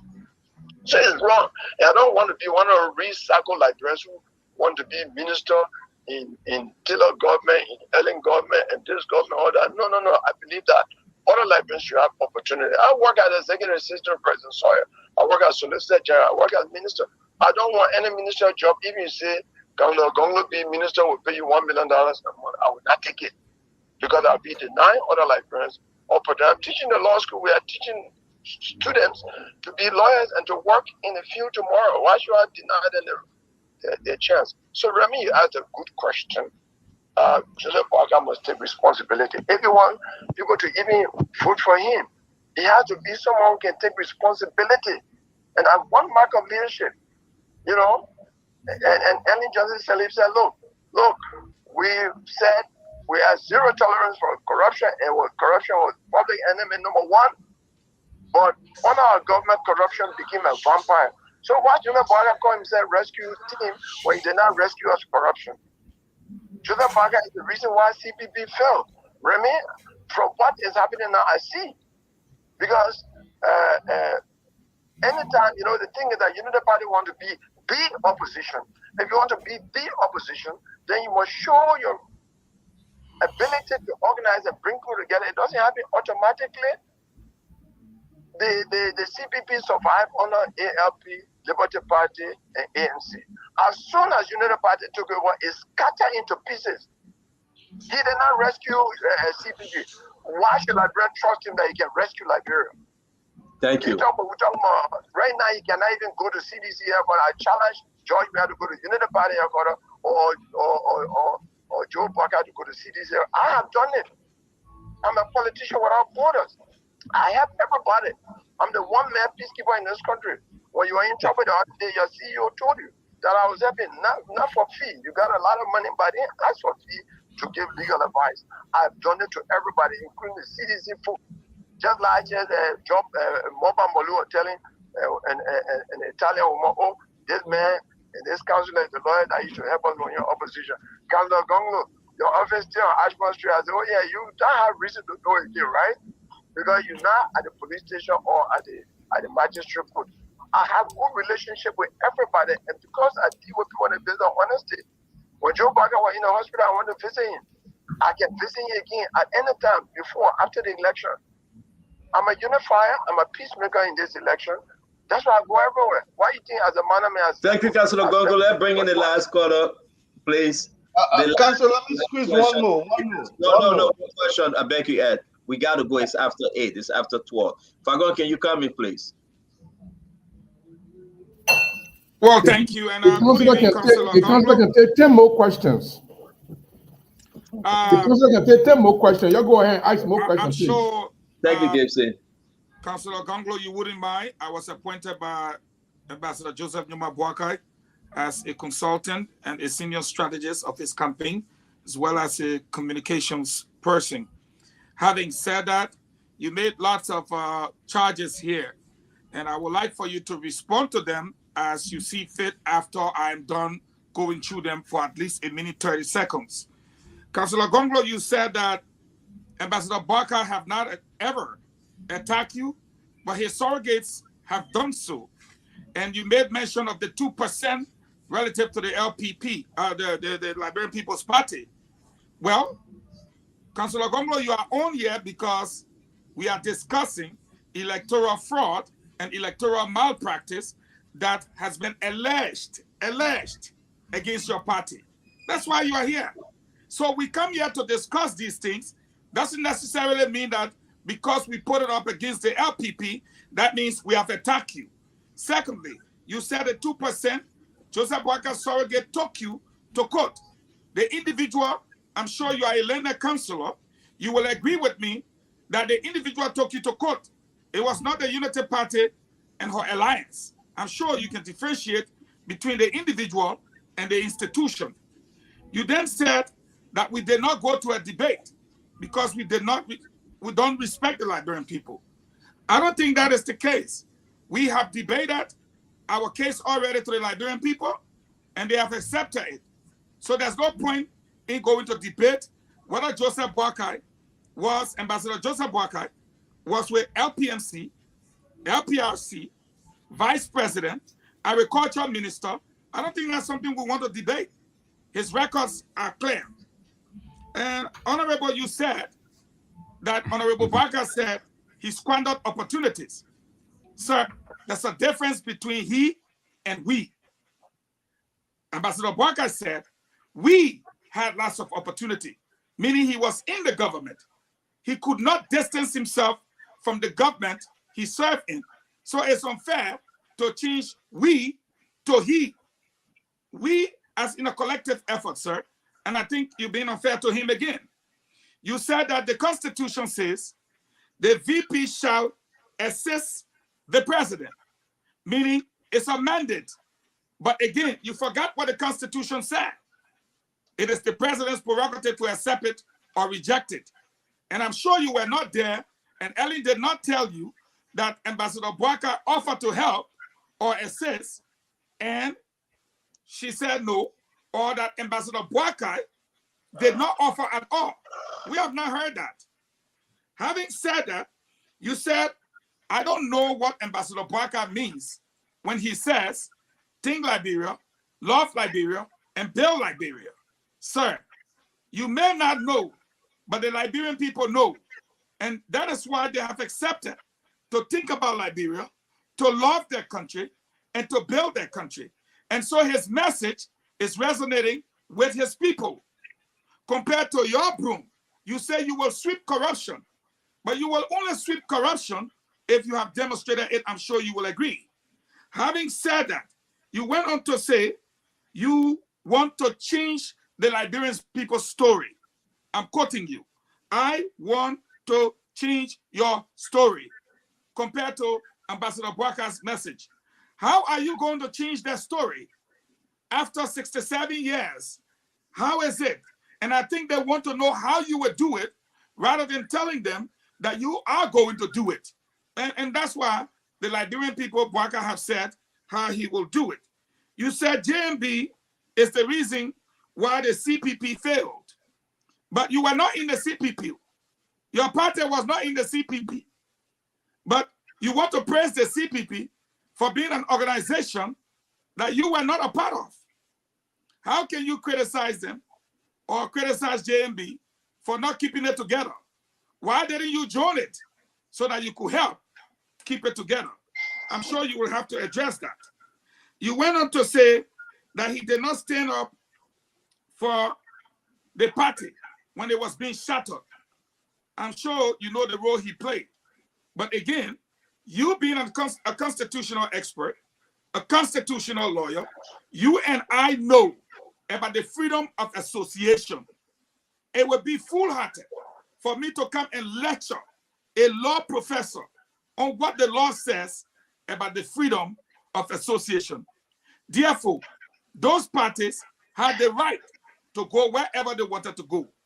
Accusing him about not providing leadership within an organization that you were not a part of is unfair. Too long, man. We gotta go. I am responding as an appointee, please. I am responding. No, I beg you. If you want to come back, you will come back. The councillor is on the phone, please. Do not interrupt, Ed. Ed, the councillor on the phone. If you want to come back, you will come back. But wait 1 minute. Wait 1 minute. Wait 1 minute. The councillor is listening, Ed. Party and my candidate. And I the was councillor is listening, Ed. Fagon, can you wrap up, please? And that's why I announced my role. You are a panelist. You were never appointed by Cummins. I was, and the nation knows that. So let me respond. Again, I would like to say that, Chief, with all due respect, you accused Ambassador Boakai of not standing up for anything. But I would like to say to you, who challenged the FRR recently?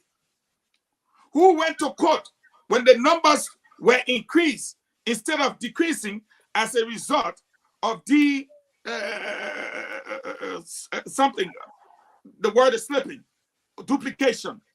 Who went to court? You are a learned lawyer. You know what the law says about minimum wage. When our people's salaries were being cut down to $50 below the minimum wage, did you go to court, sir? When our people were drenched and killed, did you take up a case? When our people complain about the FRR, did you go, or your party go to court? We are supposed to have our list up on the board 30 days before election. Did you go to court? So again, to blame Ambassador Boakai for everything is to suggest that he is truly the next president. We accept your concerns. We validate them in a way that suggests that we will look in some of the things you said, and I'm sure Ambassador Boakai will address them when he becomes president. Tomorrow we are coming outside, sir. We encourage you to join us so that together we can boot out this individual that have subjected our country to what it is today. I respectfully submit. Thank you. And we'll give the rest of the time to Councillor Tewon Say Gonglo from LPP. Thank you very much, Eugene. Councillor? Thank you. His concerns were actually confirming some of the things I said and even more. Look, it doesn't make sense to be chairman of an organization and you say you withdrew, not even talking about resigning as chairman. If United Party withdrew while Boakai was chairman, to whom was the withdrawal letter submitted to? To whom was it submitted? To whom was it submitted? Because it doesn't make sense that you are chairman or something and instead of directing it, you withdraw from it. And then after that, they will put actions. So if the history of Liberia is written, it will say, under whose leadership did the CPP collapse? The answer will be clear. Under the leadership of Ambassador Joseph Boakai. He has to take responsibility for that. It was his responsibility to hold the CPP together and do everything to hold it together. But what I understand is that I was not a member of CPP. How do I know? Everything that happened in CPP was public. It was public. Everybody knew. It was on the news. If you wanted to lead the CPP, you should have had a discussion with Cummins. He was dean of boys at CWA when Cummins was a student. He would have done everything to meet him personally and say, my son, my little brother, this is your dean. In many ways, he could have talked to religious elders and all of that to make it happen. But to just abruptly withdraw from the CPP, I think that was a terrible mistake in leadership. He surprised everybody, and we cannot trust him with state power because he will surprise us in a way that we will not understand, just as he surprised us. Now I understand that not Cummins was responsible for the collapse of the CPP, but Joe Boakai. Because anytime you are actually trying to compete with Joe Boakai, the United Party who want to be the opposition, they will do everything to bring you down. Just like the lies that I have to defend this evening on this Spoon TV. Now, you come to say that, oh, the president didn't ask him. All right, if the president didn't ask him, that means he was not satisfied in working in the government. Why he stayed there? He stayed there up to the end. He stayed there up to the end. He, and then, I left in the 5th year, my people. And somebody wants to say, oh, I heard you say, if you say the United Party government of 12 years was corrupt, then Councillor Gonglo is corrupt, is a damn corrupt person, all of that. That's not true. John Molu, I challenge anybody. John Molu works with Igbo now. My little brother, he audited everybody except the presidency. He did not audit the group of 77 that Joe Walker managed. We want to know the money for the group of 77, what happened to it? He was in charge of the marketing association. He was in charge of Lotto. So what are we talking about here? It needs to be audited. I was audited as Minister of Labor many times. Fiscal audit, they will come in my office, they will ask me questions.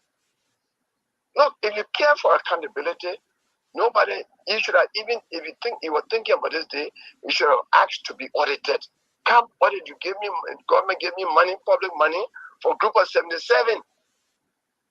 That when our president of the bar, Eugene, for your information, and check it out, when my tenure ended after 3 years, I sought the approval of the executive council of the bar, and we retained an external auditing firm, even though we're an auditing committee in the bar, to audit my 3-year term. I didn't want any doubt about my credibility in the future. And the auditing firm came and audited the bar. Then they said, Mr. President, you had a report. I said, don't give me the report. Put it on the bar website. Put it online for everybody to read. I challenge anyone, including up to tonight, to say, as president of the bar, I took 1 cent from the bar. And I was concerned about it, so we did external audit. He could have asked for to be audited. You were not audited.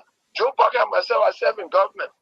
Now, of course, I'm an older political person than him because when he was in government, I was a student and we're challenging the establishment.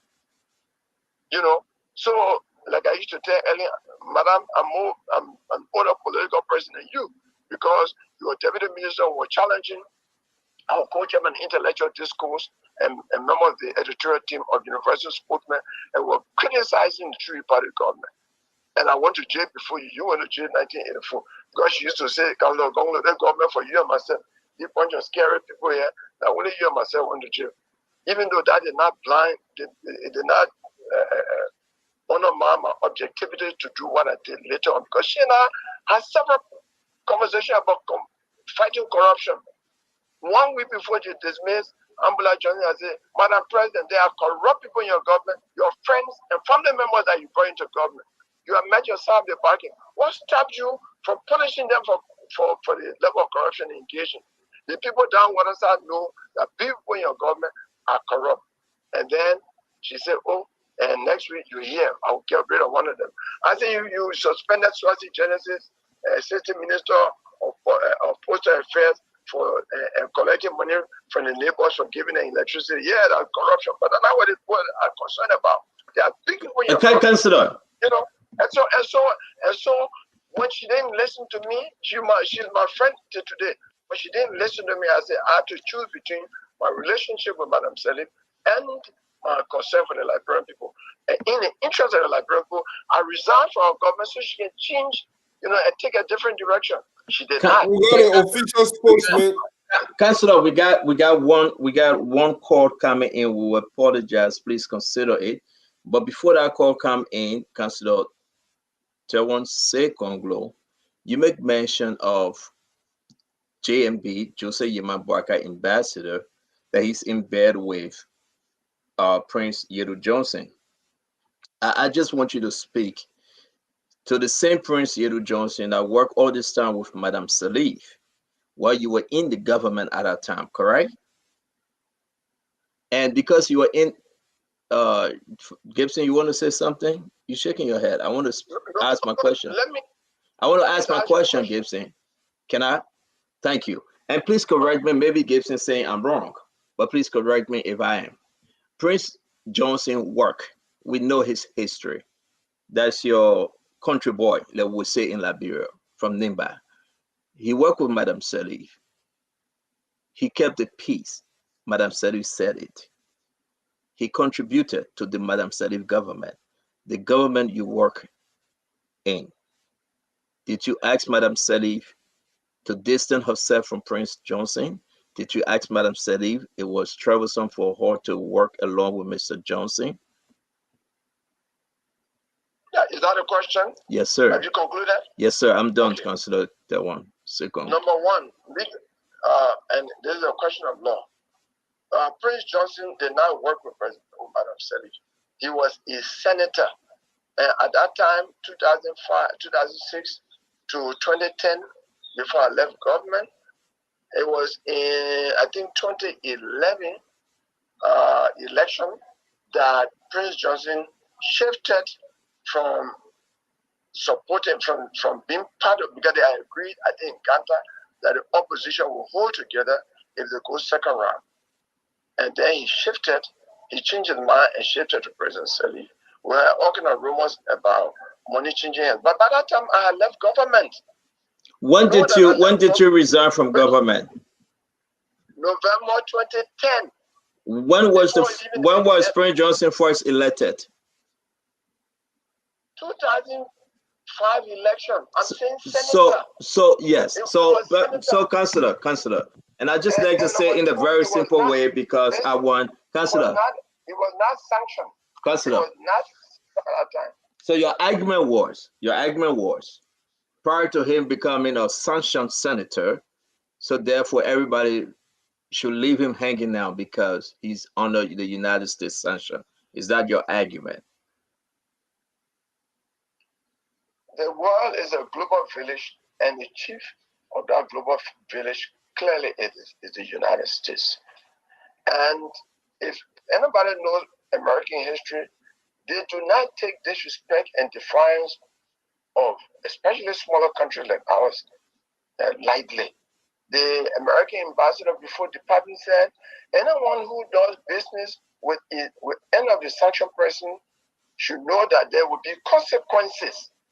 So, for example, Prince Johnson reached an agreement. In fact, Joe. But Councillor, you think that we are so low in this legal issue? You didn't preach this gospel when Madam Selig was working with Prince Johnson while he was under sanction, though. You didn't preach this gospel. You are not under sanction with when Madam Selig was in power. You were not under sanction. No, I understand. Okay, so to get it straight, thank you for pulling that up, because he got in session recently with the rest of the with Vani Sherman, which is on CDC. But let me the Magnitsky app. Thank you. But what I'm saying to you, how are you tying Prince Johnson now with Jeremiah Cohn? You work in a government, knowing everything. The reason why they say to put Prince Johnson on sanction, you know it very well. Why are you tying Jeremiah Cohn, Prince Johnson, and Joseph Yeman Boakai, knowing very well that Jeremiah Cohn is his own man, knowing very well Madam Selig used this Prince Johnson to get the support of NIMBA, and the same thing Ambassador Boakai is doing to get NIMBA support. The same thing Cummings ran after to get NIMBA support. The same thing every one of you guys seeking and running after to get the support, with the exception of you, because I didn't hear you reaching out to. You can ask your question. I think I'm intelligent to know your question, and you don't have to explain your question. Oh, go ahead, sir. Thank you. Can I respond? Thank you. Look, I know Prince Johnson more than any of you. He and I live behind the city hall. In fact, we call each other up to now. Even if I drop the phone, I call him. I say, he's my city hall boy. But in terms of my love for Liberia, I've distanced myself from him. Prince Johnson asked me when I was nominated to be Solicitor General, the one question he asked me was, Councillor Gongolo, what do you think about War Crime Tribunal? That's in 2006. And I said, I believe in justice and accountability. And I believe that there should be accountability for those who committed atrocities during the war. Instead of shooting people who are shooting at them, they left and killed innocent people in the churches, in the mosques. Taking the Kasawa city in their community, they kill innocent people. They want to know what sex the child was in the belly of a pregnant woman. The people who kill innocent people must be held accountable. Prince Johnson asked no more question, and because of that, I heard when he went in the room of deliberation, he voted against the past. I got a majority vote and became Solicitor General. The only difference between he and myself is my position on war crime tribunal. Even though that has changed because Jeremiah Cole came on your show and said he's opposed war crime. But listen, the fact and the historians will write it. How did Jeremiah Cole become a running mate of Joe Barker? It was based on negotiation between Prince Johnson and Joe Barker. That is why Prince Johnson was the first to announce to the world that tomorrow Jeremiah Cole will be named as running mate. He's in a controlling position. What Barker doesn't know, and I know about Prince Johnson, is his level. The one thing that remains constant with him is his own personal interest. And you'll be surprised one day. You know, the Knockout family will tell you, if you don't know that history, maybe you're younger. But in 1992, 91, I think, Prince Johnson just got up. He and Sawyer had differences of view or something. Just somebody say, I call upon all members of the IMPFL in the interim government to resign. The police director was there. Rayla Russell came from IMPFL. Many persons. Peter Naga got up and resigned. And I will tell you this, you were live. A few months later on, there was a meeting at the old Private Baptist Church, and Peter Naga was there because MPFL and IMPFL were trying to form a military junta to remove the interim government. And Prince Johnson saw Dr. Naga. The friend said, Dr. Naga, you resign for true? Because Dr. Naga went and resigned, wrote a letter. People try to talk to him, say, no, my leader said must resign. Nobody else resigned. Daniel Johnson, city mayor of Monrovia, none of them resigned. So he said, oh, and let my uncle and the Pellepool, nothing I'm saying about coaching. Yeah. So thank you. Let me bring the last caller. Please, let me conclude, please. Then he said, Dr. Naga, you resign for true? So they think they can say Pellepool stupid. Then they say PhD go foolish. That thing I was talking to Gia Mora. Oh, Mela, when you get a kind of job from, you were supposed to advise me. And Peter Naga never got any job like that on day. So people who are interacting with Prince Johnson, they let Dr. Sawyer and myself, we used to do, we get PhD in Prince Johnson. You know, and I know him very well. Barker is waiting for a surprise. If by mistake Barker become president, Prince Johnson will be the de facto president and he will get you. But more than that, if Barker or George Weah is elected president of Liberia, they will suffer the consequences that the American ambassador was talking about. They will not get support from the American government. It's clear because they are in violation of the Magnitsky Act by doing business with a sanctioned president. Walker openly did business with Prince Johnson when they came from the meeting. The picture on the front page in every newspaper. He didn't hide it, but more people reacted. Why are you doing business with Prince Johnson? The reaction was, if you're doing business with the devil, will make me win. I will do business with the devil. I react on the radio the next and say, Thank you. But thank you very much. Councillor Gonglo, I have to squeeze this in because it is important. You make mention of John Madu. John Madu is responding to what you said concerning him not auditing JMB. Now, John Madu is saying to me, and I can read it to you, he didn't audit your office at the Labor Ministry. He didn't audit you when you was SG. Is that true? I know auditors came to my office. John Madu said, and John Madu want me to read this to you because he listened to you. I didn't audit Eden Johnson Sirleaf Executive Mansion. I didn't audit the Supreme Court. I didn't audit the Senate. I didn't audit the House of Representatives, Speaker Pro Tem, Vice President, NSA.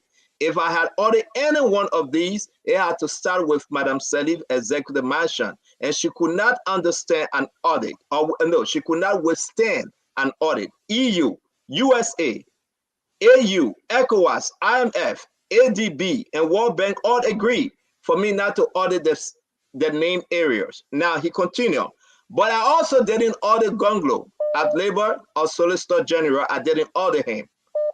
The government of Liberia and the international community agreed that based on risk assessment, the ministry is an agency to audit to get $4.5 billion in debt relief. So they didn't audit you, and they didn't audit the office of the vice president based on those agreements. It's not the refusal of Joseph Yema Boakai, sir. Can you speak to that? John Madu is speaking.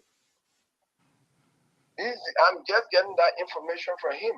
But without that information, that would be considered a dereliction of duty, because the law calls for the auditing of all public funds, the auditing of all government ministries and agencies.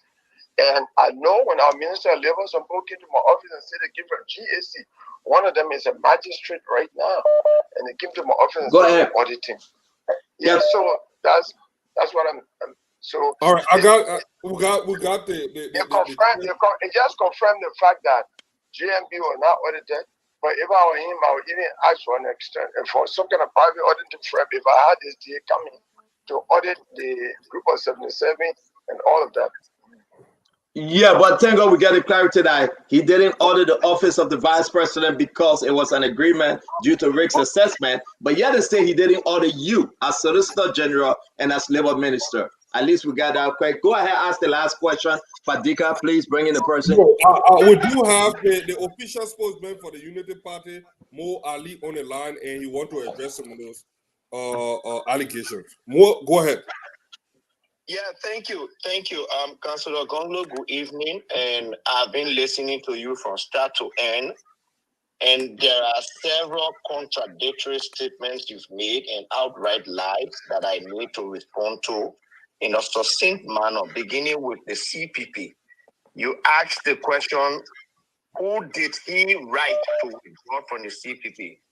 Councillor, as a lawyer, I'm sure that you know that when you get into a collaboration, a political collaboration, when you want to withdraw, you write the NEC, a process that we went through rigorously, wrote the NEC, and met all of the requirements to withdraw from the CPP. And to insinuate that Joseph Boakai disintegrated the CPP, he did not call elders, he did not talk to church leader, you were not in the CPP, you don't know about that because all of those things happen. You claim that you are a unifier, a political unifier, because you can visit the CDC, you can visit the other people, you're blaming somebody for disintegrating a political collaboration. But you as the quote-unquote unifier, you've not ever in your life been able to bring together a political collaboration that we know of in this country, at least to talk about it, disintegrating. You talk about Joseph Boakai has never taken responsibility. He should have taken responsibility for the defects or the challenges or the failures of the Sirleaf government. But in the same breath, Mo, we're not hearing opportunity. I'm not hearing. Mo, please speak. Sorry. Yeah. You talked about Joseph Boakai has never taken responsibility for things that happened in the Sirleaf government, but in the same breath, the same Councillor Gonglo said, Joseph Boakai said, we squandered some opportunity. I'm not sure what sort of contradiction is that, because if somebody said we squandered some opportunity, it's taking responsibility for the failure of his government. If that is not taking responsibility, Councillor Sir, then I am not sure what is taking responsibility. You work in the Sirleaf government. You were appointed as Solicitor General. Madam Sirleaf brought you on to help her to fight corruption. You do not have a single record of prosecuting anybody for corruption in that government. Everything passed under your eyes and they went free. Now, as a lawyer, I am deeply sad that you as a Councillor Gonglo, will transfer the alleged crimes of somebody to another person. You are transferring the alleged crime that Prince Johnson may have committed to that of Jeremiah Kpankun. That is betraying your profession as a lawyer, Councillor Gonglo, and I don't think you should be doing that. You also told us here that Councillor Shimon in 2005 pulled the biggest crowd. Councillor Gonglo, we were around, we were not kids. The two political parties that pulled crowd in this country, the biggest crowd were the CDC and the Unity Party. You mistake on that one there completely. Now, you talk about Joseph Boakai to take responsibility for 66 bogus agreement because it came from the from the executive. Councillor Gonglo, I am sure you did not read the report, the Mo Stevens report. That report never one day mentioned anything about bogus agreement. We all went to school. If an agreement did not meet 100%, but that agreement meant 80%, that agreement meant 75%, that agreement meant 90%, does not make it a failure. It just fell short. If I went to school and passing mark is 70 and high school 85, it did not mean that I failed. I passed. I just did not pass with 100%. Councillor Gonglo, these are things that we expect learned people when they come on the radio, people who claim to have integrity, to explain to the public with the level of integrity they profess to have so that the public can get the clearer understanding. But you have allowed the politics to becloud your professed integrity, that you will join the other people, the same song that the other people sing, to sing bogus agreement, which tells me that let me hold you there. Mo, I will hold you because I want to give the councillor a chance. I have Senator Prince Johnson on the line that would like to address some of the issues the senator raised. So Mo, please allow me to hold you. Let me give the councillor a chance to respond to what you are saying. Councillor Gonglo, please, and then we'll go to Senator Prince Johnson. So, to get Jeremiah Kundubini, the running mate of Joe Boakai, Joe Boakai interacted with the leader of the MDR, Prince Johnson. This is not secret. They were having meetings. The Magnitsky Act said anyone who does business with a sanctioned person. So by him doing business with the founder and leader of MDR, who was sanctioned for doing a lot of things, political trading, vote selling, and all of that, Boakai is in violation of the Magnitsky Act. Let him go ask his lawyer. There's no question about it. No lawyer will come on the show to say that's not true. And he's not a lawyer. The other things he said, my opinion, if you are chairman, if history is written today, even by Mo Ali, the question would be, under whose leadership did the CPP collapse? The answer, the only thing would be explaining, he would be explaining, the clear answer would be under Joe Boakai, head of Unity Party. That is the question. Now, Mo Ali report, Mo Stevens report, all the one he's talking about, that explanation, he's saying, that his view against the view of a lot of the majority of Liberian people. And it only came because Joe Boakai said, I was just a parked car a racing car parked in the garage. I don't know when he realized that, but he could have. In fact, in 2010, I remember, because Tom Kamara showed me that Joe Boakai did an interview with Tom Kamara when he appeared in Unity Party, and Mo Ali can respond to it. When he appeared in Unity Party, that Ellen Johnson Sirleaf wanted to drop Joe Boakai and take somebody younger. We're hearing several names of the younger people in government that she wanted to carry. He did an interview with a New Democrat and resisted. I said, I'm not a liability on Unity Party. I came here for that. Nobody will treat me in any kind of way. So he resisted, which means he wanted to remain, in his view, a parked car. That was a matter of his choice. He can make the argument for the first term that it was a parked car, but if I were him, it was a parked car, and the things I wanted to do in government are not respected. My made recommendations, it were not respected anything. I would not have gone the second time. I would have said, Madam, you look for another vice president. But even when they wanted to drop him, he resisted it. So that parked car theory is just not correct. All right, thank you. Let me bring in Senator Prince Johnson. He's beating on the line. He want to respond to some of the things you said, but we want to say thank you. I beg you, please hang on. Can you bring in Senator Johnson, Yekezi? Yeah, Senator, you are on. Respect and admiration for our son, Councillor Jerome Gonglo. But one person I really don't like in life is a bloody liar. Is a fabricator. Kevin Gonglo, I never been in touch with him for years. A few months ago, he came from America and visited my office 3 different times in a bid to seek my support. Kevin Gonglo, we have 2 minute text exchanges. I got him here. And on one of the occasions when he visited me, he brought to me a portrait of himself and myself, which was taken in 1990 when I was sitting behind my desk at that time. Tom Grupi, who later became Senator Gabriel Panalo, had come to visit me. I've forgotten about that kind of picture we took. I never knew we took that picture, but he brought the picture and decorated it so beautifully at the gate and brought it to me as a remembering of our old friendship. So I opened the portrait. I removed the plastic and the papers. And when I saw it, was so beautiful.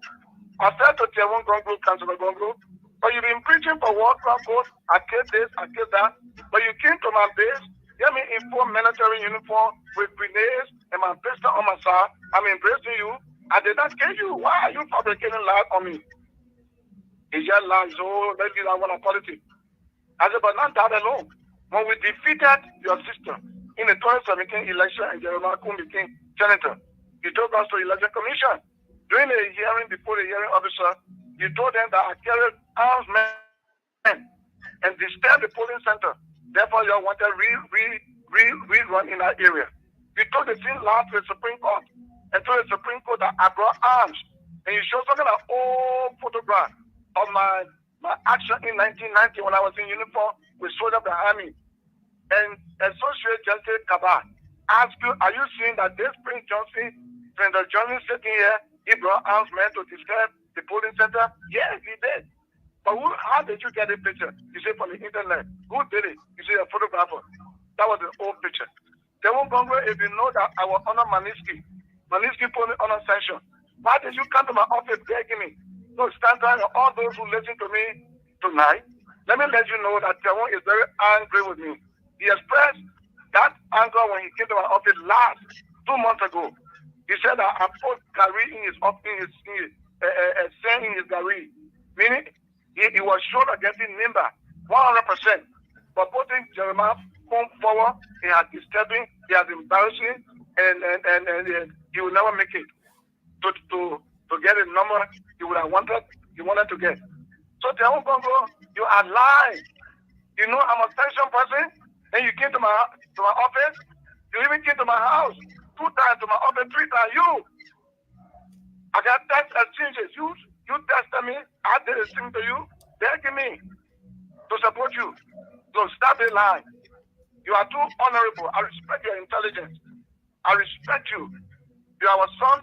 I'm the father of the country. You like it or not, I'm the father. I'm a leader of the country. When they were killing you, people were running away from you. Where were you?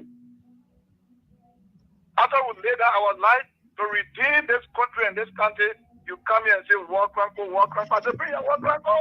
Don't be harassing people with war crime.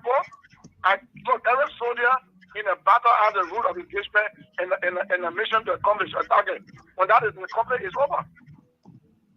So if you see that I went contrary to my rule of engagement and I went on a killing spree, bring your war crime court. But stop lying. You met me 3 times in my office and 2 times in my house. You tested me, I tested you. You begging me for my support. You brought me a beautiful portrait that you and I took in 1990 that I forgot. You brought it to me at the gate. You decorated it well. So why is the difference between you meeting me and me meeting and I meeting Open Breaker? Is it because after Jeremiah Kun, I put saying in your career? Is it because you feel that I'm a strong push and strong influence in the country where you hope to get more votes that you would never get right now? That's what I want to say, Santa. That lawyer is respected by me, is honored by me, is our son, but he's a blatant liar. Thank you very much, Senator Prince Johnson from Nimba County, Republic of Liberia. I'm going to bring in Councilor Gonglo to reply. Gonglo, guys, let me bring in Councilor Gonglo. Senator Johnson said a lot. Councilor Gonglo, please.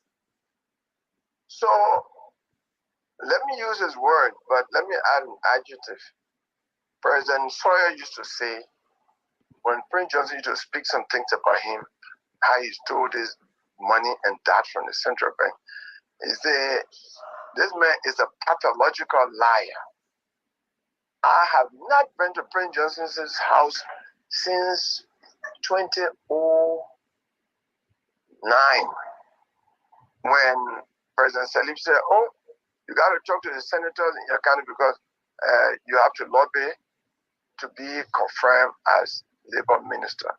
So I went to all of the senators. I went to Senator Dolo, I went to him, and by the time I got in, he said, oh, Councilor, but your hair now in a cookie jar, you're a clean man. So you senator, me and 1P, Daniel went to his house that time.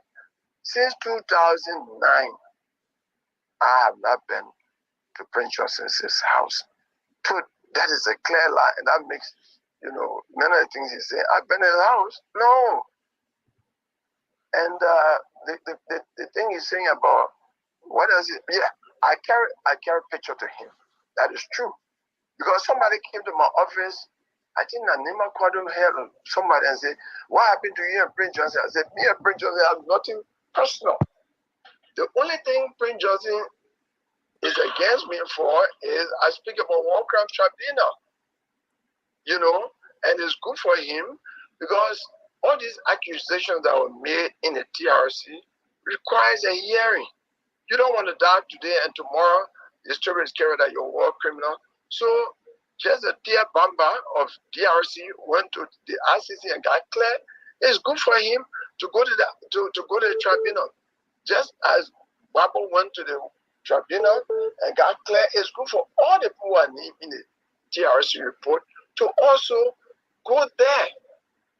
Before people die and the evidence is gone and people start writing history, that the same reason I got a war in Palestine can't end because people don't know the true history. The best writers are the ones that are writing. So a Palestinian can come and say, this is the grave of my ancestors. The Jews come and say, this is the grave. So it's better to deal with this issue now. Just ask Rwanda deal with it so that we can have real peace in Liberia and go beyond allegations. So yes, I went to his office and I left my call card and said, Senator Johnson can call me. One day in my office, you call him. When someone said, no, hey, you talk for long. I don't want to, you talk for a long time.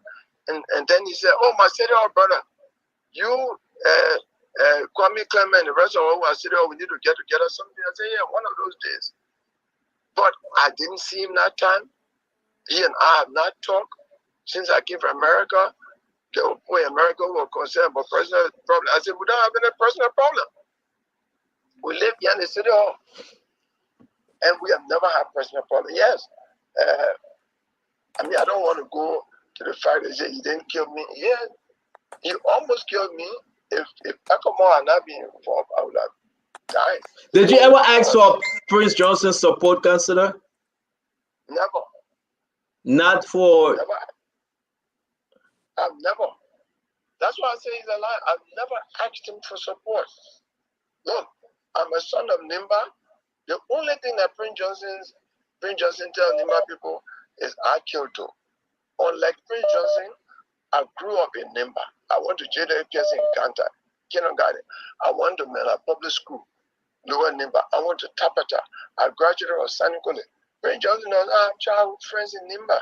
He did not go to school in Nimba. At the time that we went to school, given his age, he's about 3 years older than me. At that time, we knew, all of us at that age knew each other because there was only one town in Nimba that had high school. San Nicolas, St. Mary's High School and St. Mary's High School and San Nicolas Central. I don't want to mention Kara because it was in a concession area. And so all of us knew each other. The Chief Justice, the late Koto, many of us who were in school that time, some of them are senior, we know each other in that age group. We only got to know Prince Johnson in Monrovia. I knew him because when he was lieutenant, I was going to law school and we lived in the same area. And then when this Kuampa thing happened, he joined Kuampa and went into exile. In fact, we risked our lives for him. And I've said it many times in that challenge. The NSA police will come in Prince Johnson was hiding in the attic in his father, Omer Johnson's small house there behind the city hall. And we risk our life. The NSA will come in every day and asking and was saying, we have not seen Prince Johnson since November 12th. And then later on, when he managed to get to Ivory Coast, his sister Martha Johnson said, oh, he has crossed, he's all right. Under President Amos Sawyer, when Prince Johnson joined Taylor to bring octopus on us in Monrovia, Taylor, he had about 300 troops. Taylor sent over 500 troops to his Cowboy base in the war. They were trying to kill him. And they killed Cooper Miller, they killed many of his strong fighters. Then he came to the Stratton Creek and asked for ECOMOD to save him. He said, Taylor want to kill me. He brought some young people, he said they were orphans. Then the message got to Brigadier Ada, the deputy field commander, force commander of ECOMOD. Brigadier Ada called Dr. Sawyer. I was with Dr. Sawyer at 9 o'clock that morning. He said that Ada called him. Ada said Prince Johnson is at the Stratton Creek with some children and wants ECOMOD to receive him because Taylor wants to kill him. I said, Mr. President, according to the laws of war, once he drops his arms and he's asking for help, the peacekeepers should allow him to go. If I was someone vengeful, because we saved one lady who was a sex slave, I don't want to call her name, me and Dr. Leva Zanga is still living. The woman calls our Hotel Africa were on the advance team of the interim government, September 1990, and the woman said, I'm the sex slave of the man, called me, take me to Cowboy base. Almost anytime he wants to embrace me. So we took the woman, we were going to town to see Ambassador DeVos of the U.S. Embassy, the U.S. ambassador at that time. And she dropped at the Freeport and Garden River, only the biggest Nigerian ship that took about 15,000 refugees that time. So he came to the base, he came to Hotel Africa and asked Richard Sewa, who is there alive? Where are the interim government representatives? They said that night. He said they come 12 o'clock in the night. Even they come 12 o'clock, they should come to the base. I said, we're not getting the base. I was the only one on our team that I knew. Jim Fomaya is alive.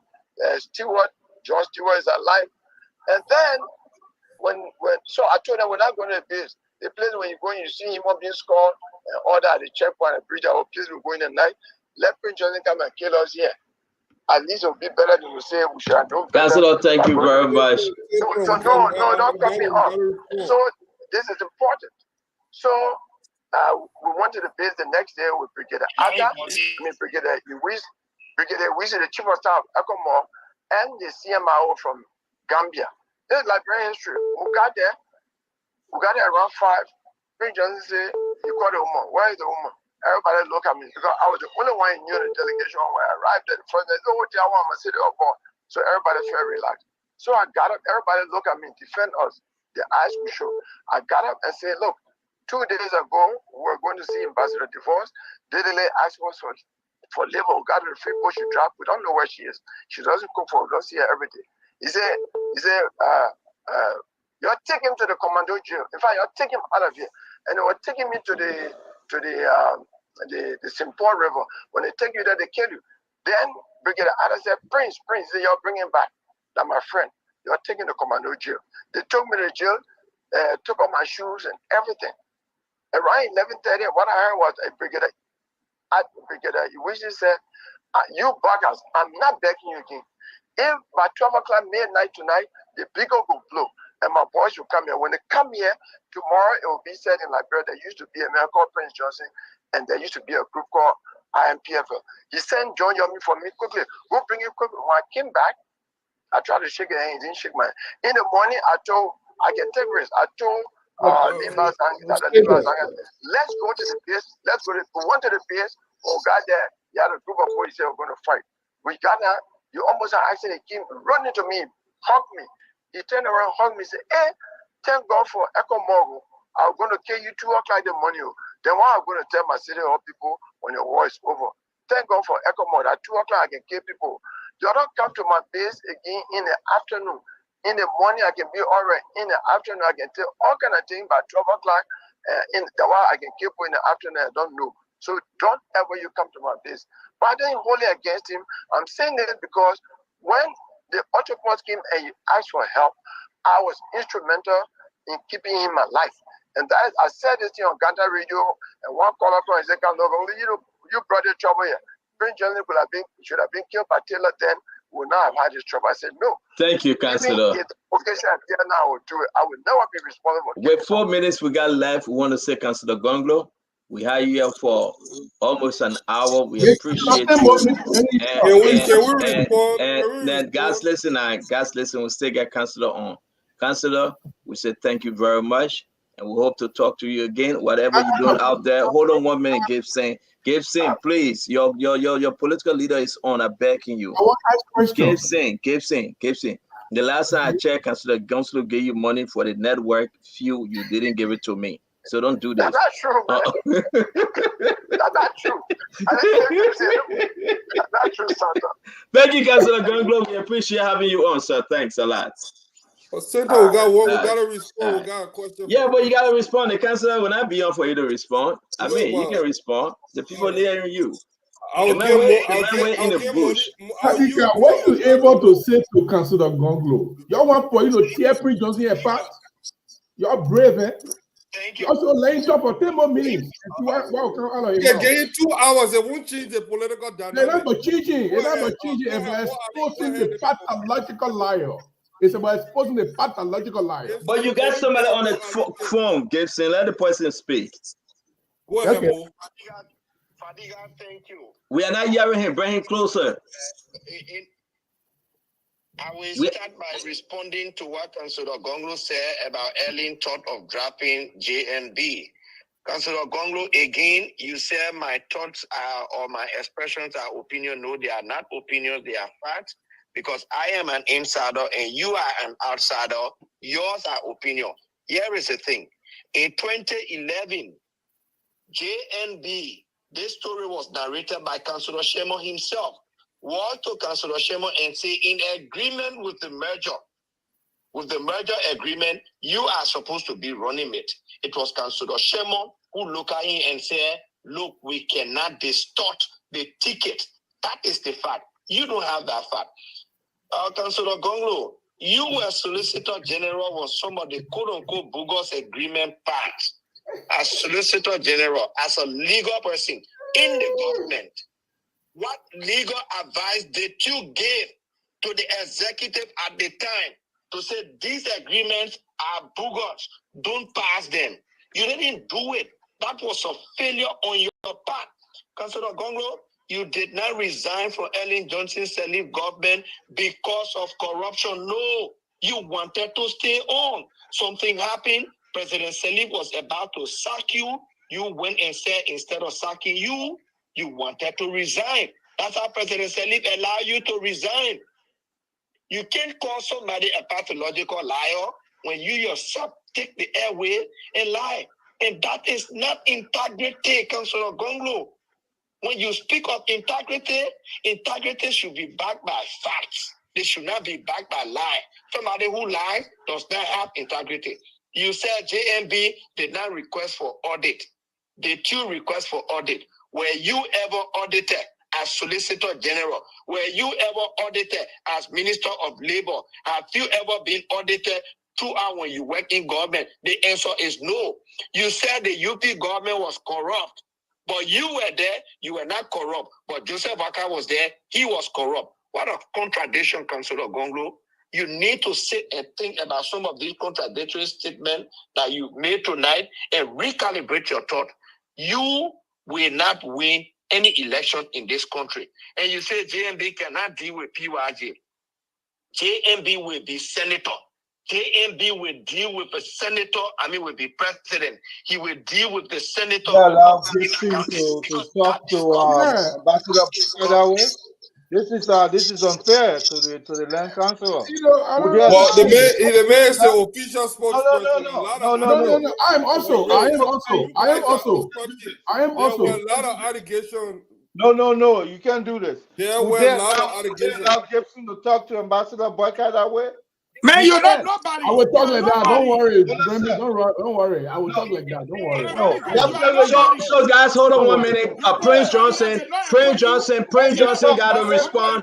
Guys, hold on 1 minute. Prince Johnson got to respond. Prince Johnson. Guys, listen, Fagon. Prince Johnson got to respond to the allegation that people have not been able to Tawan respond Gonglo to said. the official spokesperson. You are going to have to bring Prince People Johnson. have been protecting James. Senator Johnson, can you Prince go ahead, Johnson, please? Senator Johnson is here.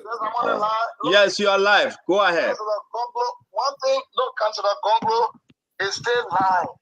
And let me tell you, Stanton and all the panelists, that Gibson man, I respect Gibson, he's an older man. But he pretend he did. I don't know what his problem is. He know his boss man is a liar.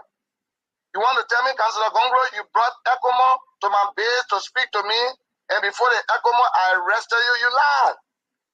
When you came to my base, you did not bring ECOMO because the officials of the interior government that I usher in, you know, my last vote brought Sawyer to power. You didn't say so.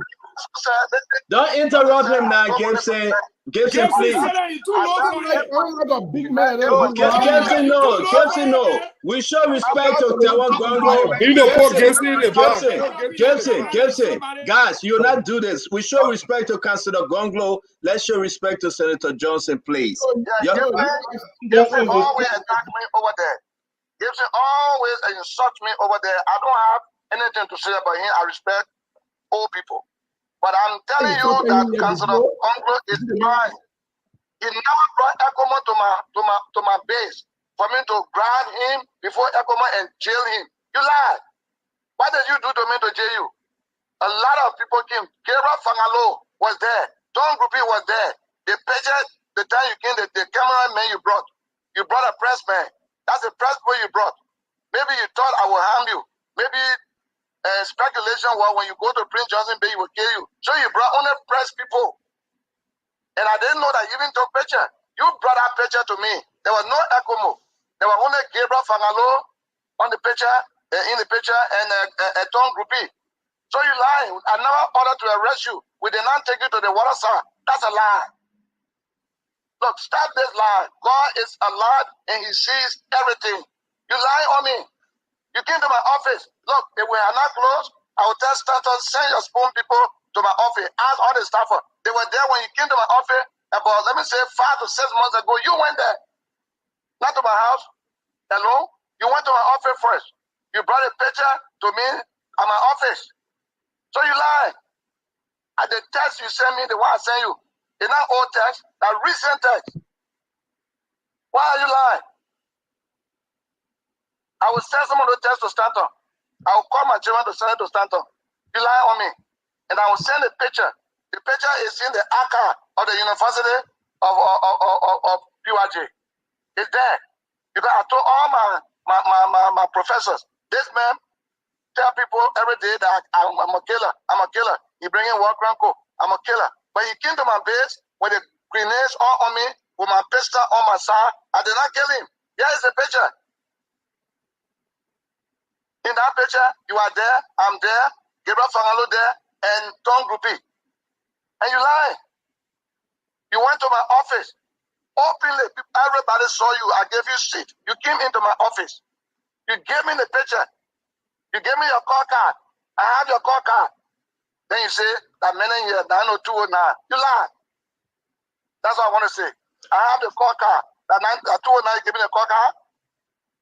What year was it, Senator Johnson? What year was it? This same year, started this same year. This same year? I haven't registered with Election Commission yet to be a candidate. This same year. Oh, wow. Wow. This same year. I don't need to swear to God, but God sees all. I had the call card asking if he did not give me call card. Wow. The first day he went, he didn't see me, he left the call card. Then the second day he went, I was out there doing some work. He left a call card in the morning. In the afternoon, he came and met me. The next morning, he came again, begging me to support him. He never knew that I had a plan to resign from the standard bearership of the MDR and for the people to elect Kun as the next standard bearer. But I'm sorry to interrupt you, Senator.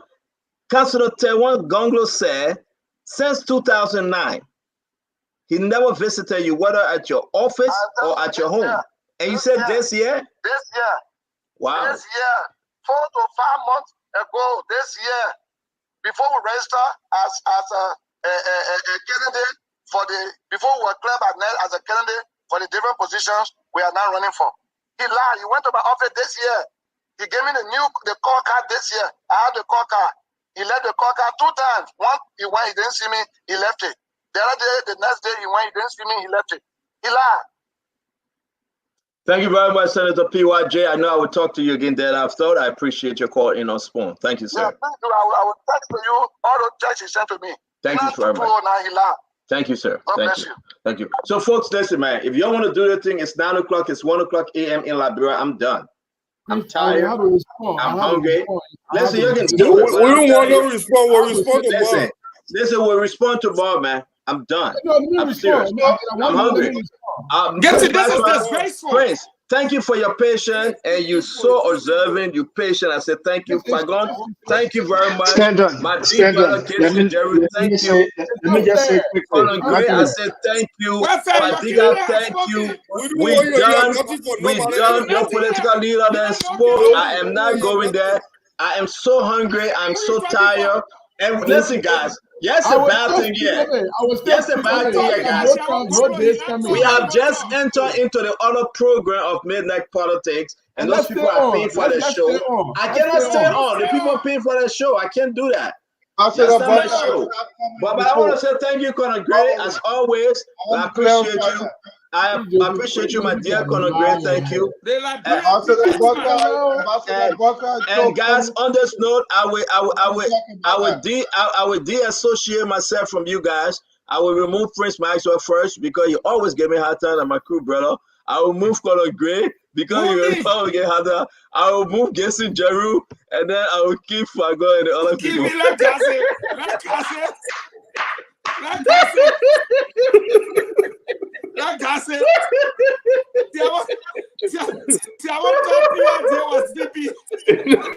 Yeah, he went at 1 a.m. to come read that top. And you remember, he was supposed to come on. Tiawa was supposed to come on. Dempsey said the man way in the bush. They make it, can you remember? They got to put in the finger. They got to put in the finger on me. They're in the bar putting the finger. Tiawa said, oh, they probably sleeping now. You're premium. Sweet start talking PYJ. We're going to say, well, I was talking what listen, let me tell you this, right? Prince Johnson sending me all the text messages between here and Taiwan. Prince Johnson is right. They meant their business. No. I'm surprised that I get Councillor Taiwan Gonglo is I like the councillor. But what Prince Johnson sharing with me, it is true. If these text messages are right, that he met Councillor Gonglo this year. Yes. It is true. So, I don't know why the councillor saying he did it. Now, what do you about Prince? About the senator? Senator Johnson do not. If you know PYJ don't play like that. PYJ telling me, look, the man got a year, they did, the time, everything, because it is true that he met a guy. So, I don't know. Listen, folks, I don't know. Then he said the American government will get very people who do business with a man. Yeah, you there? They say all your tests, they come and give it to the American people. No, I give it to the American people. I give it to that. They will go ahead and give it Let me say something that none of you know. No, Gessin. The message is safe for you, AJ.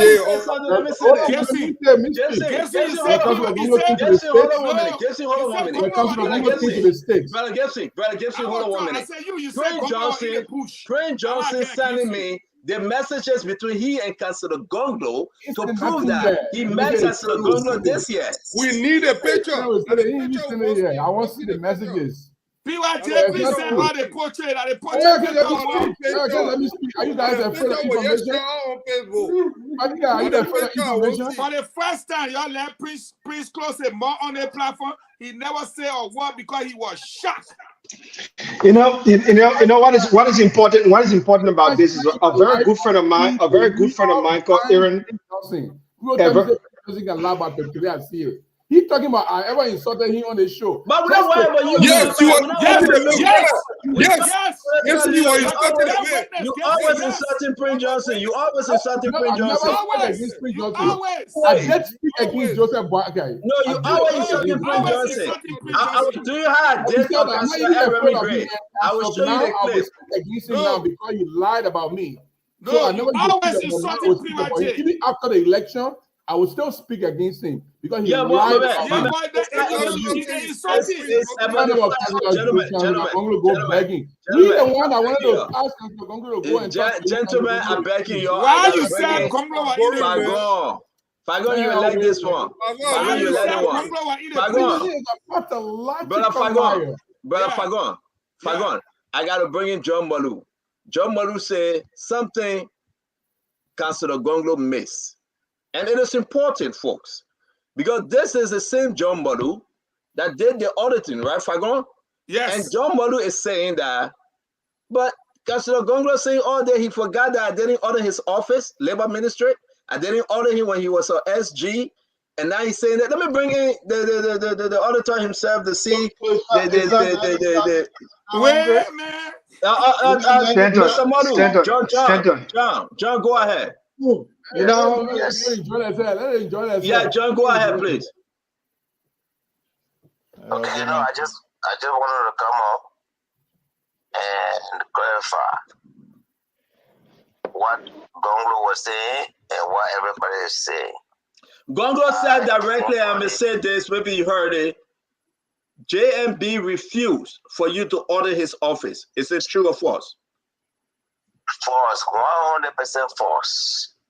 And I think I told you in text message, the international community, Linda Thomas Greenfield, the American ambassador to the United Nations, Jeremy Tunacliffe, ambassador from Europe, African Development Bank, IMF, ECOWAS, everyone said we should now audit any entity that represents a seat of government because they did not have the financial record to support their transaction.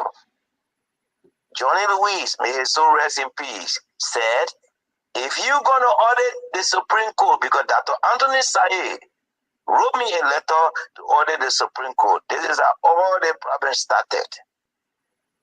Dr. Anthony Said wanted accountability for NSA, for Supreme Court, for everybody that received money. We met, the international community said, and Johnny Lewis said, if you got to audit me, you got to audit Eddie Sedi too. You got to audit the speaker. You got to audit he raised that issue. The late Johnny Lewis. We met in an emergency session with the SRSG of the United Nations, American ambassador, European ambassador, African Development Bank, Eco Bank, and Tiawan Gonglo is aware of this. Everybody agreed. If we got to audit any institution, it has to start with any state government. But Tiawan said he wasn't aware. He said he's not aware. It's surprising to him. And you say he's aware of this? What? He wasn't aware that his office wasn't audited. Tiawan Gonglo, I respect Tiawan. Tiawan is a good friend and a brother of mine. We talk regularly. When he started his presidency, we talk. When I was in Ghana, he called me. We talk. Tiawan cannot tell me he doesn't know this. No, that's not. No, that is not right. Because Councillor Gonglo is here. He's on tape. He said you sent some guys to his office. He thought they were audited. So he believed that his office was audited. But also, that's not how you say auditor. You don't send guys to people office. To do an audit, you must send an engagement letter. Oh, God. You can't just walk in and say, I'm coming to come audit you. That doesn't work that way. That's not professional. That's not even professional standard. So Tiawan cannot say audit entity was ever even a target for audit. Wow. Never. Gibson, you heard Tiawan saying that, yeah, Gibson. John Malu said Tiawan is wrong. I'm not just saying he's wrong. If he told you that I sent people there to go audit, or I even mentioned, because Tiawan entity was not even part of the HIPAA required audits. So there's no way he would even get somebody to say, I show up to come audit. Never. Wow, that's how it works. I'm sorry. I'm sorry that you.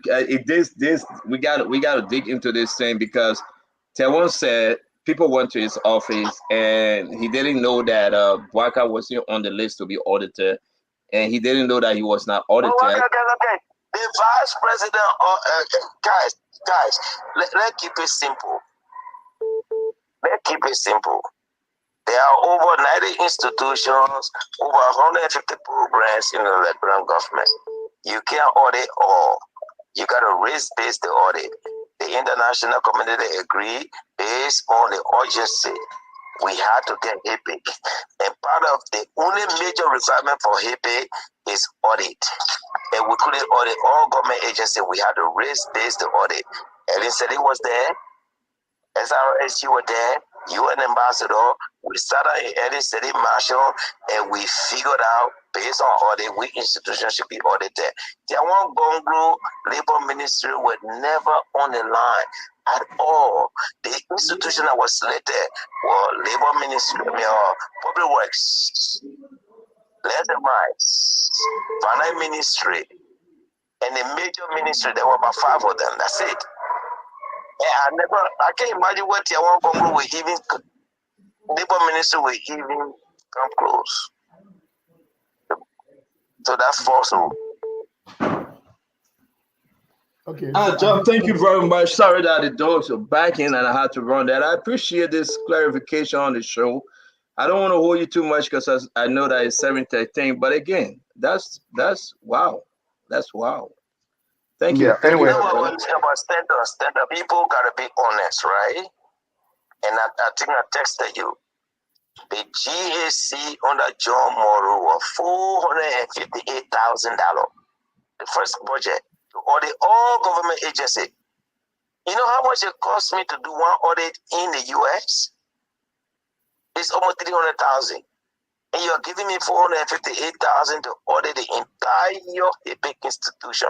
I had to go to Ghana. John, let me ask you something. President Kofoa. What was your issue with? What's your issue with? What was your issue with Mary Bro? I'm sorry to squeeze in this other question. I wanted to ask him what was his training. What was the last days? Yeah. I'm gonna bring you in, Brother Gibson. John, what was your issue with Mary Bro? I had never issue with Mary Bro. Mary Bro went to Liberia on my recommendation. She served as a business manager to Ellen Seri, and you can check the record. Ralph Seri comes to Liberia, there's a passport issue. There was a huge issue about passport being delayed. Mary Bro didn't have any kind of important job in Liberia. After Ralph Seri, Mary Bro would yell and scream, and she would face the passport office. Ralph Seri agreed with me, and on the objection of the foreign minister, we put Mary Bro to passport. You know what Mary Bro did? She started issuing her own receipts. Now government receipts. So we got a hang of it. And people say, hey, she's getting money and issuing her own handwritten receipt on Microsoft Word documents. Oh, wait. A lot about that. So Mary Bro was making her own money. She established her office in the government office. Yes, she was making her own money, issuing her own receipt on Microsoft Word documents. Wow. We said, no, you have to issue receipt on government or Liberia receipt. And when we found out the amount of money, I told Eddie Seri, if she doesn't issue receipt, you got to remove her. They removed Mary Bro and sent her to the port. She went to the port and bought all kinds of furniture from Ghana. The chief man controller at the port, Rachel Lebanti, her name is Lebanti, called me and said he cannot work with Mary Bro because Mary Bro is abusing the resources. We commissioned a special investigation on Mary Bro at the port.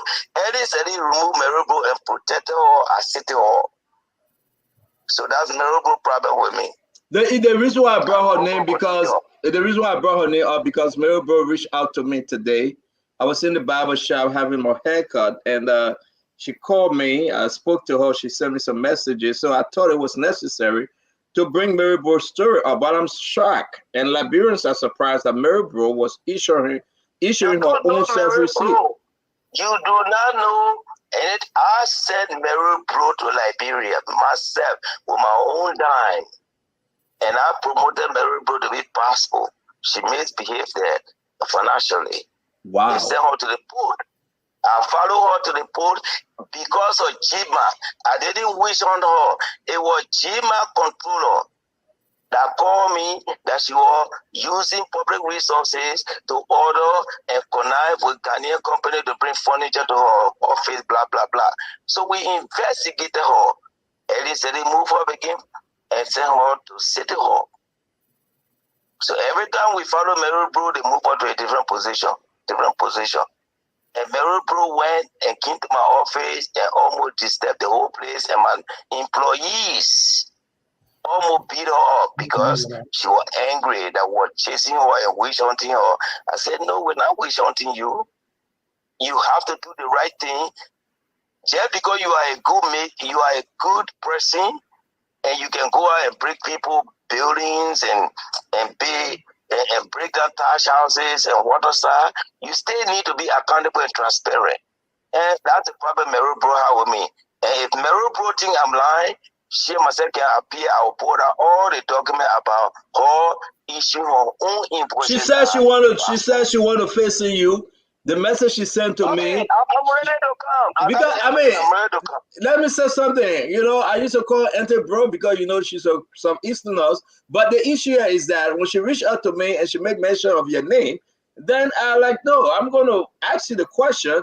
And I'm shocked. I didn't know Mary Bro was issuing her own receipt on passport, baby. She cannot lie about that. She said, I have to issue my own receipt so I can collect the money and incentivize the people to process the passport. I said, no, you cannot engage in illegal activity just to improve efficiency.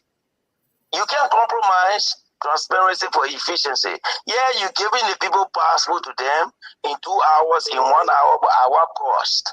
So you want me at the GAC to be taking bribe just because I want to finish audit? I thought you can't do that. Wow. You need to improve efficiency based on the merit of your work. She said, well, I gotta give money to people so that they can speed on the process. No, that's not how government works. You can have your own. If you want to do that, you could create your own company.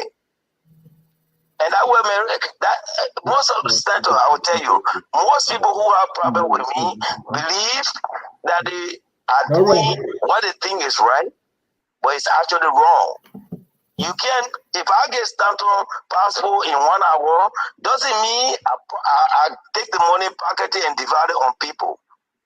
Those two things cannot be right. Yeah, you're doing a good job, but do it the right way. If everybody in government were wanting to prove that they were doing efficiency, but then pocketing the money, how will the government run if people are making decisions based on what they believe is efficiency? You collect government money, you give. She said, "Oh, I got to give them money so that they are incentivized." Well, no. That's the voice of John Madu, the auditor-in-chief in Liberia. Again, he's here in the United States. But again, it's concerning. I will leave you with this Mary Bro thing after Gibson or Prince speak. Yeah. I don't know Mary Bro like that. You know, again, as I said, she reached out to me today, and I had to squeeze her question in. Something she heard you say, and she decided to reach out to us on Spoon. But it's shocking that Mary Bro was taking extra money and issuing extra receipt, her own personal receipt. Yes. It's shocking. So, to be honest, I believe John on this. Look, I have a lot of respect for John, to be honest. John, I just wanted to ask you. Why would I lie? Why, John? I don't think you're lying. I don't think you should lie. So I don't think you're lying. But John, I wanted to just ask you. Your tenure was 2 years, right? My initial tenure was 2 years. Yes. Okay, and then you got a first extension. A 2 years extension in March of 2029 or something. Yes, 2 year extension. Okay, so you came in 2005. Is it 2005? No, yeah, 2007 April. 2007 April 7. 2008, and I was supposed to leave in 2009. But because we did not finish the HIPAA process, the EU, I can send you the letter, and Stanton, I promise to send you all of this. I will send it to you. EU wrote and said we need the Auditor General to stay around to complete the HIPAA process. And everybody agreed that they needed it. So yes, that's why I stayed for another 2 years. Okay, so what I'm trying to trace here is because after you left, another person was appointed after you in 2010, correct? No, when I left, there was I-team, my deputy Winsley. Winsley, Winsley. Kibbe. Okay, I just wanted to make sure that in your absence, because Councillor Gonglo left later part of 2010. I don't know if you left before the next auditors. No, I was there when Councillor Gonglo left. Okay. And this is a breaking news for you. Councillor Gonglo left because I was going to England and I told Helen Seri to fire her entire cabinet because they were not performing. But to keep Gonglo and that few people, I think Akirede Benkley, our Minister of Foreign Affairs, she was very good. Gonglo was very good.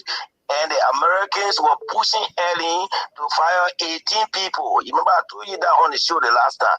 18 people were supposed to be dismissed in 2010. Instead of Ellen Seri dismissing them, she put everybody on administrative leave. That's what got Gonglo upset and resigned in 2010. So he didn't resign because of corruption? No, Gonglo resigned. I was in England. I left Liberia. Me, Eddie Sedi, Linda Greenfield, and I will call names today. Jeremy Tunakle, all agree. Setuma, there were Fode Kruma, Rachel Tobo. There were 18 people on a list that needed to be dismissed and prosecuted. The Americans insisted that they would not deal with the government if those people were not dismissed. Eddie said he asked me for the list. I give the list. EU give the list. We met. But instead of Eddie said he firing, she put everybody on administrative leave. And when she called everybody back, Gonglo said she was an imperialist. He would not return to the government. Gonglo did not resign. He refused to return to the government when they recalled him back for administrative leave. You can Google it. Eddie said he was staff for administrative leave. Actually, what happened was Councillor Gonglo was given another post as Minister of Post and Telecommunications. No, that's not true. Gonglo resigned. My man, Google it. That one. Gonglo resigned. Councillor Gonglo refused to come back. Gonglo refused to come back because Eddie said he put the entire cabinet on administrative leave. And Gonglo felt that was an insult to him. Me and Gonglo thought, I said, my man, come back in the government. I beg you to come back. He said, no. The woman said, imperialist. How can she put me on administrative leave while I'm not a corporate? Why she could not just let those people and fire them? Ask Gonglo. If he's a man of honor, he will admit. He didn't come back because he was put on administrative leave unjustly, and he felt humiliated, and he will not return. He didn't come. All right, Prince, you got something to say, Prince? Can you add here, Prince? Yeah.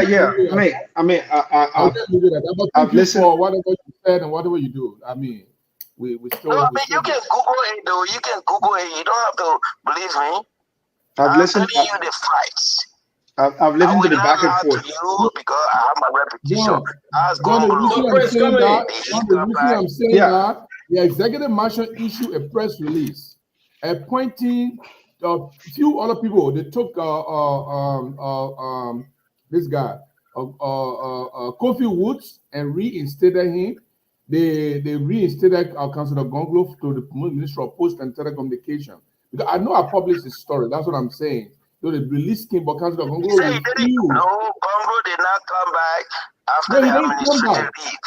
He said he would not come back. Akirede Benkley did not come back. There are several others who felt humiliated because, to be honest with you, I agree with Gonglo at that time. It was unfair for any city to pull a blanket copy and tell everybody to administrative leave. Yeah. Okay. And No, anyways, it's still the same. out of 80 people. So Gonglo was just Yeah. So John, Gibson said he agreed because Councilor Gonglo just texted him and said you are right. Prince, can you go ahead? Yeah, I say so. I say no. Yeah. Okay. So I mean, the back and forth today has been many, but like a good friend of mine would say, his name is Aaron Weir of the African Transitional Justice. We say today is a day in history.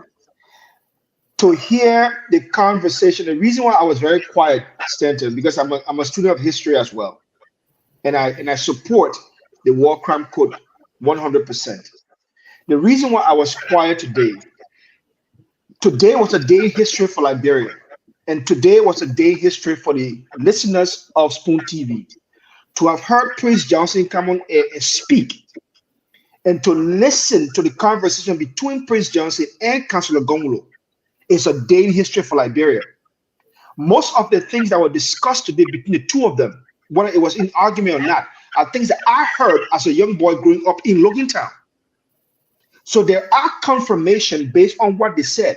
Not only that, what was said between the two of them on this Spoon Network today are things that are also recorded in a TRC record and in transitional justice papers written all around the world.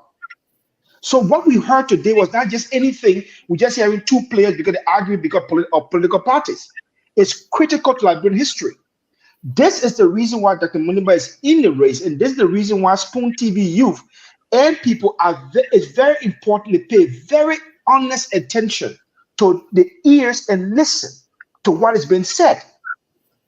The issue from the sanction all the way to the killings and the woman that was being raped and those nuns and everything that have been discussed between the two of them are critical to Liberian history. Because these are things that the TRC pointed to. These are things that transitional justice scholars all around the world, like Aaron Weir, talks about every now and then. That's the reason why you see me, I was very quiet and I was listening. You know, thank you very much. Let me give my party statement. Let me give my party statement. Gibson. Yeah. Gibson, no, let John give his party statement, then we all can leave. I beg you. Oh, okay, yeah, sure, absolutely. Yeah. Fagon, you got anything to say before we go to John? Are you going to Fagon again? I think you said you're going to John, then we'll do our thing. You asked the man question, Fagon just came back. I'm not going to Fagon. But why you really don't like Fagon like that, man? Why you really don't like Fagon? They ran away. Let us here. Why should we get privilege? You know, Gibson just spoke. And then you came back to me, and Gibson is fighting. Again, what we listen here today too, okay? For me, I'm not going to respond to Honorable Gonglo. I'm disappointed tonight because I expected Gonglo to be a man of integrity. Even right now, you can hear what all Molu explained. They texted Jeru Jana and said that true. Contrary to what he told us. No, give me a chance. Contrary to what he told us. How his ministry was audited. People came to his ministry. I served in government for 3.5 years. No auditor shows up to your office without a letter. And if they come to audit you or the institution, it is only professionally kind. You will receive a letter and they will tell you exactly what they're pursuing. I think John will speak to that because we went on to that. We know what it's like. They will tell you it must be this. They will not take you by surprise. They were audited too? Now, give me a chance, let me explain. Saying you didn't want to say that. We still got John on the floor, gentlemen. Can that come up and say, I saw people to my office. Is that the way audits are conducted in government? You know better. But again, let's look at Prince Johnson. Come on, Gibson. Was Prince Johnson not the man? Was he not the person that brought in ECOMOG? Was Prince Johnson afraid of ECOMOG? Was Prince Johnson not fighting Taylor on the day in August when they were launching the port? How can you say Prince Johnson was a friend, Prince Johnson was this? And the thing about it, what caught my attention yet? And tomorrow when I get on it, KFC, I don't want any phone call from you. Tier 1 said, and I repeat, that the American government will be extremely angry with anybody who does business with Prince Johnson. Forgetting to know that that clarification was made by the American embassy. Prince Johnson resigned as head of the party. The party elected a new political leader. Crimes are not transferable. If the person is not guilty of a crime until he or she is found guilty in a court of competent jurisdiction in our country. The American ambassador alluded to that. But you know what I heard tonight, and I'm not going to let it go? I heard from Tiawan say Gonglo that anybody who do business with Prince Johnson, they will get in trouble. Yet, Mr. Man, why can't keep secret? Get all the texts. Prince Johnson confirmed it. He, Tiawan, came here and confirmed it. Nobody forced him. He said when he came from the States, you and I know where Tiawan came from the States here. Now, that 4 months ago? Yeah, recently. Recently. When he They came never from the come here States, and going, come here and going. What are you talking about? I 4 want to months know. ago? He came from the States. I mean, he you're went to talking for the business with Prince longest. I Johnson. won't have time to talk for me to talk. They will give me a little time for me to talk. Wait, can you all the You're time? talking for the no, you're talking too much. No, you're talking the I'm other time. talking too much because you don't want to Yeah, hear You got Ali on the phone, Nelson. Blah blah the man talking. No, wait. This man talking. I You don't want hear you to talking Prince about I Johnson? will disturb you. If you don't give me a chance to talk, I will disturb you too. Because You nobody here want is to small Prince child. Johnson? Joe, I'm sorry. The Maybe guys you're are under go back 50. and I'm forth. not under 50. Let I'm Jones not let even Jones 51, go there, 52, Jones. 53. I'm far above. For you to look at me and tell me, it's just like I got to take business with Prince Johnson. When just 3 months ago, you came from America. Well, you came were to the country. forgot. If that's not true, the messages I get, then Tiawan Gonglo will be in trouble with the American. You get no I say message. it's true. No message. People don't say you tell your children to send it. You're not able to send it. But I want to see that message. No, I'm not saying it to you. I crazy it to you. I'm not saying distract it. me, man. Yeah. Don't let him distract me. Yeah, go ahead, man, Fagon. Don't let him distract me. But make a man gotta go. We- You talking to we have- Don't we make it have- sound like we have discussing Mo with Ali on Prince the line. Johnson or visiting Prince Johnson. From Fagon to Mo Ali, then I can't go. From Was a Fagon to Mo crime. Ali, I can't go. As soon as I go to Mo Ali, I leave. I can't go listen to Tabata. I don't listen to no Bring Mo Ali up. Bye, guys. Bring Mo Ali up. He's on. He's on. Mo Ali, Yeah. talk to us. Jesse ran away. Jesse said, John Manu, Fagon, and Mo Ali, I'm out. Okay. It means they're not doing business with nobody. Okay, Papa, we agree. Mo, talk to us, Mo. That do the man have a business card, two different Yeah, times. is there a specific issue? Huh? Hello. We hearing you, Mo Ali. Yeah, I wasn't really following. My stuff went up, but so I hope I could be. You just wake up, you dream, you can't talk. You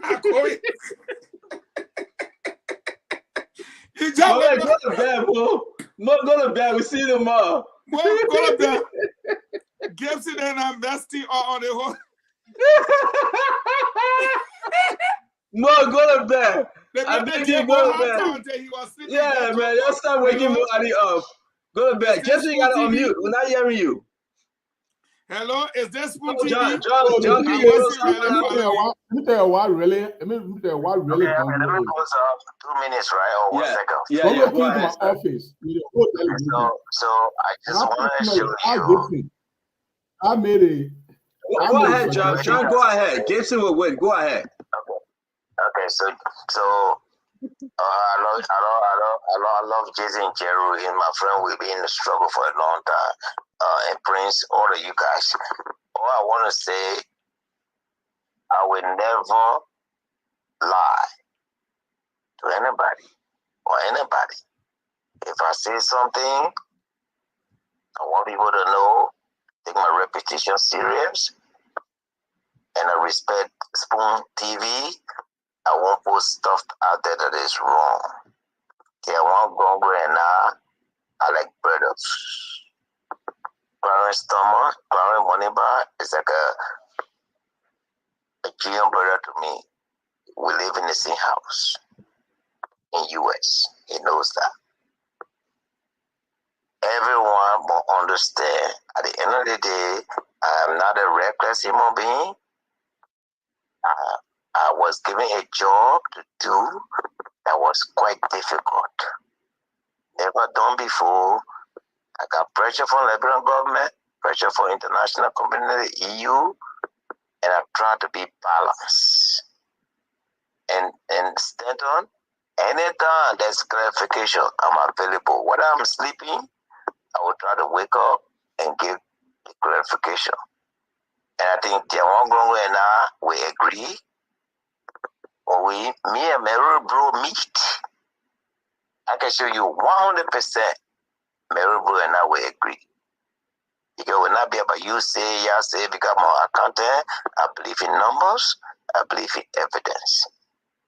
But why I want to lay to rest today, blame me. Blame John Molu for not auditing Joe Bakai and Ellen Sedi Marshall and Speaker Talo office and Prote Isaiah Nebo and Johnny Louise and NSA and Minister of Justice. There are so many institutions in Liberia that have not been audited credibly for over 167 years when I was there. 167 years. And there is no way I could have audited all of the institutions with $458,000 budget. And you can go on Finance Minister website and look at the GAC budget on the John Molu. Today, GAC budget is $5.3 million. They still can't even audit 25% of the country. But they got a bigger budget of 5.3 million. I had a budget of 458,000. And I want to take this opportunity to thank all the presidents and governments around Africa that gave me free auditors to be able to get Liberia to HIPIC. Thank you. So ask me why I didn't audit this institution, that institution, because I didn't go to audit all institutions and programs. I was given a specific mandate, get Liberia to HIPIC. And Stanton, I did that. That's all I want to say. Thank you very much. Thank you very much. And I'll talk to you, my friend. Thanks a lot. Thank you. Yes, sir. Yes, sir. So let's wrap this here, my man. We'll push this into what? My man, 17 minutes to 10. Go ahead, you are muted. I'm getting them to say I'm all right. Why are you running? I'm gonna go. I will say the people go. If I go, I'm gonna listen to you. Let me come back. Let me come back. Come back. In the 9th grade in 1995, he was in the 9th grade, and we used to be laughing at him. Bokojo. Who? And Fagon, you were in the 9th grade. Fagon will be in the 9th grade, 1995. When I graduated. I graduated April 10, 1995. But you said you started school soon. Fagon didn't start school soon. Fagon went into school late. I graduated April 3rd. Fagon dropped out of school. He didn't finish high school. Fagon was just in 9th grade then. Fagon did not finish high school when he ran into a refugee camp in Ghana. Oh. I don't know what he did in Ghana. I was in the church. I was the secretary for the evangelism team. They used to come and watch us. We used to teach them. Then Fagon started school late. Wow. And when he got 4 associate degree. Fagon, when you graduated from high school, when I hear you, you are muted. When I hear you. Why is I don't want to be when you graduated from high school, when did you graduate? No, you can't speak for him. Let him speak for himself. No, let him speak for himself. I'm very surprised though. When did you graduate from high school? When did you graduate from high school? No, that's not my issue. I was not here. Well, that's the question I'm asking. That's the question I'm asking. I was not here. You were speaking. I was in a room. You see me? I'm sweeping. I'm cleaning. Then you were talking. I can't hear a question. When you were the man asked him, when did you graduate from high school? Another question. What did he say? Evangelism school when he was on the camp. Let him explain. I said evangelism school. Let's Okay, do evangelism the thing you first. are explaining, The man said you started school very late at the No, age of I want 11. the I'm part he telling you was what the man explaining. said. Give me a chance now. he was the head The of man the said, evangelism test. Let him yeah, I explain. will come to it. The man said you started school I at was the the age of teachers. I was the secretary general for 11 the and you 14 members. graduated from I was high talking school about evangelism. 1995.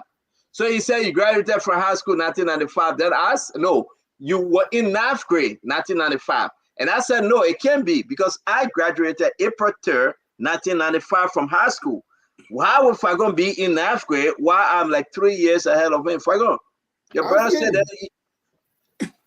You know, you want to find my classmate, and you want to Yes. know how old I am? Yes. I will need more than 20 for you. Get two. I did not Get two. even see high school door in 1990. My high school graduation was 88. Which Now, school? St. Dominic's Catholic High School, Tottenburg, Bombay County. You now, you Gibson. Every day you older than people. If I go, Kev just test me. Kev say you lying. I mean, I hear Gibson never talk. You see, you won't save Gibson because tonight has been proven that the Congo team lives on lies. The last thing I wanted to do for Tiawan Congo tonight, not the first one, the second one. I look at it for a long time. I said, no need. My uncle Prince Johnson finished. I should just go to bed. I tried to sweep tonight. It's Friday night because I won't be free for my game tomorrow. You jump on how you are child evangelization fellowship. You taste that blah blah. Time to answer and say, Evangelism. for high school. I didn't say child evangelism. Let me repeat myself. Why? Wait. No, hold on now. You don't want to hold on. Steve Peter, your big brother. Who you refer to as your big brother, T. Peters, Pastor T. Peters. I was the secretary of the FCFI evangelism team. You see that kind of man life? National. You see that kind of man life? You see that kind of man life? Call T. Peter on your phone. I was at the University of Liberia. He used to call me Ranger. I drove the van. He drove the small American car. That was the picking for me. Which university you are in? University of Liberia 22221. That's my ID number. I'm knocking my chest. The man said military burial number that 22221. No. That's my ID number. Who was your classmate? Who was your classmate that year? What does he have to do about retirement? Let go, man. Let go, man. Who was your classmate? But let me tell you something, Gibson. Seriously. Gibson. Couple of things happening, Gibson. Let me say this to you. One, Prince Johnson is sending all the evidence that Tewan met him this year. It's very important. 3 months ago. Madu came on the show and Madu said it's not only JMB office he never audited, even Tewan, and Tewan said, oh, I didn't know. I didn't know. I just saw people to my office. It's concerning. It's very concerning. You just can't be talking Tabata all day. Then you are saying that back in alternative. I'm going to SP, y'all. Let us be that the problem here. You be lying all day, man. That's for tomorrow. How's the program doing tomorrow, Fagon? My brother, right now, people already on the streets. Look at that. What Gibson is saying now, yeah? Thank God, I won't say anybody who do business with PYJ, America will deal with them. America waking him up tomorrow morning. He text messages. He went, he left 2 business cards. You want 2 business with somebody, but you need 2 business cards. Prince Johnson is a liar. That's true. No. Prince Johnson sent it to me. I'll put it on Facebook. Prince Johnson sent it to me. It's not true. I was telling you guys, your stop this. Prince Johnson sent it to me. I'll put it on Facebook. Yeah, pull it up. Look, pull it up. I'm not going by what Prince Johnson said. I'm going by what Tiawan said. If you want to be honest, go by what Tiawan said. Tiawan said when I came from the States, I went to Prince Johnson office. I didn't meet him. I left my car. I went back there. I met him. But do you know why he went there? He said he didn't meet the man. And Prince Johnson said he met him. No, he said the second time when he went to PYJ office, not PYJ house.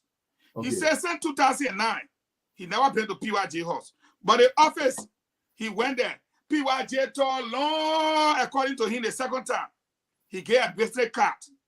He turned around, he presented that picture. And PYJ can't say, so, yeah. So what does that mean? Does that mean he begged the man to support him? Okay, go ask him what it means when the man sit down with I beg you, man. Prince Johnson, anybody who criticizes Prince Johnson will say he come to beg me. That's what he does. Anything you say about Prince Johnson, you say, oh, you wanted me to support you. Oh, you wanted me to support you. Now because Gongo has consistently. Now I know what LPP means. Aware. Now listen, let me tell you something. All the Gongo movement is aware that Councillor Gongo has refused to meet with Johnson on grounds that Prince Johnson is unstable. But look at what talking again. Yes. Your man just said he met with a man 3 months ago. No. He has refused to meet with him on the basis of politics. Oh, so why you met with a man on? It could be for different reasons. Different reason. Lying people party. But guys, let me say there was a beautiful show. But I'm not again, I want to hope again, guys. If I go, I will give you the chance one last time. Please do not allow this guy interrupt you. Talk to your people and what's going on with the program tomorrow, Fagon. Every Liberian citizen will be on the main street tomorrow, including Nelson Kola and all. They will be on the main car road. Anybody put your car, human being will swallow it. We'll be reporting. When I be on the victory march, we'll be reporting as media people. Now the kind of thing people can say, but then how you can manage to catch people? Well, as just said, you will be on the road. Okay, say you'll be reporting now in the air. You'll be reporting. You will be reporting for in the air. You will be on the road. What are you reporting? You eating? You hockey soccer and girl. You all will be on the road tomorrow. No Liberian staying in the horse. Everybody coming on the main road. Anyway, and the reason why we did it, Colette, is to make sure people don't die again. The stadium too small. So you just move for inside your hall, you come on the car road. We are. You and your crew. You're dead area on the car road. Anywhere you find yourself, you enjoy yourself. From in the morning until in the night, we'll be also on the car road. The international community will know. And we're using Cosmo, Pata, 5-gallon container. We'll be beating it. Now, what instrument? We're not wearing no parrot, but a green and white. Anything green, white, or we're moving the death of the people that die. That Jawea government is alleged to have killed. And they cutting the oil again. Now, how they can do? They can be scared when I don't talk, they can be chimney. They cut you off. But when Gongo was speaking and Prince Johnson was speaking, do you know that they were jamming this thing now your station? If you say I call Nelly Service and answer, oh yeah, they cut your phone on the screen completely. While I left, everybody was saying, "What happened? You're not on the screen. You're not on the screen." We're on the screen though. Now your radio station, the Spoon Talk SL went off. Yeah. Yeah. For my boss. You know why? You know why you're right. Somebody says Stanton, they have interrupted your RT. Somebody sent me that message. Anything if I'm going to tell you that, if I tell you tomorrow, Colette Prayne get, believe me. So that only an example. That example appropriate gender. I'm telling the man, the Israeli then the other put a working. But so now when they put also with Goso, they put also with Goso. You know what I can do? So now on the program here, I can record all your screen. I take it, I send it to the small station and I jump. They can never make it with me. Because, but tonight, I want to say how they could become VP. And because of the you tell you didn't go to the man to echo. You say, oh, PYD resign from her party. Then why you want to pour everything on Jeremiah Kun? So why Jeremiah Kun Tony he committed a crime? I thought people were presumed innocent until proven guilty. But you go, you sit down with the man that the problem I got. He said, why Joseph Parker ain't resign? He said he left the government after 5 years. After 5 years, you're going full. So you can afford to leave. But the difference between Tiawan and JMB, Tiawan was appointed. So he served at the will and pleasure of the president. JMB was elected. So for Tiawan to make that kind of comparison, It made me a cash fever. So I went look for lime now and tea to drink. Because it's not as easy as you say, why he leave the government. You could leave because you are appointed. Over millions of people elected this man to be their vice president. So he owed it to them. For you, you serve by the will and pleasure of the president, so you could afford to leave after 5 years. You know, and all the kind of small money that one make Prince Joseph very cancer. That one make John Molu very, he can't also. The problem here, and I'm going to say it to you, Colette, and to my brother. These people came to run a campaign. Instead of running a campaign, they decided to attack a man. And look at JMB strategy. Say what you want. Papa just went in front. Just say, I'm not looking left. I'm not looking right. I'm not looking behind me. I'm just going in front. So they were behind. Oh, look at his shoulder. Look behind him small. Every time you want to look behind JMB, it means you got to be behind him. Steadily and slowly, he rose to the top. Now, they won't even go to the extent of cursing him. Why waste your time? Why waste your time? When y'all should have been campaigning, y'all were attacking the old man. And all of them will admit, not one time the old man mentioned any one of them. So imagine 5% just calling your name. Cool. They're not campaigning for you. They're not campaigning for you. But you know what surprised me though? Let me say this to you because we gotta go. But you know what hit me here? I don't know what bring Damo back on this program. Damo, what happened? You okay? Yeah, I'm okay. I wanted to talk a bit about the coverage for today. Okay. But you know what? You know what happened before Damo came in though? I thought everybody should have said, you know what, we'll fight or Josh we are. Our arrow is pointing, but all the arrow pointing to Joseph Yima Boaka. And the man didn't look behind one time. That's what I'm telling you. I thought Joe will be way there and everybody coming. But you know that Boaka is all the way in front and the guys just running, crawling. No. And they pushed into Boaka. You know when the crowd surging, right? Boaka was in front. Instead of them pass by him and go for Jowia, they came from the back. So they wind up pushing Boaka way in front. Now they won't blame everybody. If everybody comes here every day, Joe Boaka. Even the stupid men will say, but who they calling Joe Boaka? That's what these people did. And one day the man say, Tawan Gonglo. And that's the issue. And that's the issue. I'm surprised. Tawan Gonglo. The papa he didn't know who they call money back. He ain't even saying a word. He's saying, look at Simon Freeman. The papa he know even somebody in the race called Simon Freeman. And this is where the problem is. All of y'all came to attack that one man. And when I say my team, then they say this and that. That my Ellen playbook. That's why you also sleeping. No, I'm not sleeping.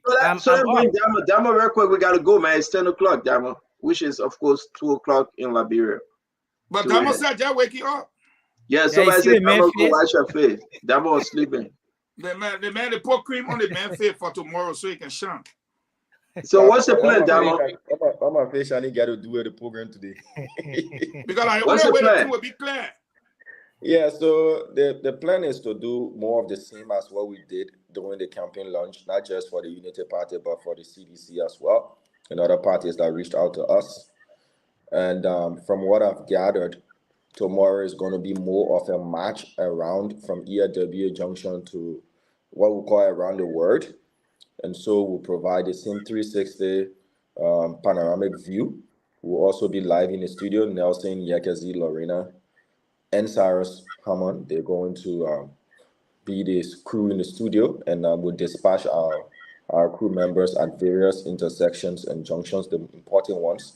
It will follow this campaign closing rally or march through its entirety. So my guys are upbeat. The team is all set. They excited. This is just a run to what we'll be doing come the election on October 10, 2023, which is also going to be an autopotic coverage all across the country. So we can rest assured our listeners and our viewers that the Spoon Network is going to provide you real-time information. And also to add quickly, CEO, we are wanting to partner with well-meaning stations as well, where we can consolidate our troops Instead of having separate coverages, stations that want to partner with us, we're looking out for friendly stations. The more crew members we have, the more people we can put together in one consolidated group and have all around, the better, coverage we can provide. So, so far I've spoken with 2 stations. The results have been positive to a larger extent. And we'll conclude with these negotiations today into Sunday, and Monday we'll come up with what the plan would be for the coverage. Whether or not we'll do it solo as Spoon Network, or we'll be doing it with other stations coming on board as well.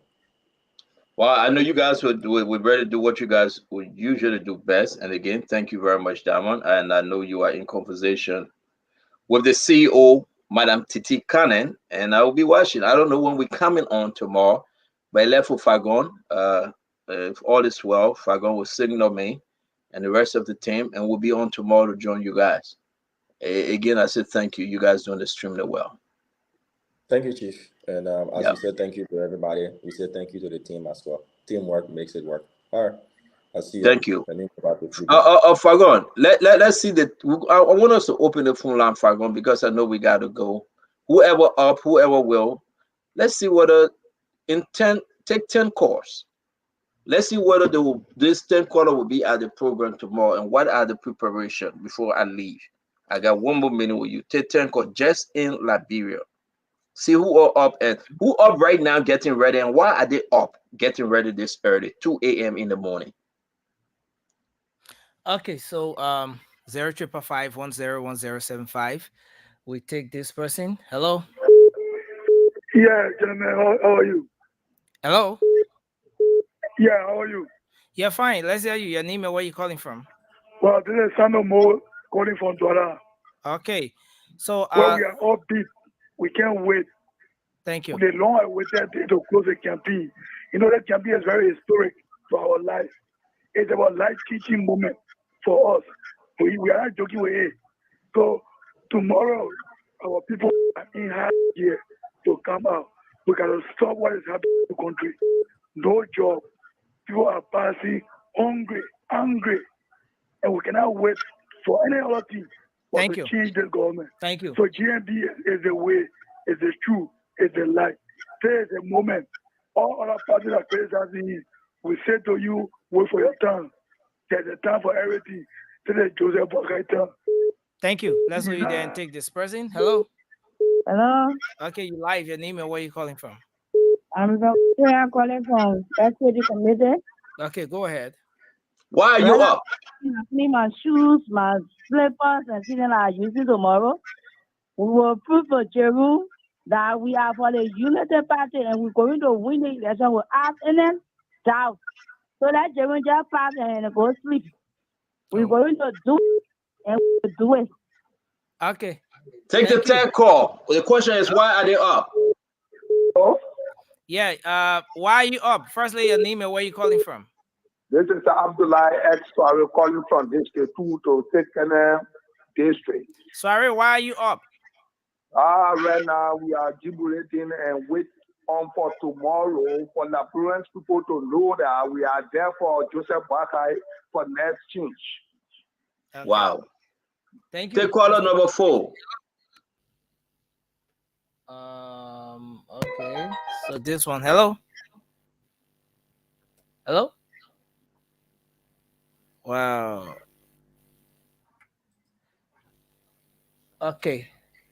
This one. Wow. The line is freezing. So we take this person. Hello. If I'm gonna tell people to leave our line, man. Okay. Your name and where you call from? I'm speaking from Chigosu Patrick Community. Okay. Go ahead. Let's hear you. Why are you up? We are out because of this morning now. We are up for this morning. We're going to shake the town again like they were there on the own thing. So we are asking all the Liberians for everybody to come out to show the love, respect to the old man that 2023, which is the coming Tuesday, everybody will be out again and to have them can do the voting. All the panelists out there, you have a good morning. You have a good time. You all will be with us. Thank you. When your broadcast will be all over tomorrow, they will see the event. We'll come on and whatever be posted. Thank you. End. Okay, let's leave you there. Caller number 5. Thank you. Hello, please go ahead. Your name and where you calling from? Yeah, this is Melvin Peace. I'm calling from Jezreel community. Why are you up, Melvin? Man, I've been up since 8 o'clock following the show closely, and we are going tomorrow to rescue a Liberian as well. Okay, thank you. Thank you. Caller number 6. Hello. Hello. Okay, your name and where you call from? My name is Steve. I'm calling from opposite aluminium factory.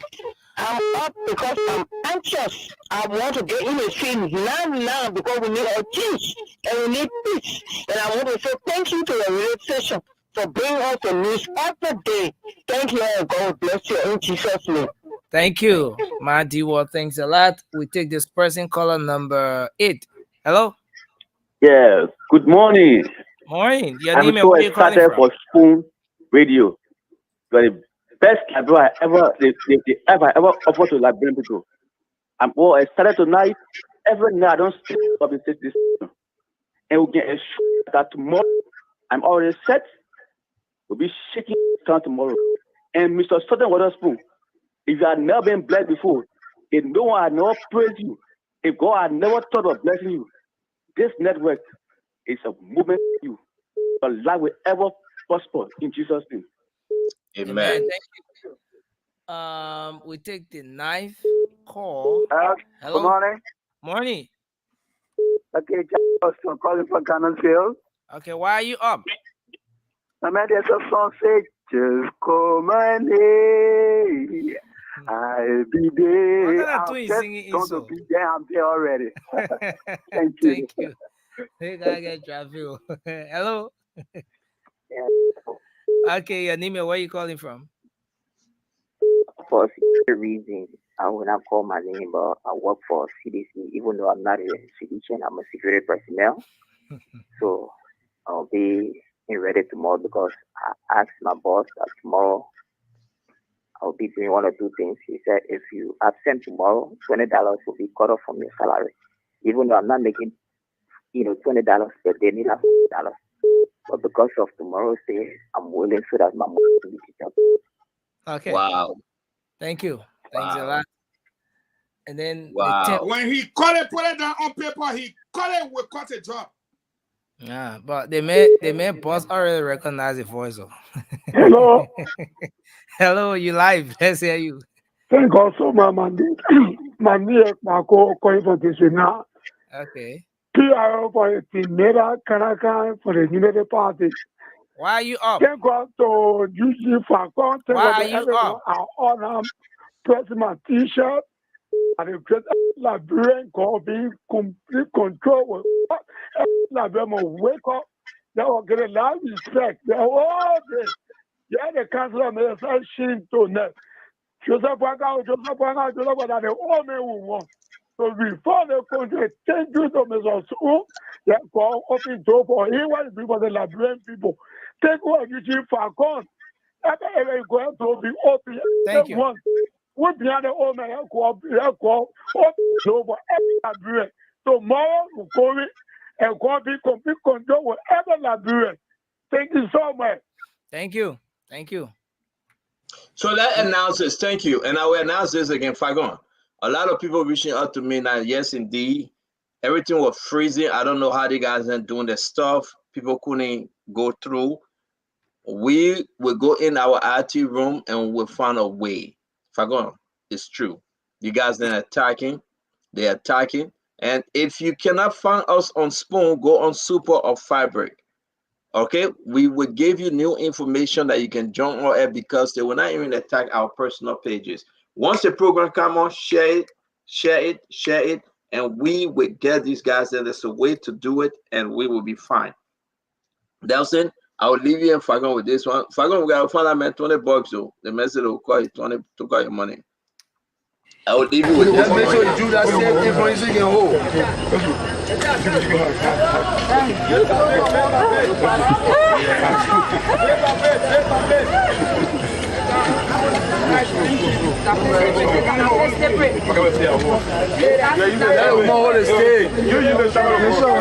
don't show the road, you must stay.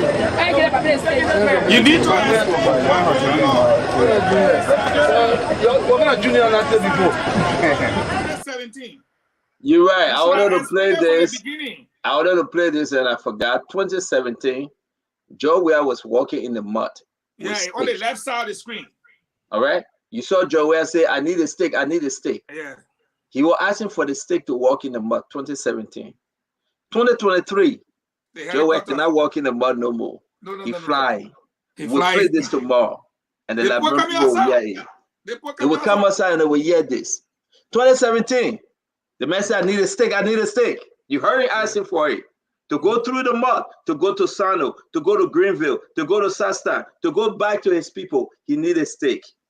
2023, I need a helicopter. I need a chopper. I don't need a stick no more. Yeah. And the people getting helicopter. My Liberian people, the decision is yours. Let's meet again tomorrow. Sorry for getting into your time 1 hour, Nelson. But when the giant come, you know all the rat then gotta run away, right? So Fagon, thank you very much. Nelson, I don't know how you managed to bring Taiwan here or Taiwan spoil internet. Hey, man, that's my paper, but Taiwan spoil here. But I'm surprised that John Modu went after Mary Bro like that. I said the Omar writing her own receipt. My man, I'm going here. My man, look. I would tell you something. The brain was smart. The man said, Mary Bro writing her own receipt and collecting the man. Damn. The greatest fun in this whole election will be if some candidate that will get under 3 vote. You running for president, you get 3 vote. You not even whenever you regard you as a 3 votes. Someone else will get 3. Their wife and their son finish. So okay, if I'm gonna see you, man. I'm gonna see you. Okay, sir. Well, folks, we want to say thanks to you out there for following the program tonight. Spoon Talk. Thanks for calling in. Thanks for making your contributions in the comment section. Thanks for just watching or just listening. We appreciate you. The invitation is yours to join us tomorrow for another edition of the program, Spoon Talk. We've been live on Spoon TV, Fabric TV, Super TV, or on Facebook, and also on YouTube at Spoon Talk Live. And we also been live on Fabric FM 101.1, Super FM 95.5, and Spoon 107.5. Thanks a lot to all of you for always making up time to be here with us on the program. Till we come your way again, have a good night. Coming up shortly will be the late night show. I'm Nelson Colette. Bye-bye for now. We're closing up on the Spoon Talk. We'll pick up the late night show very shortly. In about 2 minutes from now, we'll be back with that program. Until then, have a good night.